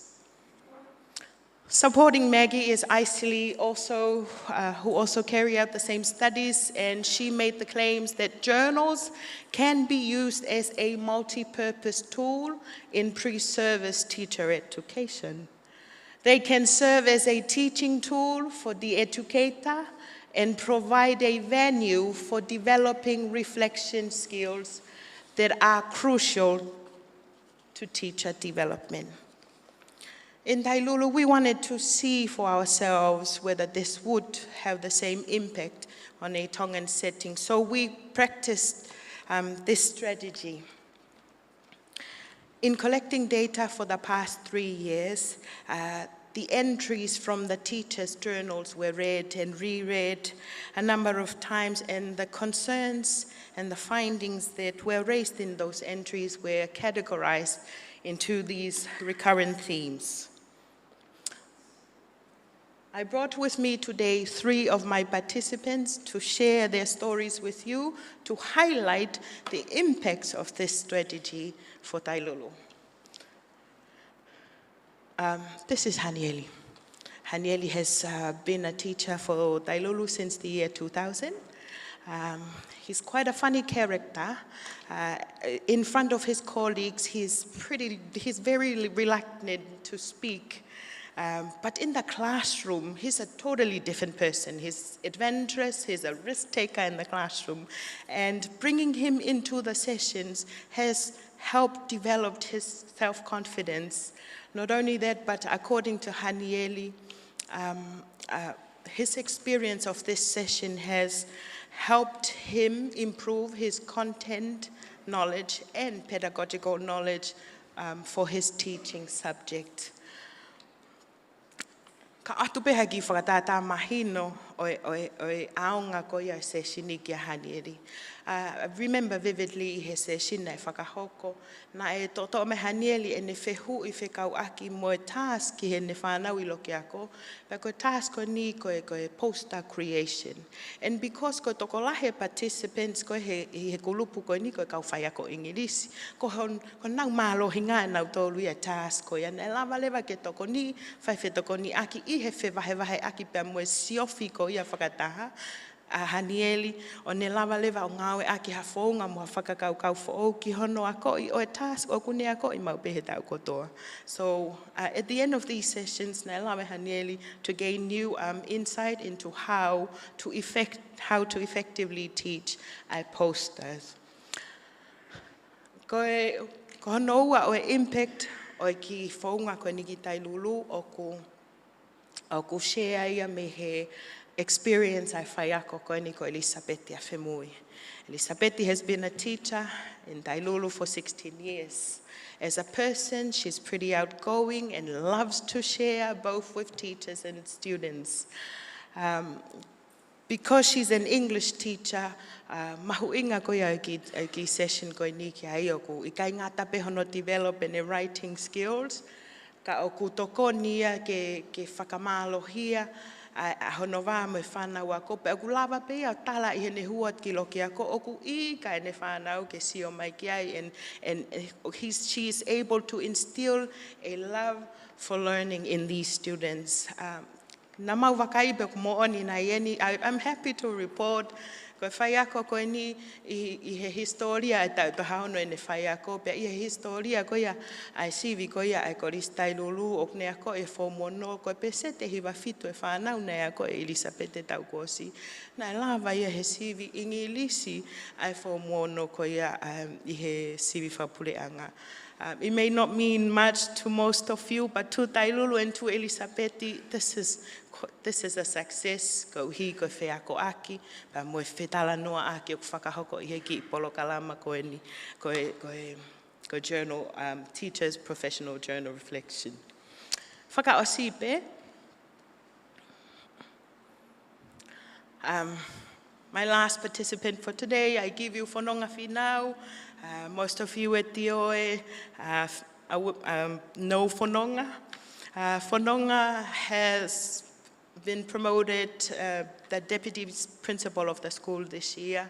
Koe whakawhiawhia, koe kia whanonga I hene kau, koe pa moene involvement koe I hono whakahoko koe e siofi whakataha. Ko hono, it enhances him to become a reflective thinker. Mahuinga au pito e nia, it developed, it gave him the confidence to go into leadership. Because he has the power to make decisions school-wide.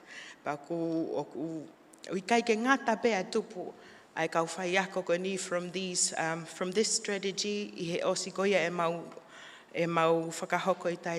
but I'm happy to report that as ha sino mai pe mo tupu fa foi tuitui ia teki nau tolu ko hi ko kau ke polo kalama ko ni. Ko au, I do know this firsthand. I am also experiencing growth I he ngā we as a person. Ko growth ko iau from participating and also joining I hono whakahoko aki strategy ko ni. I find a move I he ku interest to move into research. And I'm happy to report that I'm also currently working together with some Tongan educators on creating a new Tongan pedagogical framework that will probably never come out, but I'm part of the team that is working on that. So I would like to now move on to identifying the challenges of this strategy. Neongo ngā hilelei ko toa ko eni ko whakahātu, ka nai kai ke whaingofua pe, nai ai pe hono, whiri hangai mo anga maheni ko ia, is the issue of time and teacher motivation. Ko lauti ko ia e whaia ko Tailulu, for majority of the teachers at Tailulu o Kuneakoi, has a teaching load of 30 classes out of a 36 teaching load per cycle. So that's like 5 periods out of 6 periods per day. Hiko mau population, it makes sense for teachers to say they don't have the time to reflect. And in reality, the issue of time, time is always going to be an issue for teachers. Unless we prioritize what matters, then time doesn't have to become an issue for teachers. We are also very fortunate at Tailulu to have the support and the involvement of our administration and management team, that teachers understand until they feel teachers participate voluntarily. I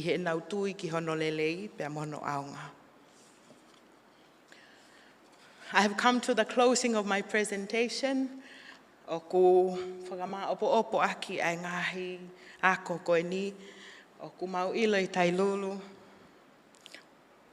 Tailulu, we have found something that works for us. It can work for others. Evidence is reflected through both student and teacher growth. We understand that in order to maximize doing and knowing, seeing must be prioritized. And because we do not learn from experience, we learn from reflecting on experience. I leave you here today asking the question posed as the title of this presentation: who has time to reflect? Whawhalanglangi, ko tali ke whehui ko ni, o ku mei he ka veinga bea aho whakatahaanga. Ko hawhai ako o ku mo'ui aki, hono fatongia, mo'ui hono Loto, hono Atamai, aki hono fatongia, that teacher will make time. He ko tau tala ia, ke tau whai ako mātonga, o teu e hako tupe whonua, ke nau hoko ki he moto a Tailulu o mo'ui mātonga. Malo.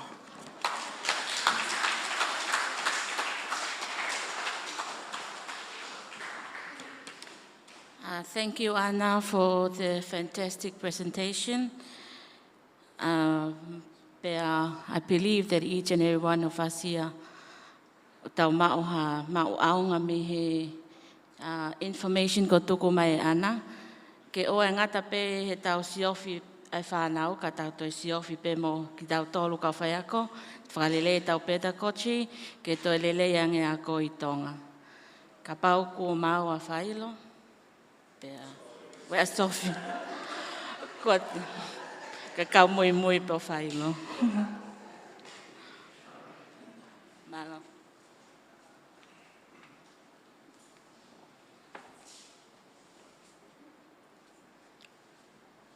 Sai malo, ta koe nu kei toi pe uminte noa, ka te u whenga pe he wawe taha koe hae no taha he ku osi he lunch, ke whakakato a ien.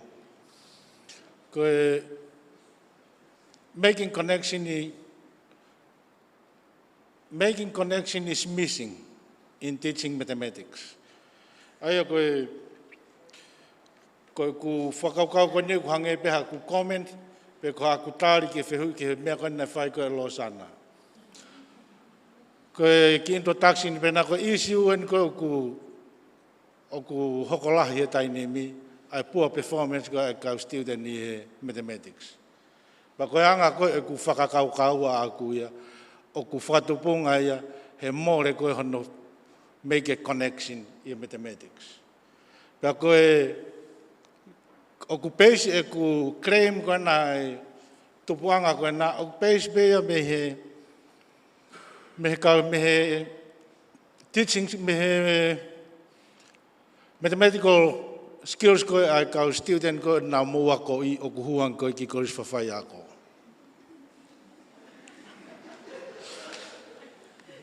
Ko e mea e na e tupunga mea e ku claim koe na. Sai ka koe haa koe ai mathematical connections. Ability to recognize and use connections among mathematical ideas. Understand how mathematical ideas interconnect and build on one another to produce a coherent whole. Recognize and apply mathematics in context outside of mathematics.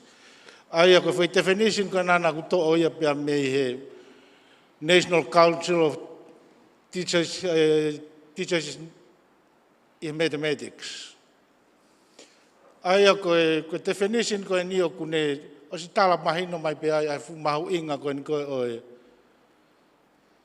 mathematical connections.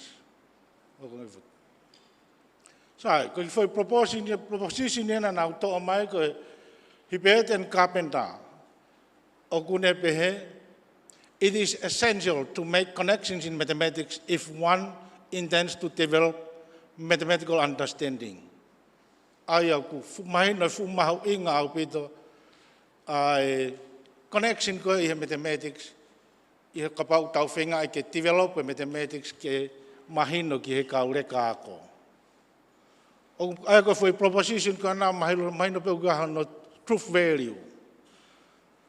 Kono truth value o na ia peheua, false but true. O ku crucial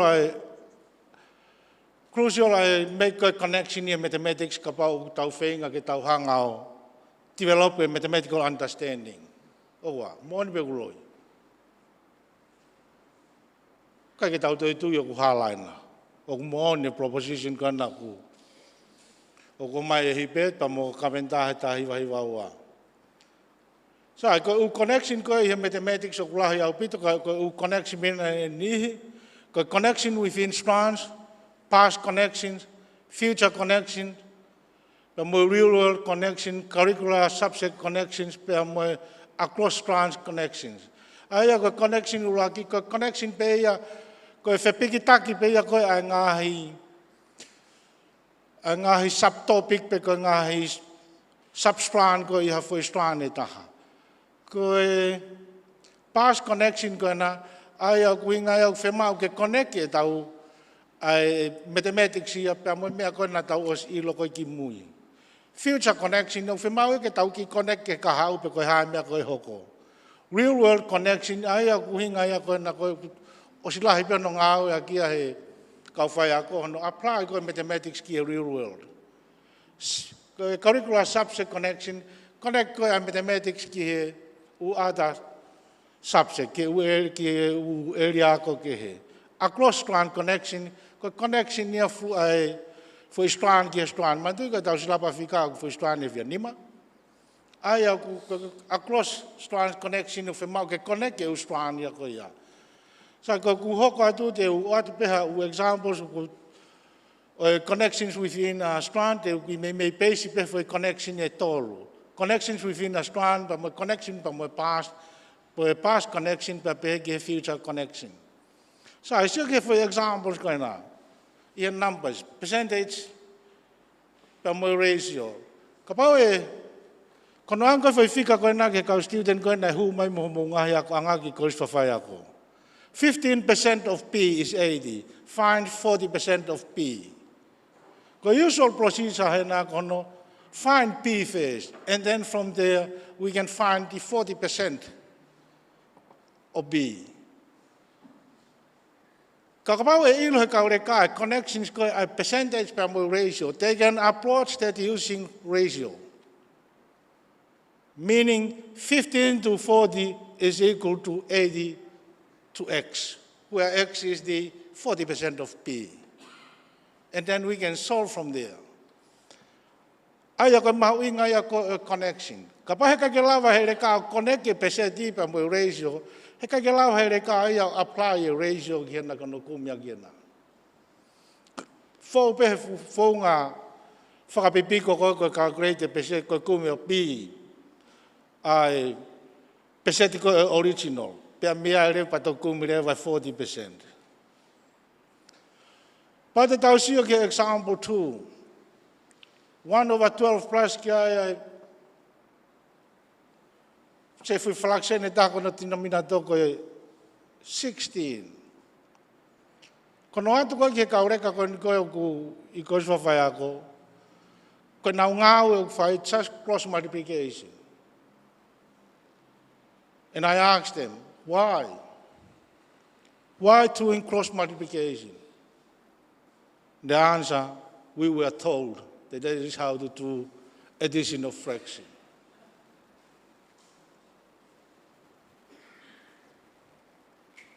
Ai au kai hanga he kaureka ia uhinga ka nau tolu pe koe ha uhinga nau whai e cross multiplication.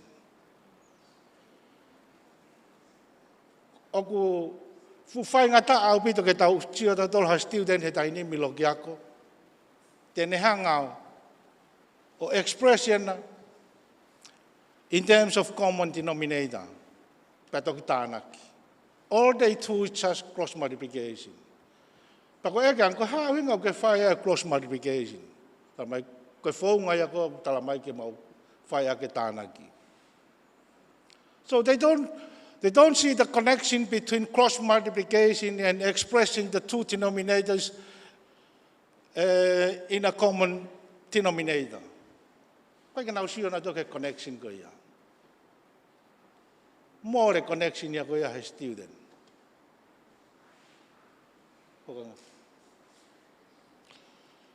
So ke example kona ko he geometry. Parallelogram, rectangle, square, rhombus. Ihana ka ke wila pe ka hangau e kolisio ku fai. Ko ku fehu ko ke kaure ka ko na alang mu ngai ko anga. Ko ha parallelogram ko tali. Ko malere ko rectangle. Ko ha rhombus ko malere ko square. Os mahina i peto la lo ia fika.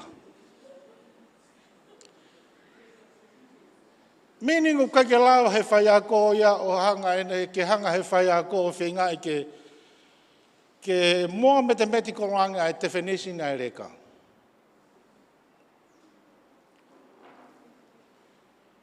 E fu whai ngata au pito ke whai whika ai o ka pau kai ke nau ilo mathematical definition ko i ki hena.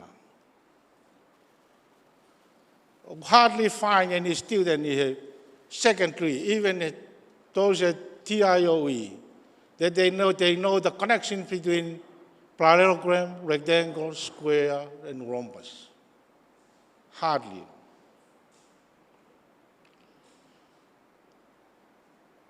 So here's example 4, a measurement.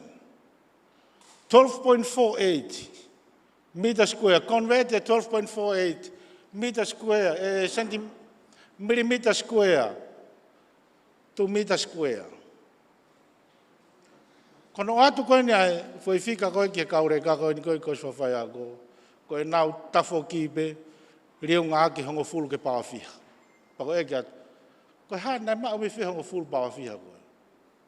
Osi koe apa koe talamai. Ikai koe anga ia koe mau ngā ue, i koe aiririu koe conversion. No understanding at all. Koe ke lawa he kaure ka ia uhinga ka nau tolu koe hae uhinga. O ku nau riunga ki ai 10 to power some number ki he. O wha number ki he tatau ai tawhak tohe ma koe nā pia me he. Pia moi meter square.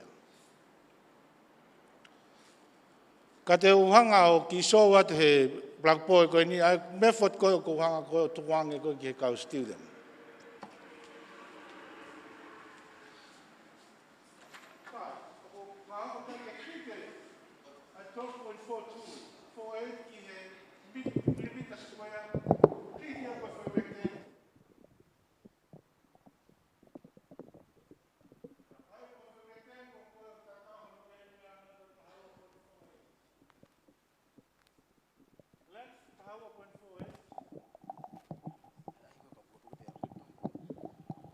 Pea kona width flavor ko 1 millimeter.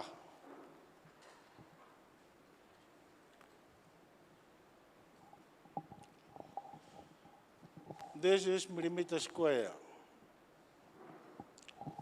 Pa koe anga rewa ka pau te mau sio ke ku ngā aue ko he niu. O ko hanga pehe ku ngā aue ko he niu furihi fo mea ko hanga o represente fo area ko mai he fotunga e diagram. O ko connect he pa mo definition ko ku hinga ki he area. Ko anga maheni ko ngā aue ko e kau whai a ko no taa ko ha fo rectangle ko ata information o ku hinga ku o pau ke o ate land fia pa mo wit. Ko ni ko fai te ria pa no ange. As long be ko area ta tau ki. And then from there convert this to meter. Liliu e ki meter. Ko e liliu mo ki meter. Pe meter fiha. So this is obtained by multiplying the length and the width. O ma wa ta haua. So ko e rewa ta haua 0.48 millimeter times with 1 millimeter. This is equal, let's say this is A and this is B. This is equal to A times B. And so the answer is meter. So the answer is AB meter square. Then you are done. Og fulai explanation here. Ka ku mua meaningful ange I hono ange pe foi ot matai fika. Ke fai a koe ai conversion. Pa te mo sio ki ko hanga relate foi information ko 12.48 relate ki rectangle pe mea rewa ko hanga riliu pe ki unit tatau pe ke na mita pe mea rewa pa tau fai rewa ku me area. Ko koneke u mea lahi hono whakahoko kohi. Hardly any teacher in a classroom o kune whakahoko ngā aue kohi.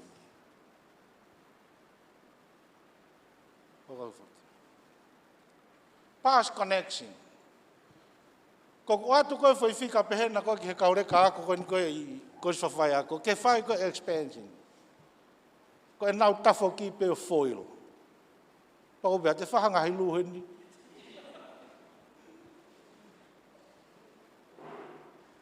More connection. Meaningless. Ko hae hui ngai foil. Koe ke nau ilo e nau tolperi nai anga whewhe hau koe foil.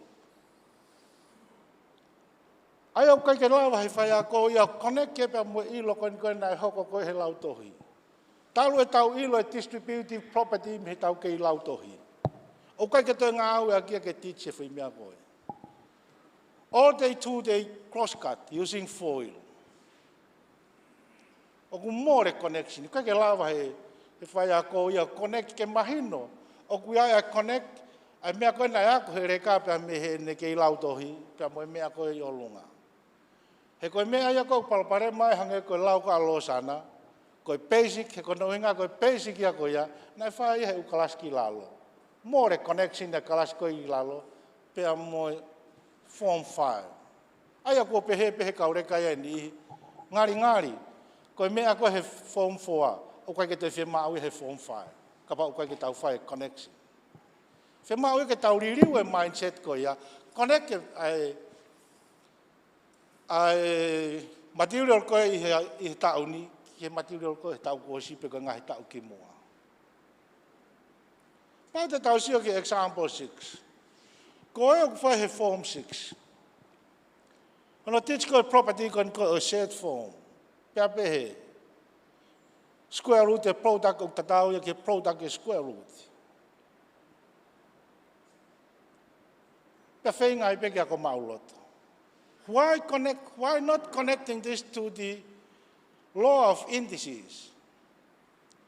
Kano koe ke connect ia ke law of indices. Whaingo fua ngā maa hina si ako e reka. Tau tene revise mea ko ia. Kaua aia ke hange ia fui tō piki make he pe ia. Ke hiva mauloto pe koe ka square root e riunga ta tau ke riunga square root. Why not connecting it ki he law of indices? As law of indices is naturally extend to include fractional power.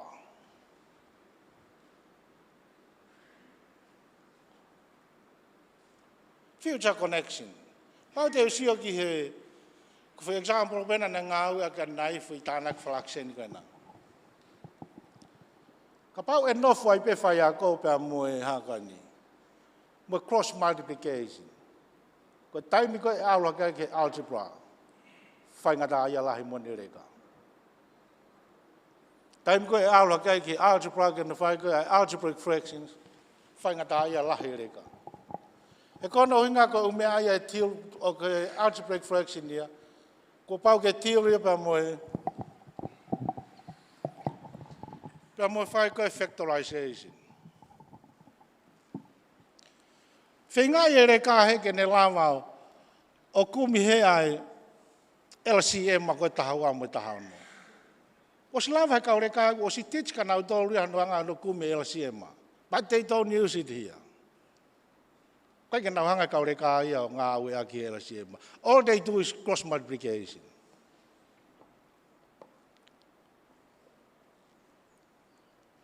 Aia koe palopare ma ia ko whema o ia ke connect he mea koe he kahau.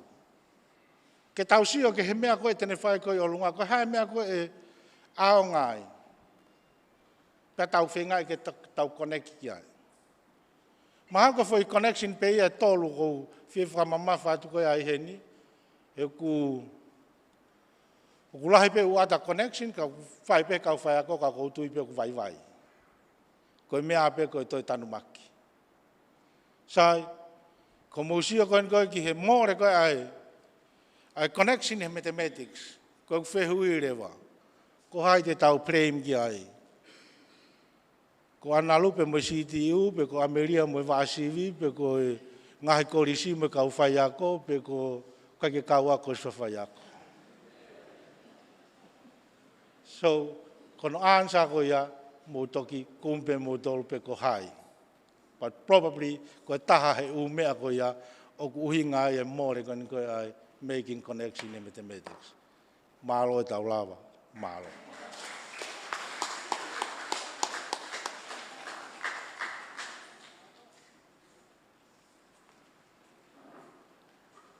Malo Peter Sophie.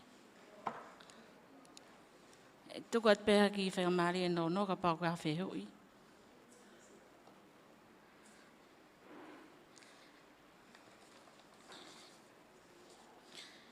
Te tau hoko lewa ki he tau tō taharea whaka osi. Hain ko lau, we save the best for last.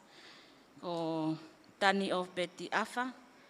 Ko o peti awha, ko no oroaki fofua time whakeni ke hoko whakakaunga maali e mai ki he whai ako.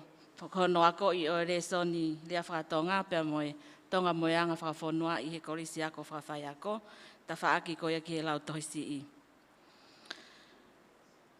Pea e whakahoko e o peti, a ene presentation, e ngahi palo palema, o e whai ako i he lau tohisi i, pea mo e ngahi whoonga ke tokoni, ki ono whakalelei i e ngahi palo palema ko ia. Tau paspasi a o petafa.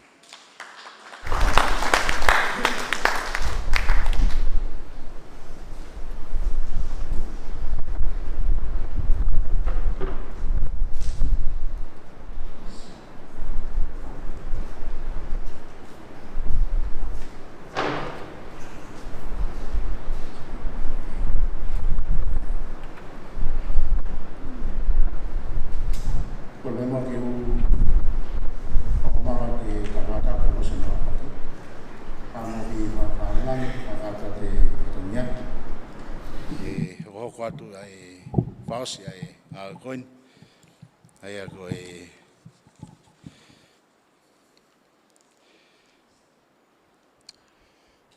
pelawe e pa moi tau ka venga e hon ai wasa pe I he la, ai ka Loto me Atamai, tala I ngā ue.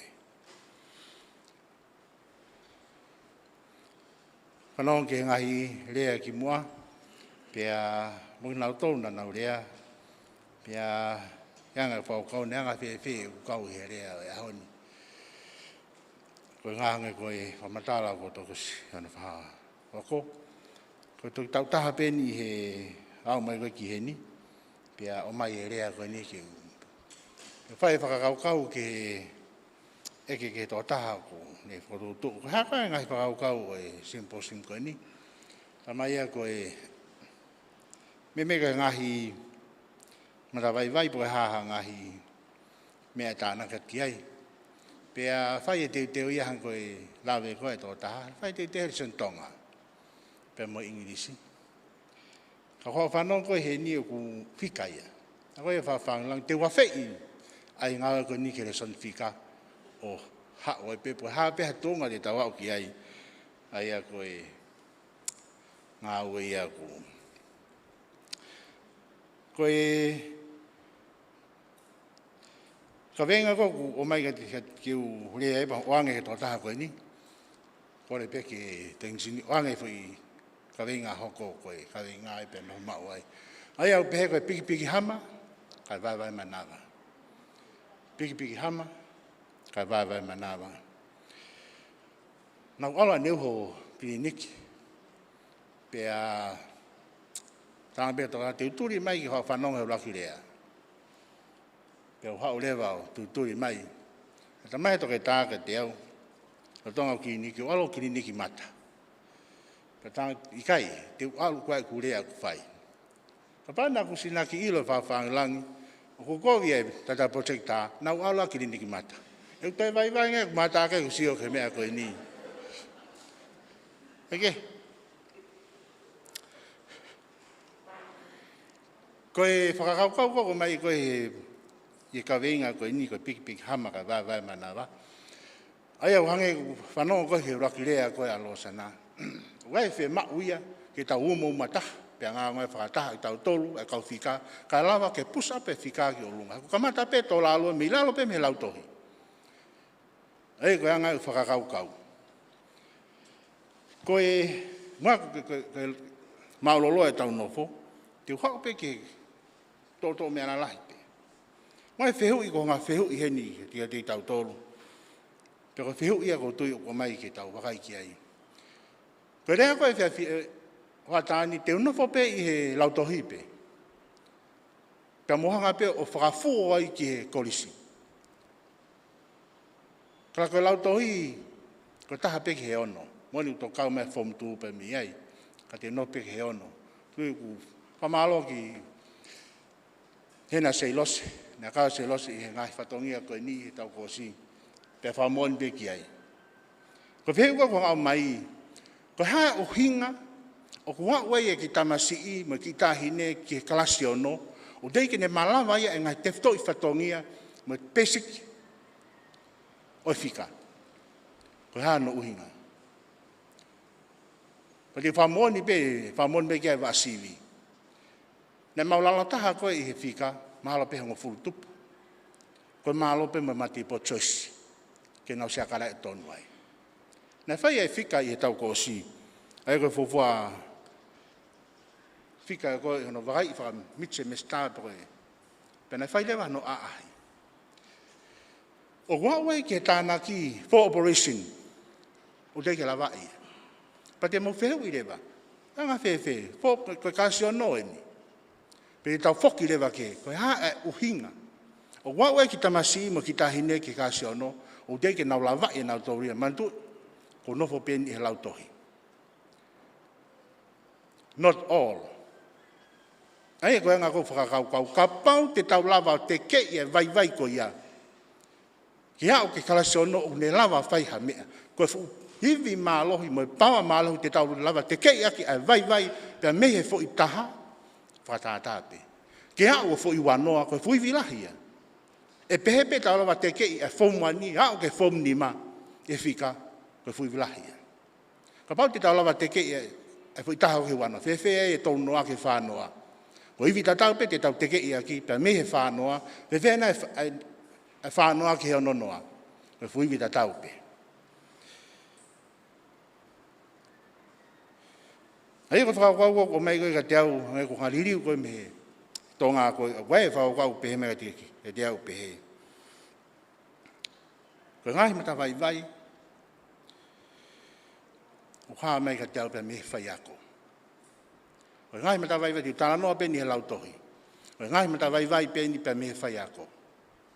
Ka pau te tau tāna noa whakamata vai vai, lahi au pito ia, te tau sio ki api, te tau sio ke whanau, ka te unofo pe u whamatala pe, i he whai ako a tata. Pa koe konga pe ni, o anga u whamatala.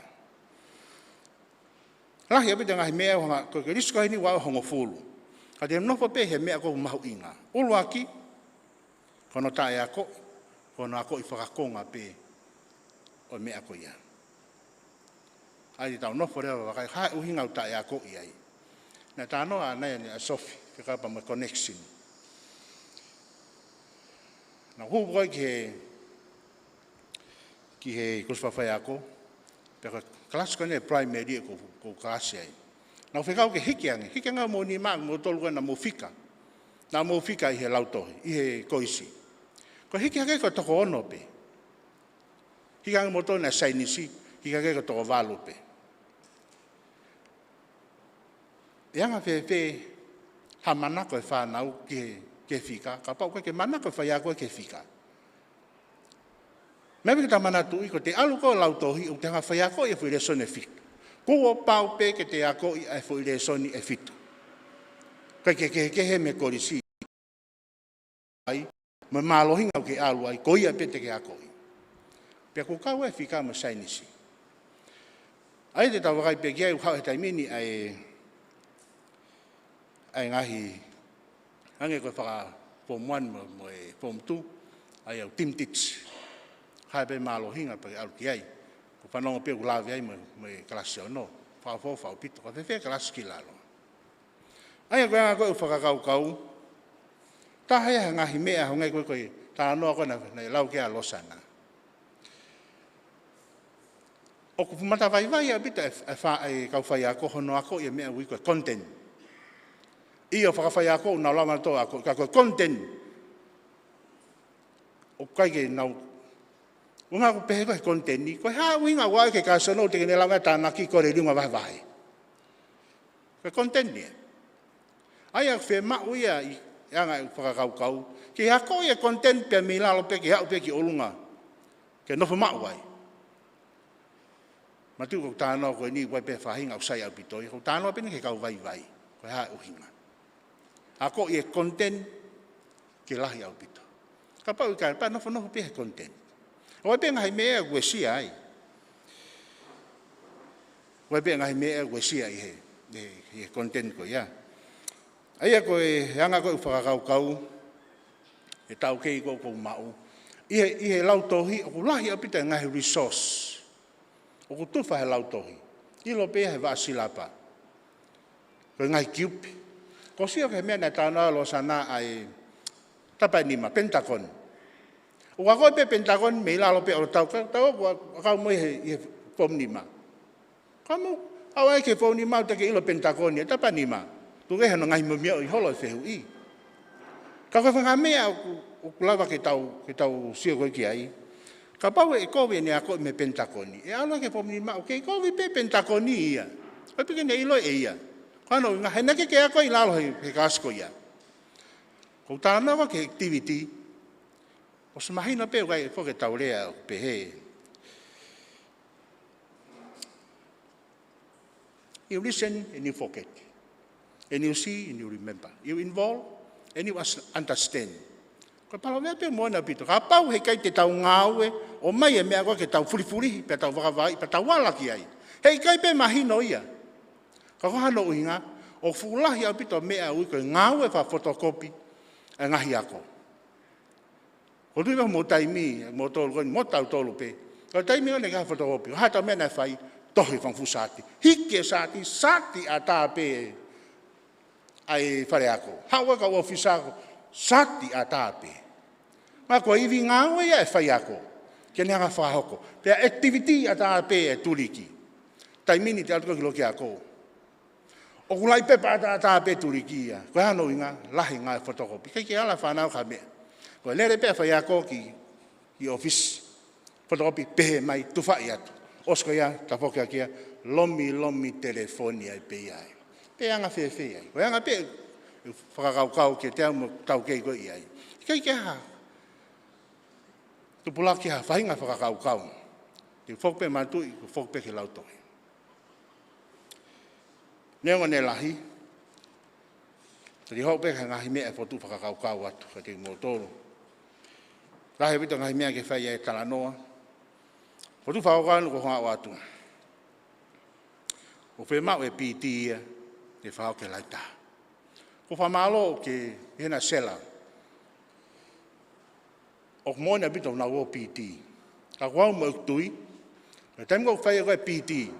U mo mataha. As a whole group. O ke ngā ue. Ngā koe whi tala noa at pēha ngai ko tam. Tāna at pēha ka mōtolu pa whai ngā wasau. Whai ngā ko mohe mōtolu ia. Angu mātolu ka ni nei ko he mohe mātolu ia. Ko ia ngai u whakakaukau. Ka whai lewa ha PT ha konteni o whai ngā mea. Alu ki loki ako. Ki he taha ke taha. Ko mea pēti tau lau whai ki hiki hake ngā au koe ni. Tā tau pēhe ha whai ngā rea soni pē. I he whika. Pea ngāwe ake ngahi mea ngāwe na. Koe ngahi. I he whika koe ngahi a koe. Koe ngoi pēha ngā tō piki kuma mawhai. Ulaki koe taimi. Kono ua ko sio me turi. O tipu ngāwe taimi ni a USP. E project ki pēha e pore a ngā USP koe nau hau. I hui koe tesa. Ngā e sio me turi mo sai pēha. Kakulahi a pita e ngahi mea e loki ako. Hako taimi, ngahi matai wasi. Ka hapua ngahi mea keke. Ke ngāwe ke whānau. Kakono pango, whange ko solopani. O mai solopani a pata akia o ngā ke kie. O tōna mai ke ako e whānau. O mahau pehe mo ngahi matai wasi ia. Mūtau. Kake? Ngahi mea ngāwe ke ngāwe ako e whānau. Ka pau e ngāwe aki. Koutui au ia. E ai e ola re rei. Ko kamata pe me pesiki me ilalo. Ka whoke e gurea, ka pau e manako ki tamasi i mo ki tahine, me he ka staha e whika, ke te lawa taha tauwhi o lunga. Ngai koe lau koe pure a koa Sophie. Ka ngai connection ko ia, o au ke form 2. Form 1, form 2, ngai connection ko ia, e lawa hoko re rei atu. Whama popo e gurea he whepin, piki hama kai wawa e manawa. Whe mau ia ke tau umo mata a kau whika. Whaiha ngā ue ke teke whika. Whe mau e whaiako kotoa pē ke loto aki Atamai. Ngā ue to lerei whaakātaki. Loto poto, loto ke ilo, loto ke kumi. Pe loto wha mau. Pe mau e loto o wha. Loto whe tokoni e whanau. Whakaosi. E nofo ia e lau maari e te teke ia. E lawa ke whai hauko ngāo koe ni ki tapotaha. Lewerewa malanga o tatau atu.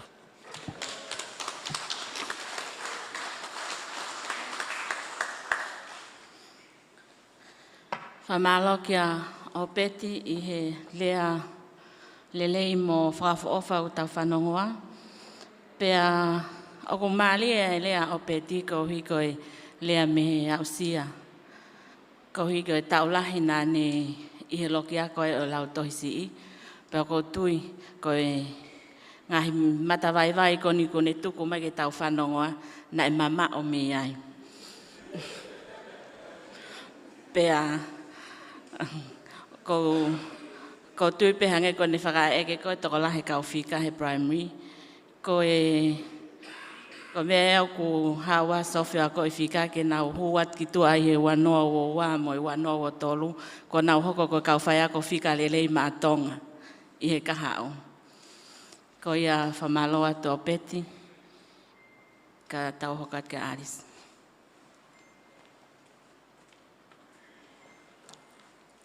Malo Pito, and we have come to the last part of this symposium. And may I ask the guest of honor, can you be so kind as to award the certificates of recognition to today's presenters, as well as those people who contributed a research paper to the authorship of the Taukoni Whaiako Tonga Journal of Education, Volume 2.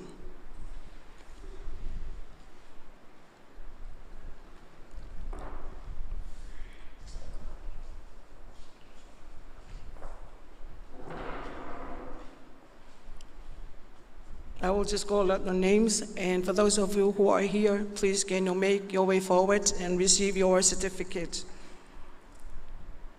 For today's presenters, Losana Latu.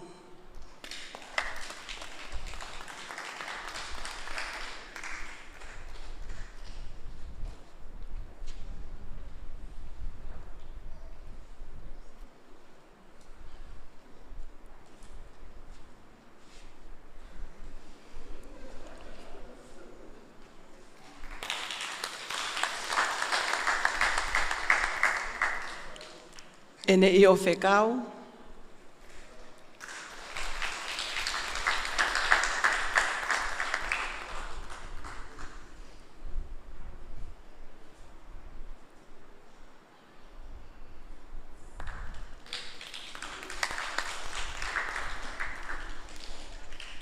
Whaelo tauwha.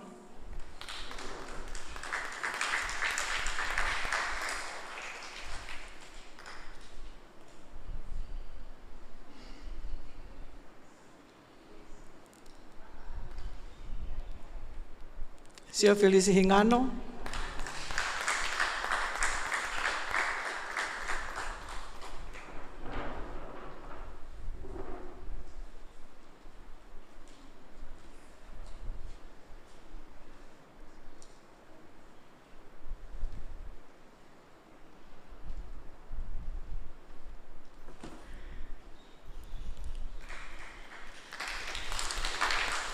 Ana Faupula Vite.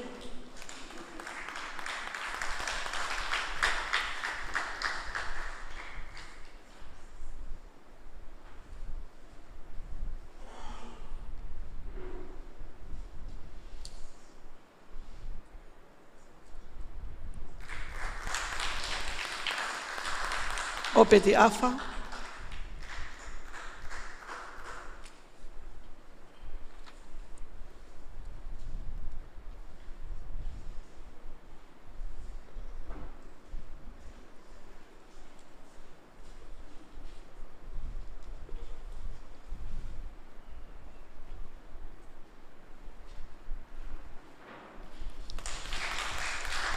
And Iki Mafiwele, who is not here with us today. The authors of the journal volume number 2, our guest of honor himself, Dr. Robin Sialihavea.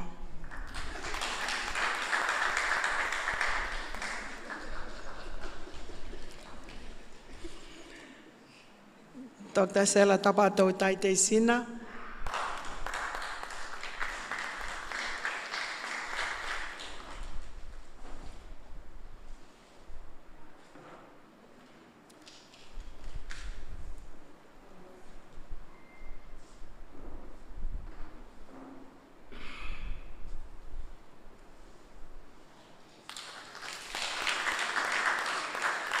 Tamaline Tuifua.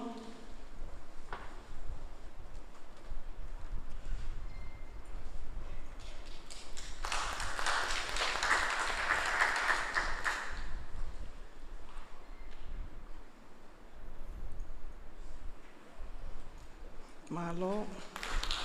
Amelia Folau Mahina.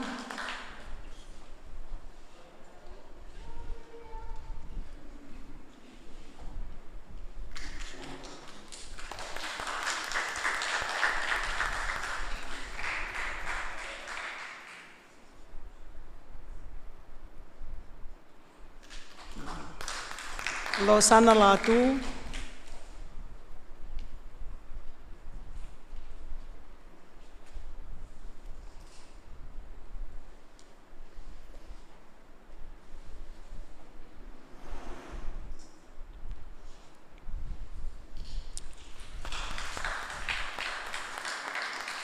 Viliami Moana Wakapuna.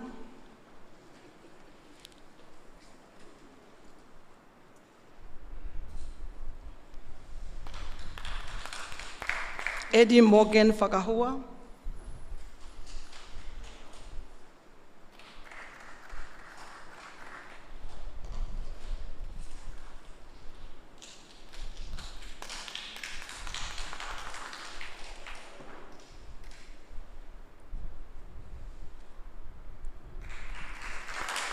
Efoti Moala.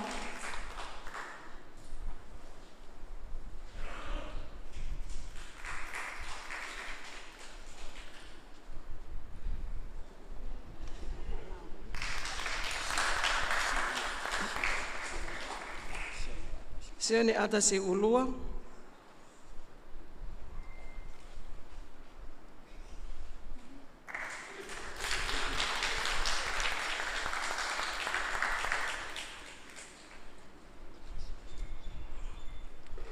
Thank you, Guest of Honor. There are also other contributors who are not here with us today, but the Tonga Institute of Education, as well as the Ministry of Education and Research Committee, wish to acknowledge their contributions to the Tonga Education Journal, Volume 2. Tonga Institute of Education Dean, Ms. Liwa Kifustua, Dr. Sonia Fonua, Dr. Emma Foliaki, Dr. David Fa'avai, Dr. Poliana Havea, and Haley Bernas Takau. Malo Pito.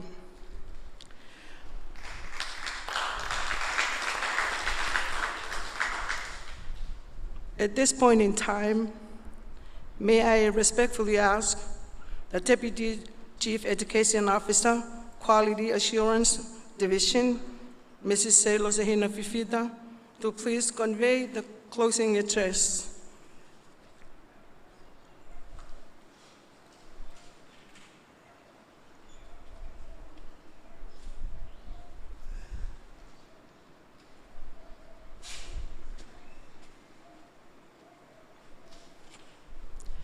Tapke a fio e taiha mai o tau Loto Tonga. Whatapuhen ki he whawhalang-langi o e aho, Dr. Robin Siale Havea, peko kore pe ke u whamalmalo atu i he tala whakatap kakato ko kamata aki a e whakataha angani. Ka tabe mo oku e whainga maari e koe ni, ke u whakafofonga atu a e potunga au e. I he whakamalo ia ai ngā aue le rei o e aha koen. Ko raki pe ko whawhetai ke o tua. Tua mafi i he whakakoloa poto. Pea mo e whakakoloa le rei ai kau ngā aue kotoa o Tonga. I he sekta o e ako. Whamalo at foki. Ki he whaafe whakalang-langi o e ako eni. Dr. Robin Siale Havea. Ho o mea mai o whakakoloa poto ai hao whangani. O mau ngā ue atu pē me he poto ngā ue mo mau pore. I he ngā ue le rei pea mo e ui ai eiki o kwhai ki he whituuna i he university whaka regional ai Pasifiki ki he campus ke hoko koe tare ki tai mau whia ke kau whakataha pea mo koe i he a koe ni ke whakakoloa ki mau tolu i he mahu inga ko ia o e art of teaching in Tonga. Pa koe craft ko e ni, ai research. Aia ko ke mea mai aki o whakahivia pea mo tokanga e kina ki mau tolu ke mui atu. I he ngahi step lelei ko ke mua o tataki. I he mala e mahu inga koen. Mau wha mahalo atu, pea mo e tala monu ke whituuna. O whapea ku ke i whakalo matolu mai e o tua. Ai ngahi tāpuaki, mo i ke resi, o i poto, mo i lelei kotoa pē. I he mala e koe ni, i he fua fatongia o ku ke whai me he university. O atu foki mo e whamalo ki he pure ako, ka e umaa ai kau presenters ko toa pe me he koris whawhai ako. Hoko foki ai ka veinga mahu inga koeni ko tau hoko mai moia i he aha koeni, pou ko poto, loto mo atamai, tala ai ho fatongia. Wisdom is taking on teaching with dedicated hearts and minds. Ai mahu inga ko ia, o i ngahi whakatotolo mahu inga ko eni ko tau whanongo ko toa peki ai. Pea hange ko ia ko e whakatotolo ko eni ko tau whanongo ki ai. Kia te au he kumamata me he waa ko ia o equality assurance ai poto ngā we. Ko tau fō mai he ngahi taulai. Hange pe ko historia. Na e present ko ia e he tangata eiki matu o tua. I he mala e ko ia o e whika. Ai hange ko ia ko e pehe ko e whaka hua ko e kui eni ai whika. Ai mahu inga ko e o e historia. Ai mahu inga o historia o e mafu o e ako i he whanua ko eni. Historia o e tamasi i ako, o kamata pea me he ECE. Fō mai he lautohi, hawai ki he secondary, pea forward ke university ke whawhalanglangi. O mahu inga ia, ke ilo e he kauwhai ako poto, a historia. O e me ako ia ko tau whekau aki ko toa ai, i he aha koe. Ko e tau iheni he aha ni. Ko e hako tupu e whanua. Pe kui he ECE, pe kui he lautohi. Pe kui he high school, pe kui he university. O ku mahu inga ia, ke tau ilo e historia. Pe koe konga mahu inga eni, o mai ia e he researcher e tā koe ni, ai whia mau koe ke reflective e tau practice. Ke tau toi nofo o whakakaukau i, ai anga e tau whaunga ngāwe. Koe tau kohiri, na e ui au e pot ngāwe ke urere atu o whai fatongia i he lau tohi pure anga. Koe kumamata koe ki he ngāwe, ai fuu kau ngāwe, mana tu i whai ako high school. Na e fō mai re kahe lau tohi pure anga. Koe lau tohi pure anga pea moe ECE. Ai ni pe koe na e present ai ai ofisa me he lau tohi.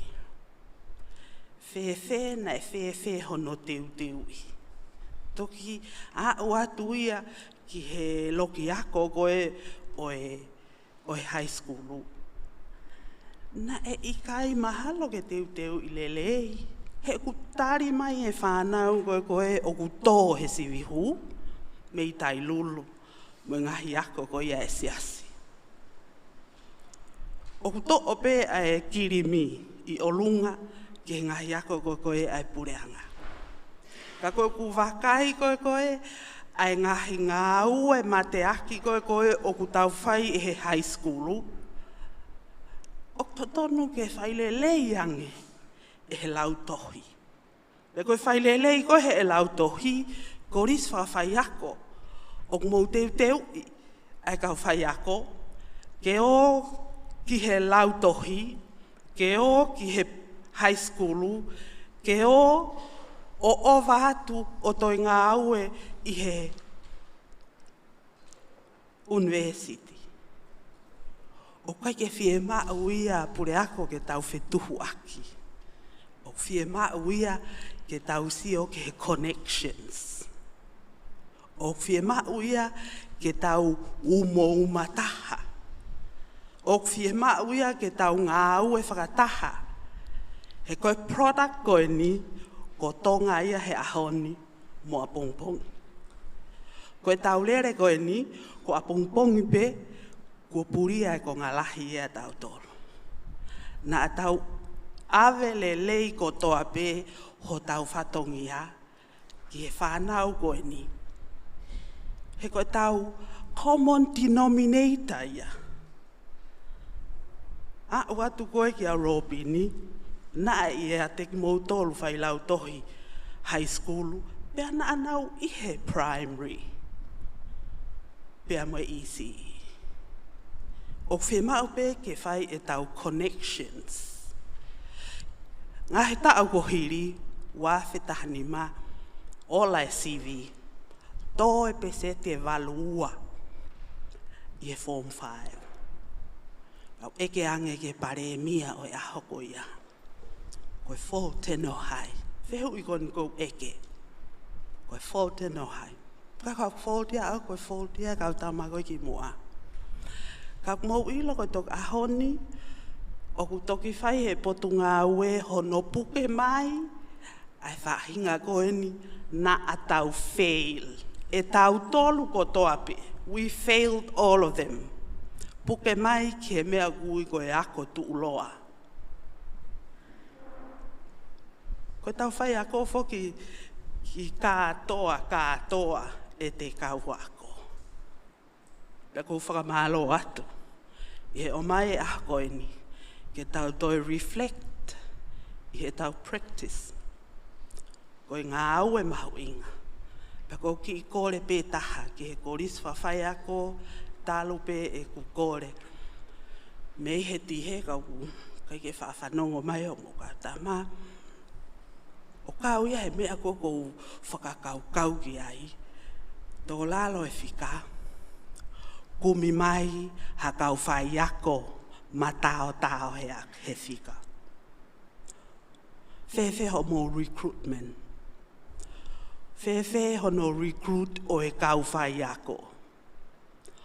Ko riswa whai ako o ku whai lelei i ai tuuaki o e tau art. Lelei ko eni mo i ngā au e noble ko e whai ako. Do you get the best to come and teach the students of Tonga? Your recruitment process had better improve. Ko uhinga, ko e sio whaki, o e kaha unau ki takai au ia, takatai he high school. O tuuaki, ai ako ia atihe ki he o ke university. Whewheke ki takatai a koris whawhai ako i high school a Tonga ni. O tuuaki ai whungau e noble ko e ni. O mou ilo e awawa koe ai teach koe ai primary. Koe toko taha pia na e whai ako, na e hao mehe ako, na e kai whika ia. O kuke pehe e whai ako i e whika. Ka pau na i kai whika e whai ako primary ia. Fo i le soni e fitu koe. Ingirisi, saenisi, whika. Pea mo e tonga, mo e tonga e taha. Movement and fitness. Mo creative technology. All 7 to be taught by the primary school teacher. If the primary school teacher did not understand the connections, e lay a wrong foundation, I he mala e o e whika. That's my thinking, I he tō lalo e whika. We need to recruit people who are very strong in maths. Kena wō ki he primary, o lei ai foundation. Ke o hake koe ke connect koe ki olunga o ku whiunga. Ai ngahi mea koe ni. Pea kui kai ke tau siope ke tau tolu e pure a ngā. Tau whepōpō waki mo i ngahi ako e siasi. He koe output koe me he siasi. O ku tau ngā ue ko toa pe he ahoni. We need to be more connected. Hange koe ngahi whakatotolo mahu inga, pia kou whakamālo atu. I ngahi ngā ue lelei, mo ola lelei, ko tau mamata ko toa peki ai hani. O fa peki hanga e o tua, o to e tā puaki iki mo tolu ko toa pe. Aki hangahi tau kei mo e to e poto makehe, ke hoko atu hono ako ne kina, o e hako tupu mo e ka whai ako o Tonga. Māloa pito.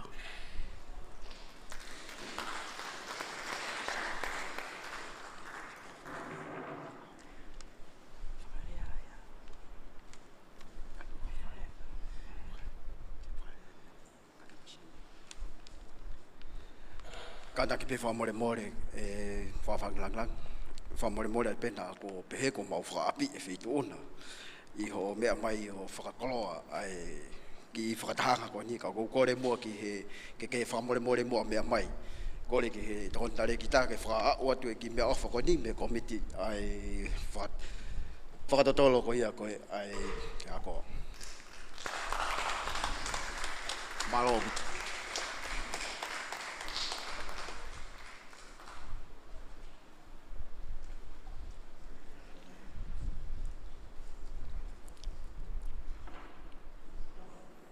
Guest of honor, ladies and gentlemen, we have come to the end of today's auspicious event, and may I call upon Tonga Institute of Education Registrar to conduct the closing prayer and to bless our food as well. Thank you so much, and God bless.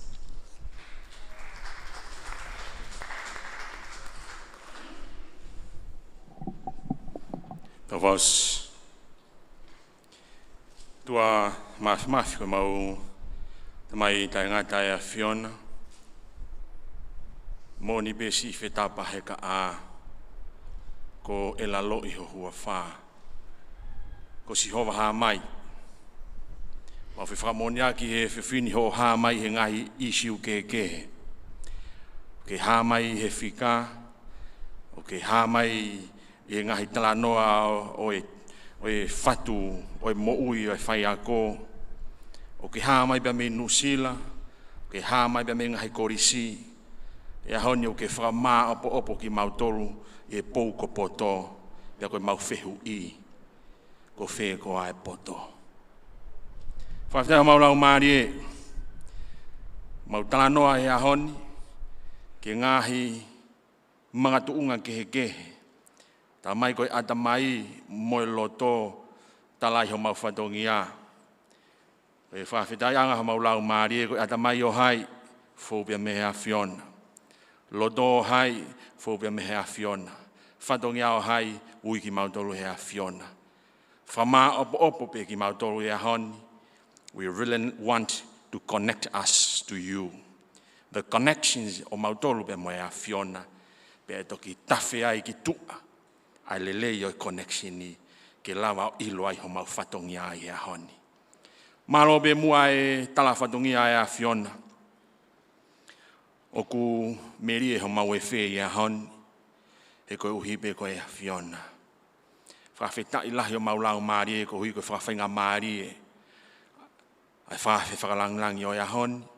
Mau ilo be ko ngā ku lahi ngai ngā whafatongia ke whakakato. Ka ko hui be koe Loto na e iai, na e whau mai pia mi hoa whio. Ko hipe ke whakahou ngai, ai teu ko whai I a research committee hea honi.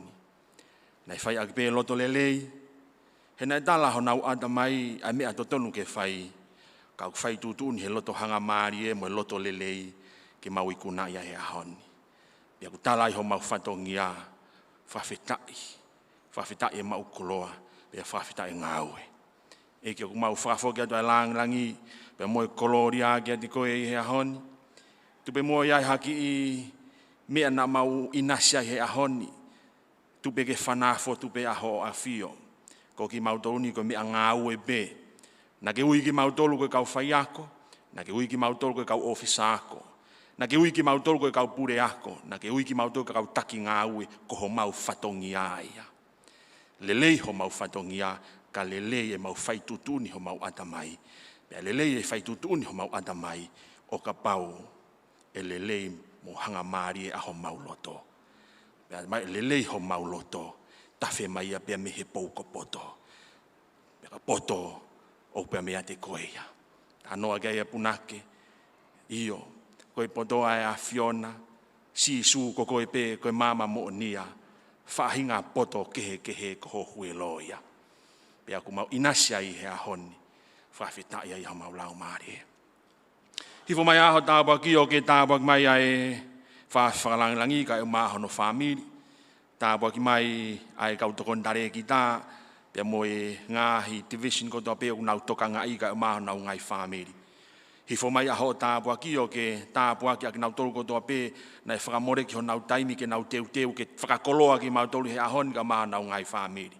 Hifo mai ho tāpua ki o ke tāpua ki mau tolu whafoi tui, i he ahoni a ki mau tolu o mau kau i he ahoni. Petu ke hoko mai a tāpua ki whaelone a Fiona na ke wholofola ki a Moses ke tāpua ki a ke whanau o Isleli. Tu ke mau inasi he tāpua ko hia. Pea ke tāpua ki mai ki mau tolu e Sihova mo ne tauhihi. Ke whaolo mai e Sihova no fofonga ke te ki mau tolu mo ne alofa. Ke hangai fofonga mai a Sihova ke te ki mau tolu mo ne atu ai ne merino. Koe mau lotu koto ai i he tāpua ki o tua koe tamai. Whihalo me lau maari e maa o ni. Maua aho o wha i he whalanglangi au ahoni. Kai maa ki mautoni hono kotoa pe mo ki nau tolu o ku nau mea mai he o pe. Pe aua pe na hiki kai whaipe o lau i kuonga. Amen.